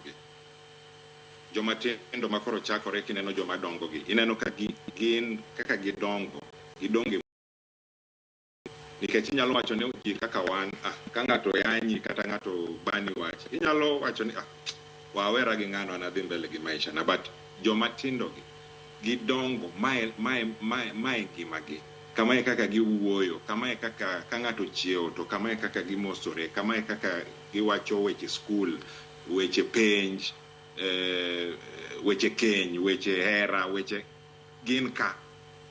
Koro kiyudo kaka ne chon ni winjo ni ng'at cha nogo kucho, kata baba cha ogo chiege, kata mama cha ogo chuore, ne en weche moko mani winjo to nok inyal neno. Tinde wan gi sime, kaka simu ma in go ni, kisebedo ni ine keny kata une weche hera gi ng'ato, to iseneno ka nitie luoro moro machako bede iye. Kanyalo wacho kaka kuom miyo, iwinjo ka owach kanyo maber ni kuom ji 5, 3 oseromo gi wachni, manyiso ni gini ng'eny. Ok en gimoro ma wanyalo wacho ni otimore mana koni gi koni gi koni, ji ng'eny. En mana ni ji ok wuo, to ute ji gini kedo mar chwechni ong'eny. Koro in kaka nyako kata in kaka wuoyi, koro nyaka ikaw patik mibed ni anyalo konyora nade kochopo ni oromona ni koro ng'ato dwago ringrena. Nikech gima nyaka wapar ni wach ni oko gik mane ringre kende, to wane okang' makoro inyalo kawo video, inyalo kawo audio, mi wach ni bas kamae kaka notimna, kamae kaka notimore. Ok nyal timore seche te, nikech seche moko kidwa kawo gino to ng'at madwa goyi ni nyalo neno ni kendo nyalo ketho. Koro nyaka ibed ni imbe iriek matin.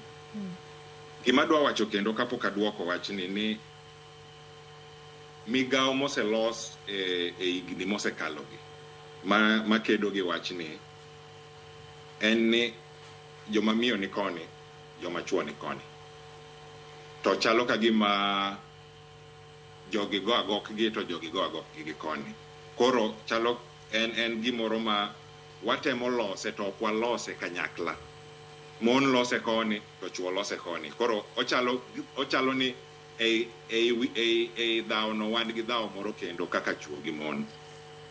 Emomiyo bet na kany alanyalo wacho ni kawuono ber nikech ok wanyal loso wach ni ka onge mon gi chuo e mesa. Nyaka wabed wate. Mondo wawach ni bas chakruok mar gini ochako wa koth ni nochako gowa gi kanye. To ere kaka wanyalo loso, wanyalo wuoyo. Gimachielo madwa wacho mogik en ng'ato no wacho ni nyako moro ma nie gweng' kucho. Onyalo bet ni igoye pile kata en ng'ami yanyo miriembo pile. To okia kata ni marach. Koro puonjo ji. Emomiyo migao gi beyo kabisa nikech puonjo ji mondo ng'ato ng'e ni ka idhi na marach, ka okal kama onego bed maber, ka awinjo ka chunya lit, ere kuma nyalo yude kony, ere ng'ama nyalo wuoyo go. Emomiyo ber ka jowa ong'eyo ni ere kuma rach, ere okang' marach, ere kama agoro ni bas, agoro loka ni bas, ka koro ikalo to koro ihinya, maka koro nyaka kao ka. Nikech waseneno mang'eny wan jonam lolwe. Didi ma dhako wuok odok dalagi tinyise nang'o? Odog ka chuore. Kata odog kuma noae, mano kuma koro nyuome odogi, okiko chako oduog ka. To kucho tihinye malich ma kowuok to chako go, chako opuode, ochako ringo duoko ni nyise ni duog. Machieng' moro ka koro ngimane orumo koka ni koro nyaka wang'e, nyaka wapuonjre ni gini wane kanyakla. Ok en wach miyo kende to ok en wach dichuo kende. En wach momako wate. To nyaka wapuonjre. Erokamano. Iwacho kanyo makare ahinya Evans nikech adira kata kang'iyo moko kuom ote manyakora Mugia Jong osechako oronwa gi sani giwacho ni gini lwenje mag kit chwech ok gin gigo mamako mana joma mine kende kaachiel kod nyithindo matindo to mako nyaka joma chuo. To gima thoth kata gino mathoro timore ni joma chuo bedo kod wich kuot to kendo ok nyal wuok oko ba wach na achiel ariyo adek otimre na. Bende kwa dhi mbele kod twak marwa obedo kwa penjo ne to ere kaka joma chuo nyalo choko chir ma wuog oko mondo kik ong'e ni en wich kuot ni bone ni an ng'ama dichuo ma yom ibo anyuola bro nena ka ng'ama onge nyalo migoyo mana gi dhako mondo ji te wuog oko ne kaka nyalo konyre yo makare nikech weche makamagi ema kinde mathoth waneno ka kelo thoe tok mag joma mine kende nyaka mag joma chuo bende e gwenge mopogore opogore pachoka. Yena mar mondo mi aduoge studio kae nyaka gisani adwa na chak kodi Feni. Waseng'eyo ni nitiere lwenje mag kit chwech mago matimore kokale yor mbui kacha to kuom ranyisi ka wadhie wanyalo wacho ni gin mago ma kata kogo ng'ato wanyalo wacho ni ranyisi nyalo bedo matende ni nyalo bedo kod physical evidence chemoko goyi balembi okuot kata dendi kumora moro gwarre tinyalo yudo ratire yo makare ka korichomre gi wach tir ni nyalo dhi edwa dhi goyo report inyalo yud ranyisi e yo mayot. Kata kamano nyalo bedo ni gin achiedh nade mage ma jogo ma thoro kale lwenje mag kit chwech kokale mbui kacha obed weche go ma seche moko ng'ato oketo pichi ma okidwar picha moko nego bed ni oketo manyalo wacho kanyo kod dhongere ni nude photos moketo ka okidwar seche moko ng'ato stoki en osiko mane social media account mari oro ni gik mokidwa. Ere kaka magi nyalo go report mar mondo mi joma bende kale lwenje makamagi e yor mbui gibede kod ranyisi kendo giyud kony mapiyo piyo? Kuom social media platform kata mbui ma wan godo inya yudo ntiere reporting pathways. Wachak gi e ground mokwongo. Sani watemo timo advocacy kaka Hilda no wacho mondo wane kaka we can do reporting e local police ma wan godo to inya mi kony. Kata kamano inya chakori gi mokwongo gi simbi no. Ka king'iyo TikTok kata king'iyo Facebook kata Instagram inya yudo ka ng'ato ok osiepni kata ken osiepni to idwa report gioro ni ga message to gipenji ni idwa block ng'ani koso kodwaro ni mondo obed osiepe mokwongo. Ong'isi ni idwa block ng'ani koso idwa kete mondo obed osiepni. Kosebedo osiepni to activities mage ma ooro kata utimo kode, kata kuoro message, kuoro pichni, to ka gigo ok ber kodi to idwa report. Ntiere ga tag moro kanyo ma ondik ni report. Emidiyo, kisediyo to penji ni ng'ani ameku violate kata ameku harass aje. Ti ing'iyo category minya wacho ni ng'ani to oro na nudes, ng'ani to threatena, ng'ani to ni kama kama. To kiseoro seche moko anya wacho ni feedback nyabedo kosekana mondo oduogni, lakini reporting no kise block ng'ano to kichaki nene kendo, not unless kotiyo gi another account. But mago gik mabe watemo timo advocacy mondo wang'e kaka wanya yudo kony kuom both ng'amo timo ni gino gi in ma i-report. To bende ratiro yudore kose kise block ng'ano to en mana kamano? Kuom sani ratiro mang'eny en mana inya block ng'ano mokwongo mondo ikonyri kik messages go bi, kik oyud account ni.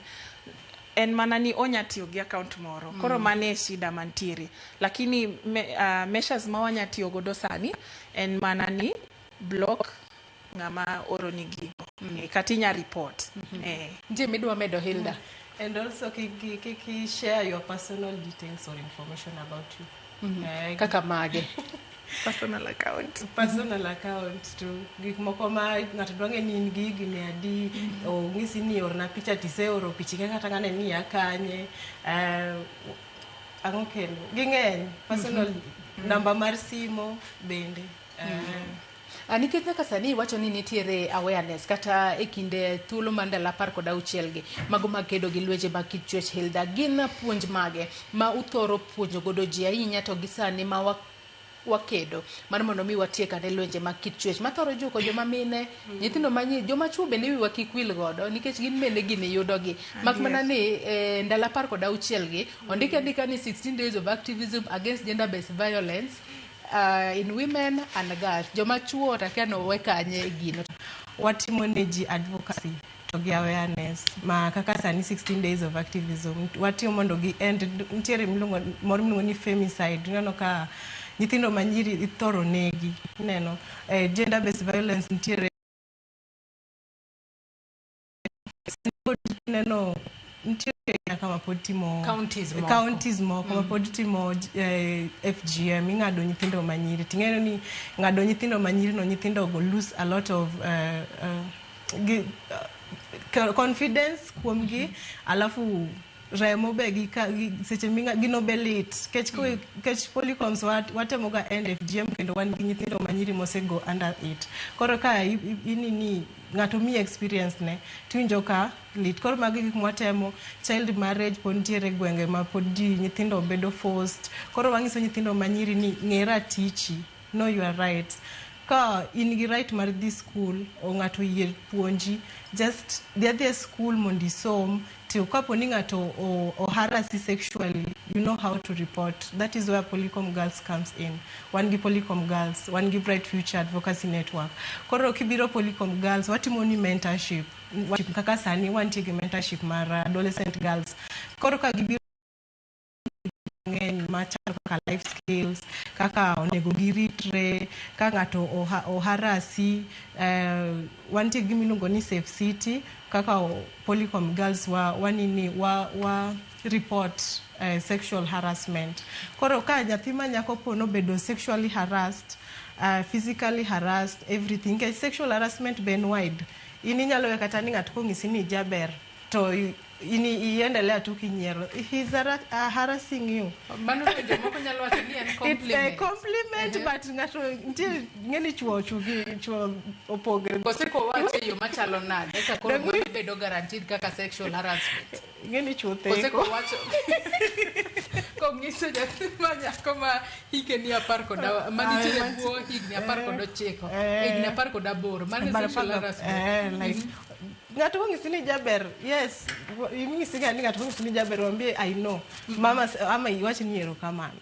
But ntie moko ma ka ngato ngisi like jo pikipiki. Ko ngisi ngisa kata ni jaber ama unakaa vizuri. Sasa alafu baadaye atakwambia ati kori wewe ni jaber sana. Tumeona wengi. Na hata amekwambia tu as a compliment ukasema tu asanti. He's harassing you, commenting, sanintire commenting kata Facebook, kata WhatsApp, kata kure. Mago gik ma nyithindo manyiro ngemani ngato kongiseni ati oi itingo kiango ijaber, you know. Anyway en koro more, but that guy is, or that person is harassing you. Intire stalking kaka WhatsApp ama Facebook ino kanga ni luya luoro ni pichni to okinini understand ni koro ngani toro na picha na kwa picha nang. Intire gin gik mangenya about under car sexual gender based violence guy, but chuo be onego wa involve a gig nikech mostly nyiri gin ga victims. But sani chuo begin victims. Nikech yudo kata ka ngato dichuo dhako no padogo kinyi to luoro wuoyo. But koro mane omiyo partnership gi NGOs ber nikech kidhi NGO ni kidhi daraja letu idhi neno ka gi maybe gin gi initiative magitimo different. Kibiro Polycom gidili gi ma, kibiro Bright Future gidili gi ma. Koro paro ni partnership ni beber nikech kubiro kanyakla mu share ideas go together mano bedhi kelo nini, but chuo be onego bed involved e gik machal kamae.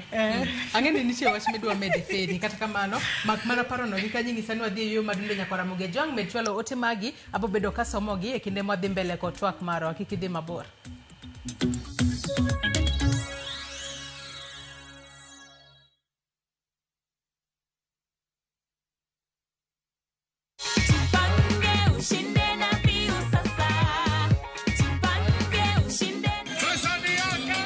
Ordinary Kenyans are winning big every day with Jipange na View Sasa.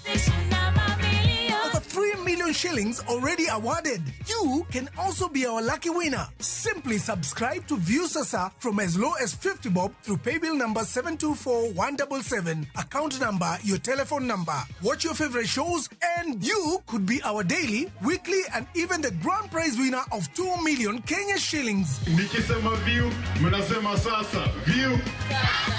The more you subscribe and watch, the more your chances of winning. Simply subscribe to View Sasa through paybill number 724177, account number, your telephone number. Jipange na View Sasa. Subscribe, watch and get rewarded. Jipange na View Sasa.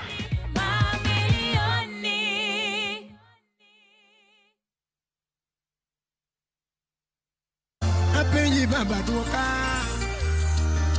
Raile mane dwaro koso mola ikorwe Yokumano regie Magi kawa gomboa Apenyi wono sembo duoka wa joluo Raile mane dwaro koso mola ikorwe Yokumano regie. Mondo mi iyud thuma mar Raila Tribute kaka sikiza tune mari D *811 *343#. Ramogi TV.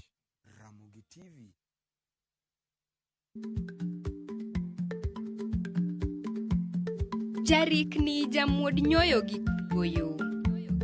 Matiende ni dhi matek maok inono maber samoro nyalo miyo ng'ato midhiero.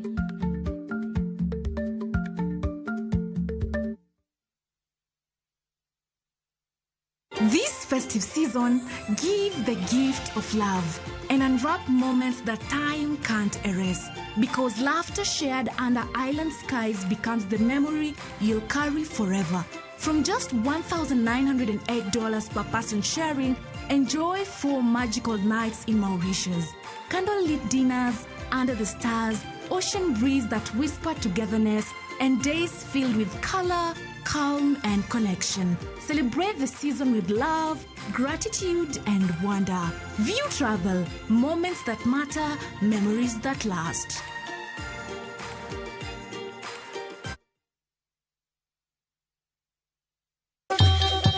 Ang'o mosetimore ne joma ne ochweyo Uganda wa? Adhi primary Kagonditi Primary School. Gin kanye sani? mobilize kalerte ne wago poro to gibiro wasombo kidi to watero kacha jite e secondary kacha. Waromo gi jodgi to wafwenyo sigand ngimagi mopondo. Siasa ka ng'amoy wae maduong' katere siasa en Daniel Arap Moi. Ng'e ranyisi mabeyo mane giweyo. Ne japiny mopogore kata ng'ama ne nie duond loch ne neno ni kopo ni Kenyatta dhi Tom okawie thuolo ni mondo tanwa pinyni kaluwore gi mwaseneno kuome. Ang'o ma gitimo sani? To kata kamano be pod gin kodwa. Nakedo ne wach sukari ma jobunge jonjo kod buot nochaka ni bwana sukari. Gin kanye kod Walter Nyambaga tich ang'wen saa 3 otieno mana e Ramogi TV.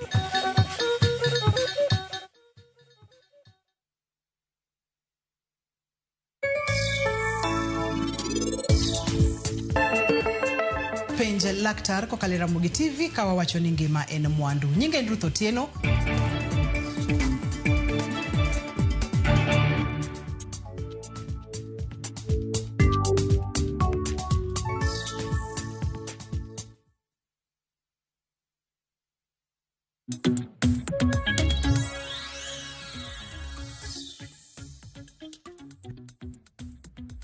Ramogi Ajwang' wadhi mbele kod twak mar wecheno mar mbako romo kaponi kitudri kodwa gi sani. Watwak kotudore kod kedo kod lwenje mag kit chwech kata kedo gi lwenje mag kit chwech. Ahinya to gi sani mwantiere e ndalo 16 mag kedo kod lwenje mag kit chwech mathoro yudo joma mine kaachiel kod joma nyiri matindo. To ken mana mago kende, joma chuo bende lwenje makamagi thoro juko. To ere kaka inyalo tiekgi kata inyalo ked kode? Ahinya to lwenje mathoro juko joma nyiri kaachiel kod joma mine kokalo yor mbui. To joma chuo bende wiwa kik wil godo. Kaponi kitudri koda gi sani antiere kod Feni Ogembo, jatatije Daraja Letu Foundation, Evans Odhiambo, jatatije Maisha Nordics kaachiel kod Hilda Ombero, japuonja rawere Capolicom Girls. Kapok ne wadhi yueyo moro matin, Feni nitiere wach midwa medo kotudore kod wach mane Hilda wacho?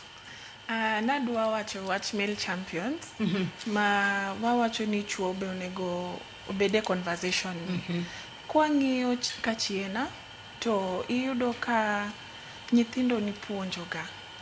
Mine kao nyithindo manyiri to puonjo kako nego bedi, kako nego dagi. To our elders be kao nyithindo mawuoyi to puonjo. Koro sani wan gi difference matin nikech koro wan gi social media kata mbui manitiere. Tinya yudo ni nyithindo machuo ber ka ipuonjo gi elders manie community nikech gin gi experience ma ginya wacho ni ginya nyiso nyithindo machuo ni an mae mana kadhe to natimo 1 2 3 okang' 1 2 3 to kama kaka natimo ang'owa natieko wachno. Koro aparo ni bedo gi nyithindo especially sani kaka giseloro sikul ni ber ka jopuonje ok jopuonje but jonyuol bedo gi nyithindo piny to nyiso gi wach social media nikech inya yudo ni an gi jiranda nyathino apani en gi higni 5 kosa 6 en gi TikTok account. Koro mano manage TikTok account. En manage account no kendo ong'e kawo pichni en gi videos mano keto nyathino at risk nikech nitiere trafficking mabe timore machako online to kose tiekore online dhi physical. Maseche moko be inya yudo ni nyithindo tindo negore nikech learning online. Ang'o momiyo parents are not sitting down gi nyithigi kaso ging'is gi wach social media kata ko post kata ko dwaro bedo gi TikTok account to ng'ise ni magi gik minya post to kata ka there is an age ma janyuol nyawinjore gi nyathini kisechopo igni makama tinya yawo social media handles. Apani mano nyakonyowa nikech koro wanya raise generation ma are going to be responsible. Kod ranyisi akia anayo Facebook account na chona kaka sani pod otimore nikech adira Facebook account ng'ato ok nyal yawo kopo kichopo 18 years nikech ipenji ga date of birth kaachiel kod year of birth kacha. Ang'o matimore? Ji riambo eka gibed kod accounts gi kosango matimo nikech adiera under 18 mar mondo mi obed kata kod social media account nitiere gik mathoth ahinya ma joma oloso mbui ma kamago ng'iyo to tinde wayudo ka nyithindo matinde richiwo ranyisi ja higni 5 entiere kod social media account ang'o matimore to kuondego ema girome kod lwenje mag kit chwech Femi jiriambo mar adiera jiriambo to nyithindo nigi details mag jonyuolgi onya penja moro ma iwoni openji nodwa ng'eyo lakini openji mondo yud details go mondo timang'o oyaw godo social media handles kasti ng'eni agi wanajificha ka gitimo gigi kaka nyathino min gino donjo social media to penjore ni ma atodong' ma nyathina to timang'o e TikTok gimiel otugo gi nyithindo oko osekawo sime betinde wamiyo nyithindo simu sana ni nyathi akiani timang'o kaw but okwadwa ng'iyo other measures wanya engage godo nyithindo apart from social media kata nitiere social media nitiere puonje manie social media mage gik monego wami nyithindo mondo som nitiere social media ma jonyuole ma yawo ne nyithindogi mostly celebrities mondo gi gain followers but nyathini dhi neno odhi bedo idhi yanye maybe inyawe ni nyathi emo post gimoro kata janyuole mano yawo ne account mondo ogain popularity koro nitiere account moko ma jonyuole ma yawo yiera mar mondo mi aduok Evans kik wawe Evans etwaka oko ahinya kata kamano kapok wadhir Evans Evans agimak no mana paro mar kaluo ni bendi wacho kanyo ni winjo bene wanywako joma chuo ahinya nyate kedo kod lwenje mag kichwech kata kamano mak na paro no gi kanyo ingisa ni wadhi achiel kachiel e jafombo marwa Walter Nyambaga ka entiere oko mano mar od bura mamalo mapachoka oyawre Walter Nyambaga ichiu nade okinyi makawuono ang'eni tudori kodwa achiel kachiel ka entiere oko mar od bura mamalo okinyi makawuono chenro chalo nade kama entiere gi sane Nyambaga. Erokamano Joyce, chiew kadede machiew kachikore kendo gamo lum ne nyithinde mondo obil od bura okwe.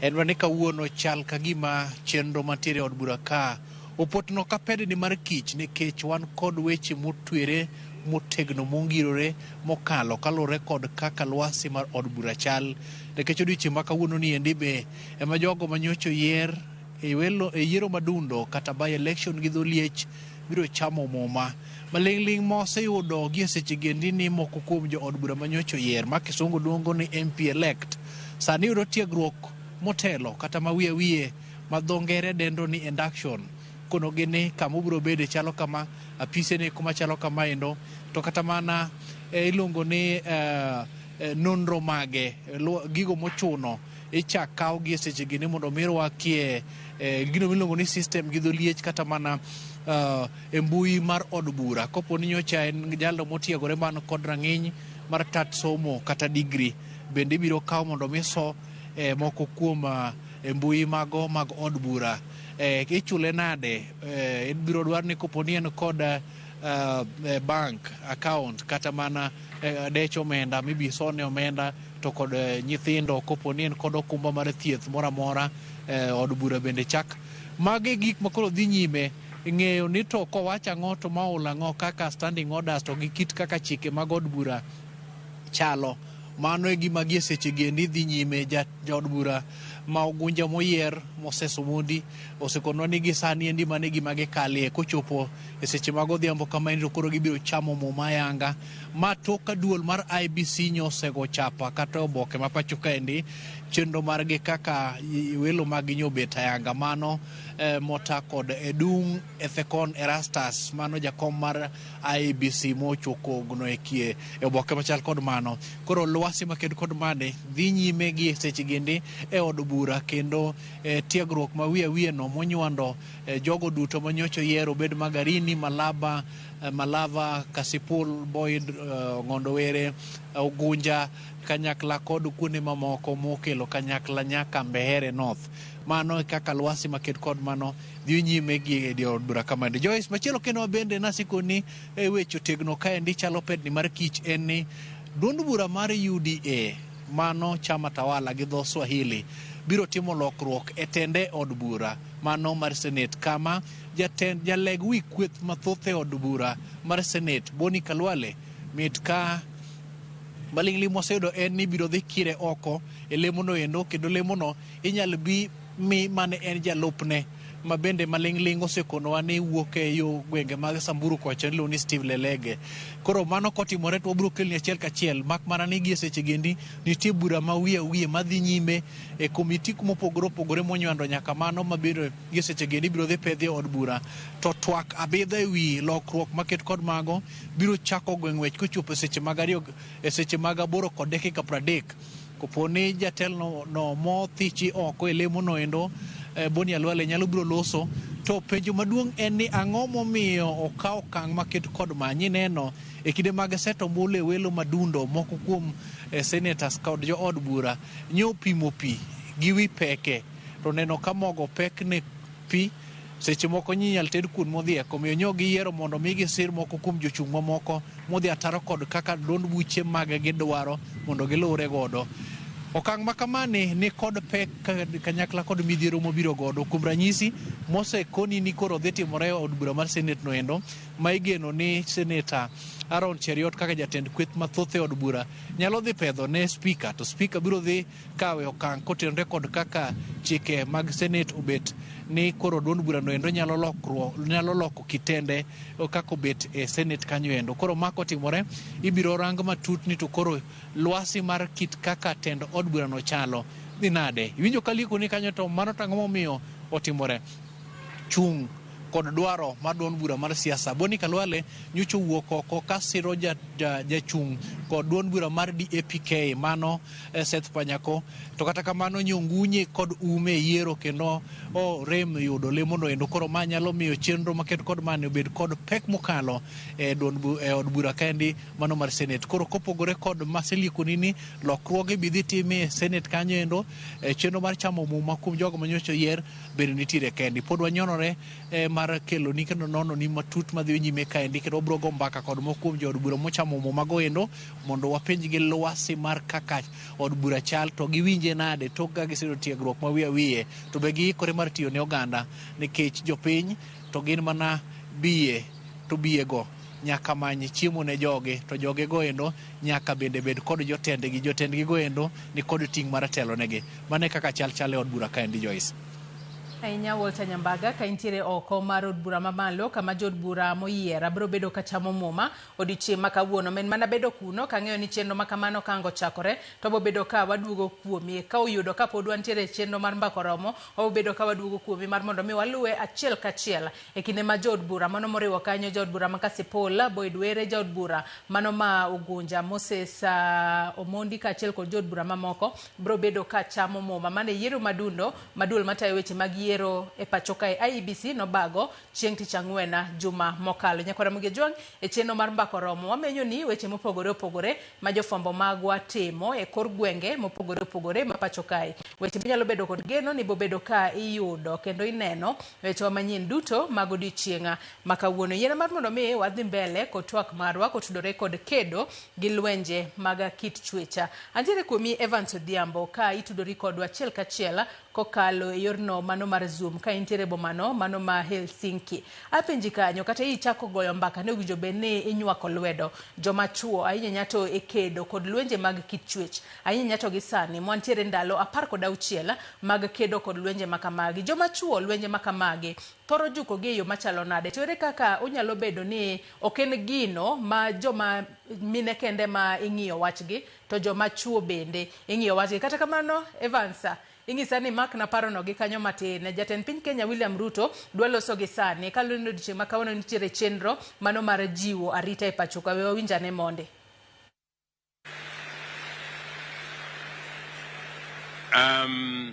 Mheshimiwa Deputy President, mawaziri, makatibu, regional commissioners, county commissioners, DCCs, ACCs, chiefs, assistant chiefs, good morning. Hamjambo. Kwanza mimi nataka nichukue nafasi hii niwakaribishe. Nasikia ni mara ya kwanza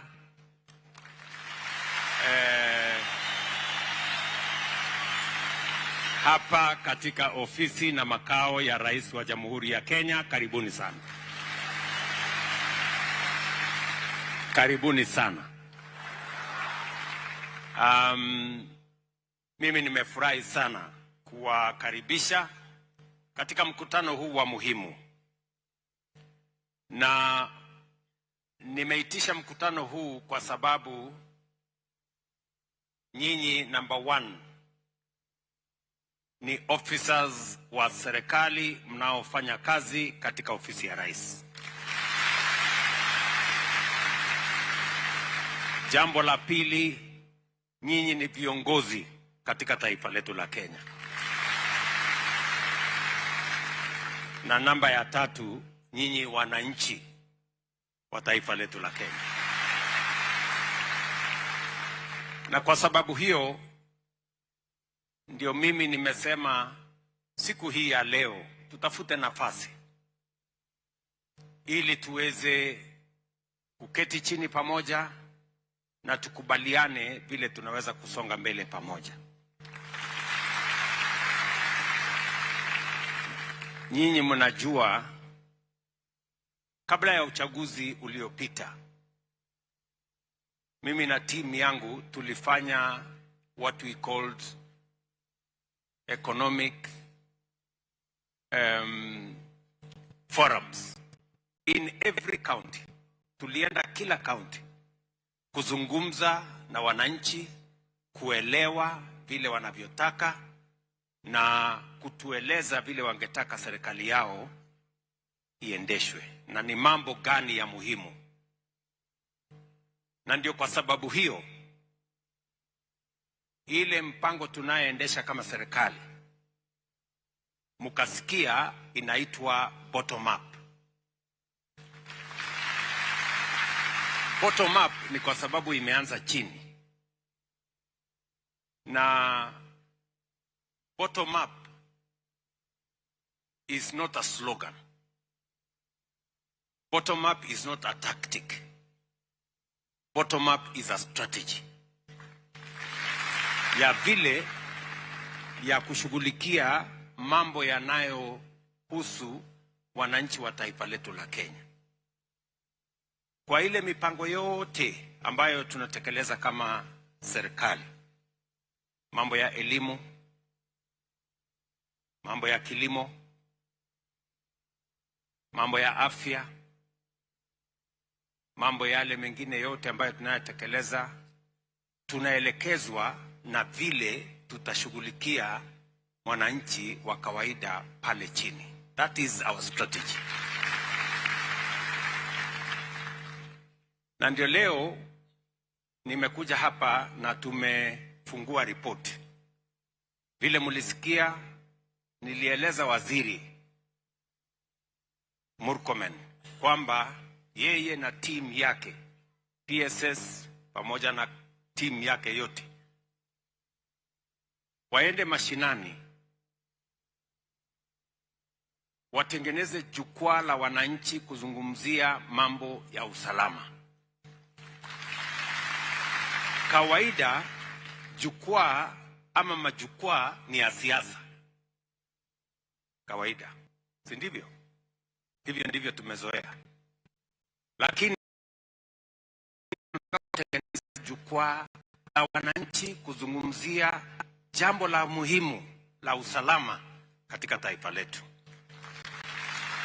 Mimi nawashukuru nyinyi katika mashinani, sehemu zote za taifa letu la Kenya, mulijitokeza na mkasema wazi wazi, wananchi wao wakasema wazi wazi ya kwamba haya ndio mambo tunataka yatatuliwe, ndio tuweze kuwa na usalama, ndio tuweze kama taifa tuendeshe mambo ambayo yanatuhusu ya maendeleo, ya masomo, ya kilimo na sehemu zile zingine zote ambazo tunataka kushughulika nayo. Hayawezi kwenda mbele kama hatuna usalama wa kutosha. Mimi nashukuru tumewasikiza kwa makini, na leo tutakubaliana vile tutasonga mbele pamoja. Kwa hivyo karibuni sana.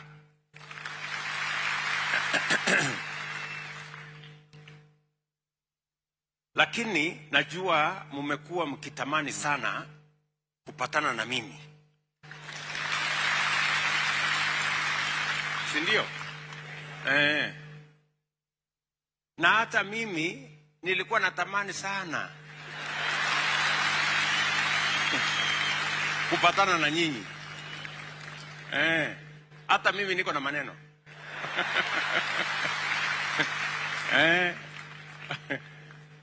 Musione ati nyinyi peke yenu ndio mko na maneno. Hata mimi niko na maneno. Si ndio? Yes.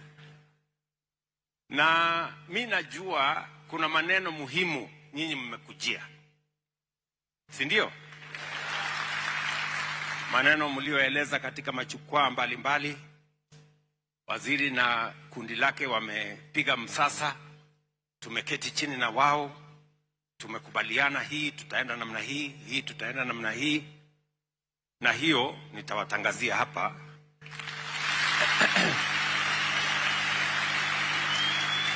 Lakini sasa kabla sijafika hapo. Kabla sijafika hapo, mimi ndio niko na maneno kwanza.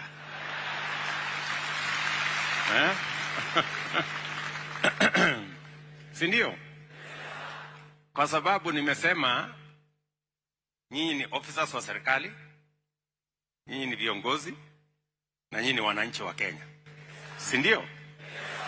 So, kabla sijakuja kwa officers wa serikali, mimi nataka kuwaongelesha kama viongozi na kama wananchi. Si ndio? Yes. Because we have a country called Kenya. Tunaelewana? Na sisi ndio wenye hapa. You know? Kwani chief si mwananchi? Si anapiga kura? Si anatafuta kipande? Si anatafuta kazi? Si anashughulika na biashara? Hapo ingine yote. So, na hapo na watoto. Na watoto wanataka wasomeshwe. Ama? Na pia nyinyi ni viongozi. So, na nyinyi ni wapigaji kura. Mulituchagua.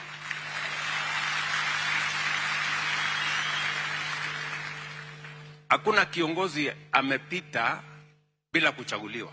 Si mmetuchagua? Sasa kuna kazi nyinyi mulinipatia ya kuwa kiongozi wa taifa letu la Kenya. Si ndio? Na hiyo kazi mimi nataka niwazungumzie kama viongozi na kama wananchi. Kwa sababu mtu akipatiwa kazi lazima awajibike. Mimi nataka niwaeleze kwa kifupi mahali hiyo kazi mlinipatia imefika. Ndio tufike hii ya jukwaa.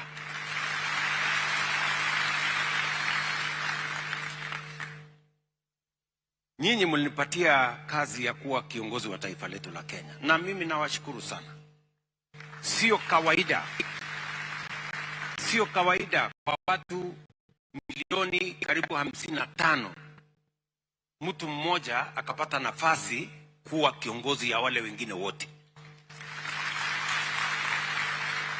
I don't take it for granted and I take my job very seriously. Ninyi mnanielewa?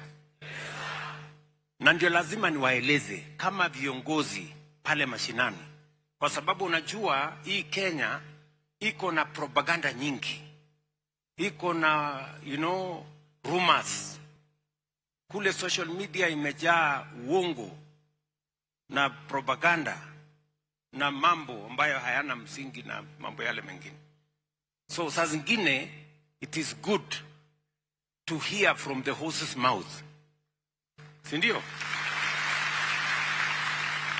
Mimi nasikia hivyo ndio watu wa Kiingereza wanasema. Sijui huyu farasi alikuwa anaongelesha watu namna gani, lakini ndio inasemekana horse's mouth. Si ndio? Sasa sikizeni. Kwa sababu tufikie pale kwa mambo ya usalama, lazima tuwe na mipango haya mengine yote, halafu ndio usalama itusaidie kuhakikisha kwamba hatupotezi. Kwanza, Waziri Murkomen na timu yake, PSS na wale wengine wote, mwapigie makofi. Nafikiri wamefanya kazi nzuri. Si wamejaribu sana. Haya, pongezi waziri na timu yako. You've done a good job. Wakati mlinipatia kazi ya kuongoza taifa letu la Kenya, mnajua, na kama hamjui nitawaeleza. Kulikuwa na mambo matano ya muhimu ambayo mliniambia nisuluhishe as president. Nisuluhishe mambo matano ya muhimu. Ya kwanza ni kushughulikia na kudhibiti uchumi wa taifa letu la Kenya. Mambo ya uchumi ya Kenya ilikuwa mahali ambapo si pazuri, na nyinyi mnajua. Number 1, tulikuwa na madeni chungu mzima kama taifa.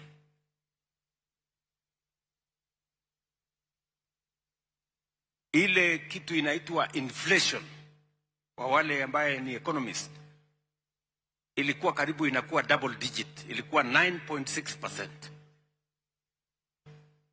Dola mnajua ilienda mpaka 167, 165, 167. Pesa zetu za kigeni, foreign reserves, ilikuwa imeteremka chini mpaka $5.7 billion.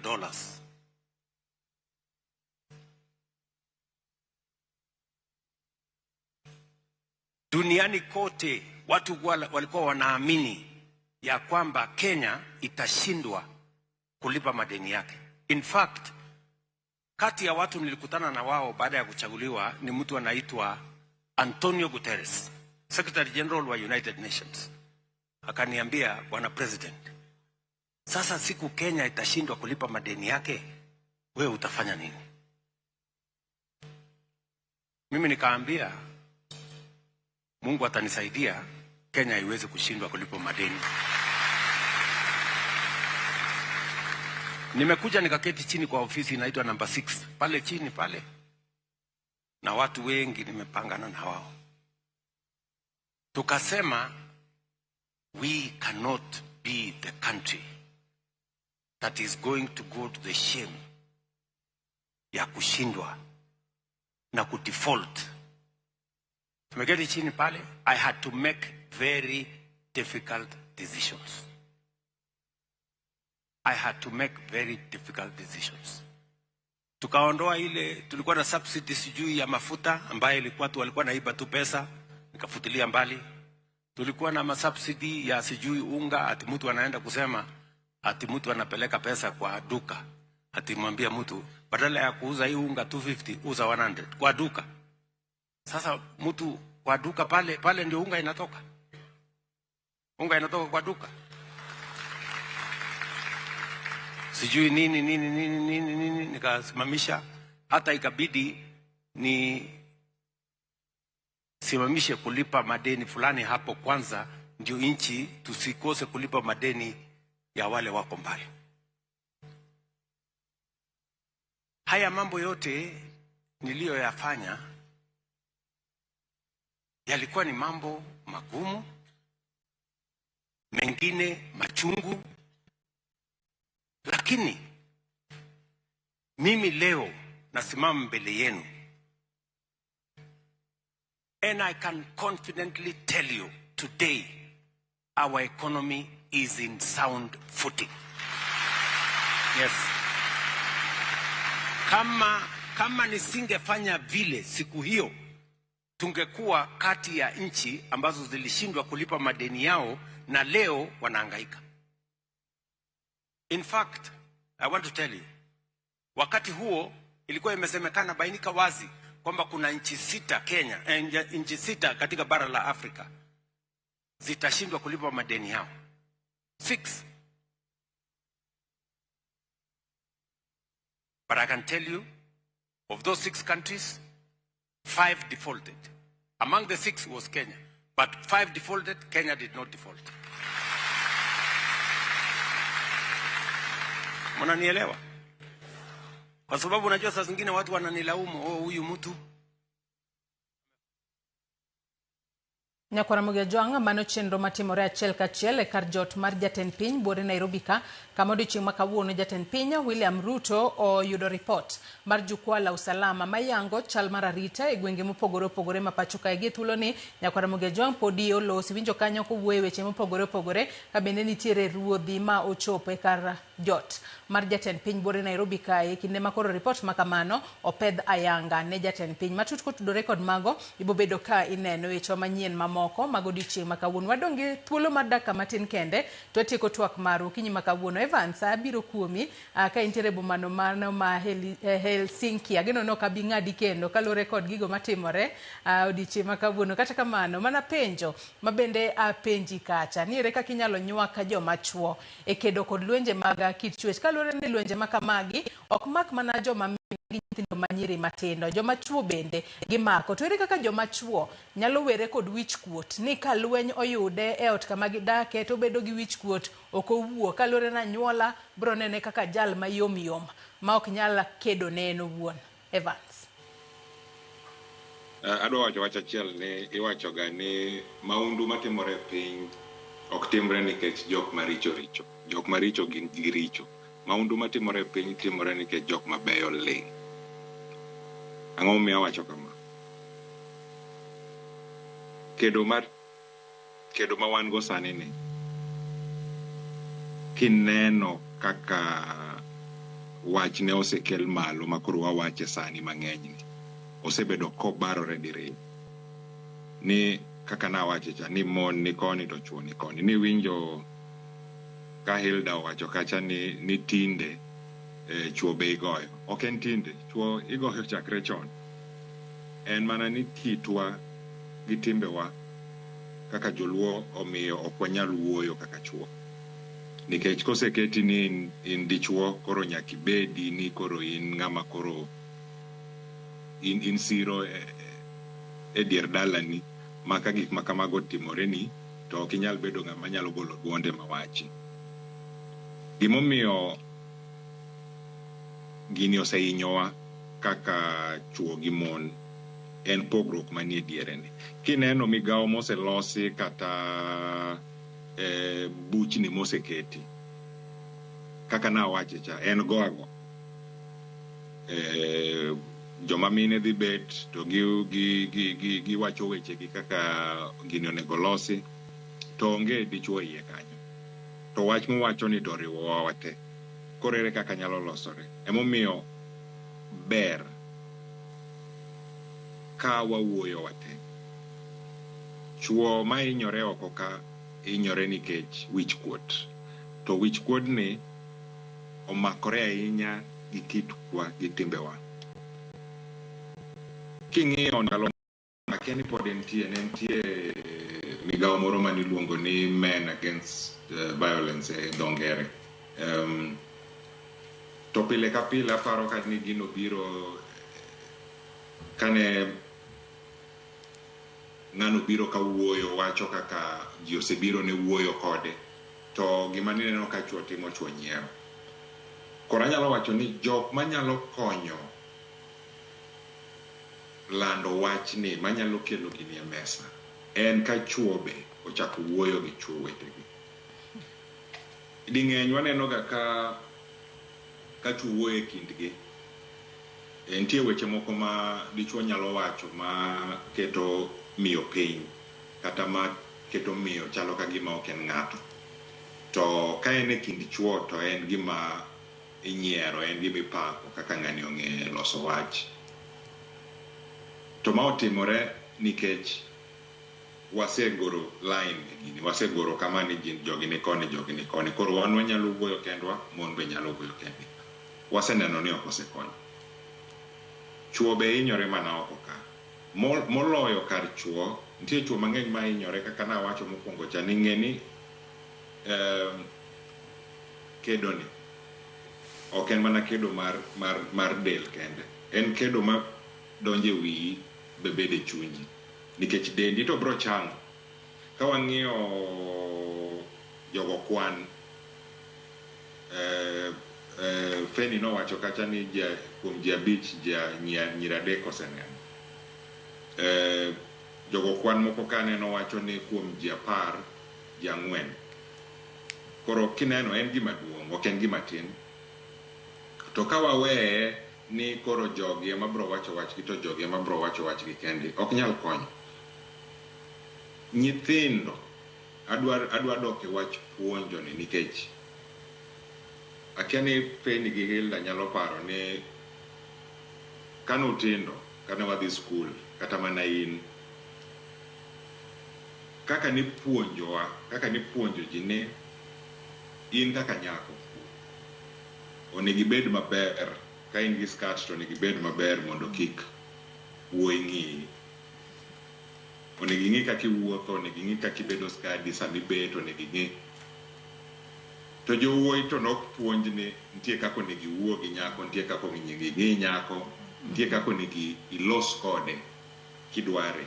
Onego nyiri puonjo kaka onego okichre, to jowuoyi to puonj kaka onego los gi nyiri. Koro wadak ni jowuoyi gina jok ma nyaka ibed go ni ikichori kuomgi. To jowuoyi be ng'i ni macha nyako nitie kaka onego awuo kode, anyalo liyone, anyalo onge puonjruok. King'iyo nyithindo masani kaka ne akia ni en Hilda koso Feni manowacho ni gichako donjo e mbui chon.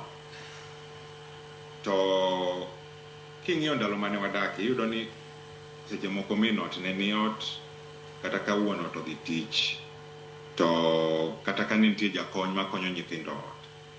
Sani mbui ema puonjo nyathi kaka onego odagi. Min ot onge, wuon ot ji odich, imenyo.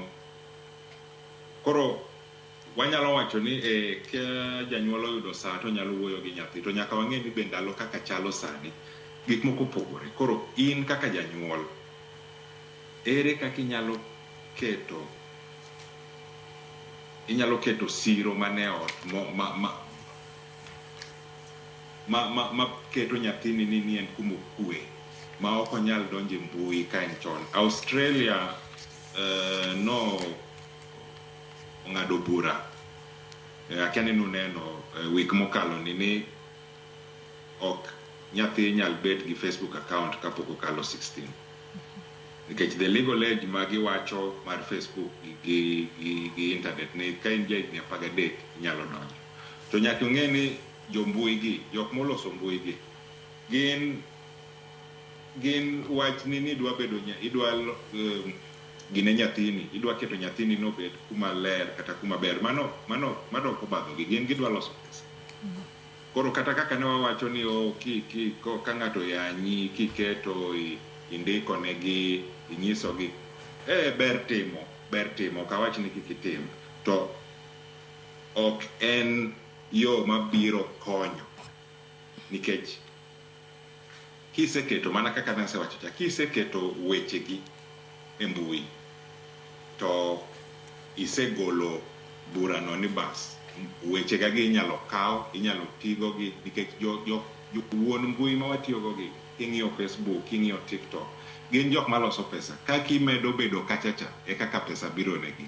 Kaki bedo kachacha e kaka gitiyo gi jo ohala mang'iyo gik miero to uso ni kineno. Koro gino ginyal wacho ni kidhi igine kacha ni ng'ani timo na kama, ginyalo wacho ni bas we in gole ok, but ok gibi gole. Dongo bro mana dhi to ochako thago ng'at machielo kendo. Koro nyaka wawuo, nyaka wabed ni wan jok manyalo neno ni gini omako wate. Ng'ato kama wuoyi ka in gi tulo e odi, tinde weche olokore. Ok wane, aparo ni mon olokore gi kaka weche olokore mar piny piyo molo wan chuo chalo ka gima pod wadong' chien matin nikech ndalo mane min ot odong' ot ni en ot idhi tich oserumo. Sani simba ni manyiso ni an gi min ot seche te, abed tich abed kure, an kode seche te, ok kaka chon mane kiwuok to nyaki duogi kokang' nuromo. Manyiso ni an kode seche te, kodwa ng'eya to obro gona mana simu tasemako, kodwa ng'iyo kuma antie obro gona mana simu, obro manya mako na simu kata ok mako na simu, bro nyise kaka kenywa ne dhi. Koro gik makamagi osemiyo piny olokore.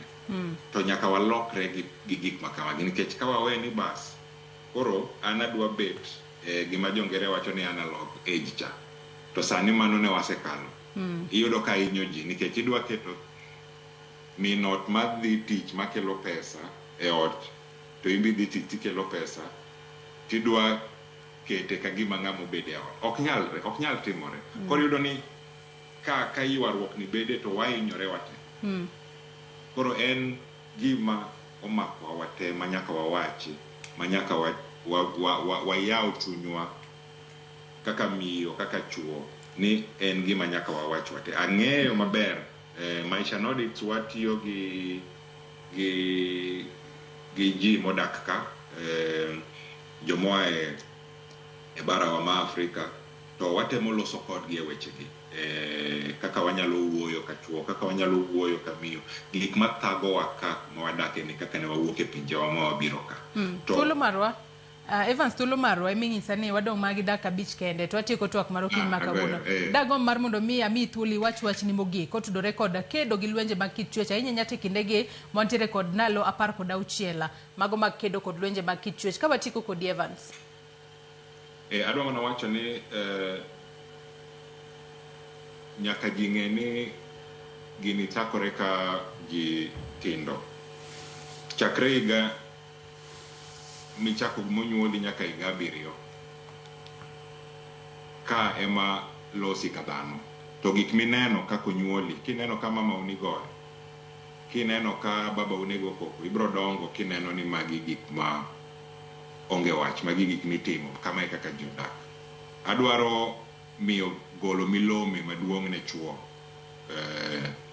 ni wuo gi johocho, wuo gi jotangima mar ji, nikech ma ema nyalo konyowa. Wan gi gik miluongo gi e dho ngero ni blind spots mang'eny e ngimawa kaka ne wadongo. Koro wan kaka chuo nyaka wuo, nyaka wayaw chunywa, to joma mon, joma miyo be nyaka wabed go piny wawuogo. Erokamano. Mae yo kende ma wanyalo tieko gini. Erokamano ahinya. Erokamano ahinya Evans Odhiambo, jatatije Maisha Nordics, kuom kawo thuolo mari mar mondo mi riwri kodwa e twak okinyi ma kawuono. Wadong' gi dak adek kende to watieko twak mar okinyi ma kawuono. Kapok amiyo Hilda gi Feni thuolo mar wacho wachgi mogik, asomani moko kuom ote mana mapiyo piyo manyakwara Mugia Jwang' chwalonwa kokalo yore duto te mag tudruok kaeto walor twak. Richard Oduor Otieno mara Kanyipola Wasi wacho ni lwenje osebedo ka muoch e kind chwech, to kata kamano luoro osemako weg udi sana wuon ot mondo okaw okang' kaluwore gi penda chik. Kenneth Ochieng' wacho na winji ka an dala Kamuga Kamwala Karachuonyo, lwenje mag udi sani ng'enya, sani nyaka chuo bedo harassed gi mine e udi, but they fear speaking out because of stereotypes involved. Lewis Wuda Wasiboda ngisa ka ni Joyce apenjo niya ere kaka inyalo tiek lwenje mag kit chwech mage mosebedo kwa twake. Engineer Zaro Kanyambok bende ngisa ka ni lakini nyiso ng'ato ni ojaber without any extended intentions to okaparo ni rach. Nyiso ng'ato ni ojaber is another way of motivations, especially ng'ama suffer from what English calls inferiority complex, kisungu kubwa. Odhimele wacho ni inferiority complex en ng'ama osiko ka doubt himself kendo nyalo mae self-esteem makata ochunge mbele crowd to gima ringe pache en mana ni she's not perfect. Gino chando especially nyako manitie puberty stage kaeto accident moro oyude kata lake omukore. Otherwise timbe jo apiko to ditama wuoye. maka to joma dwaro sirikal maradikol kamichuki sexual harassment tindo sandogo ji e internet kod oro piche mag dendgi oko. Ruth nyathi Ochieng bende wacho ni keto nyathi e mbui kata yawne account en ataro mar chik. Kids gin minors.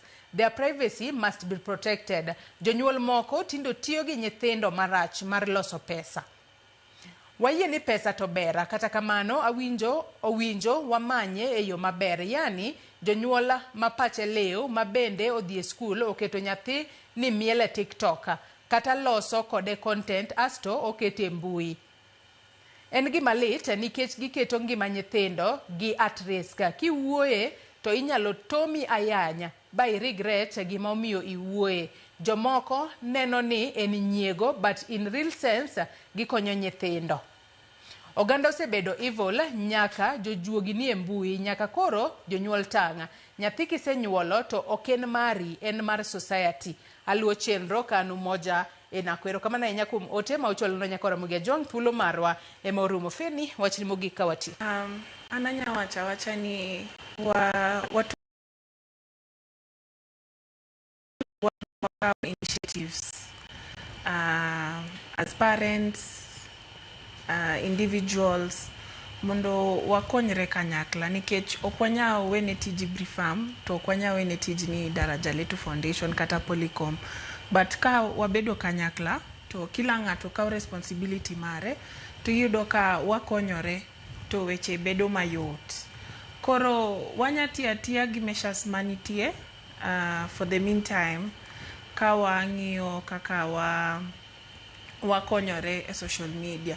To kiyudo ka ng'ato yanyo wadgi, especially men, kiyudo ni ng'ato oketo content online ma watch gender-based violence, ni men also go through gender-based violence, inya yudo ni ng'ama oro comment mokwongo dichuo to nyiere.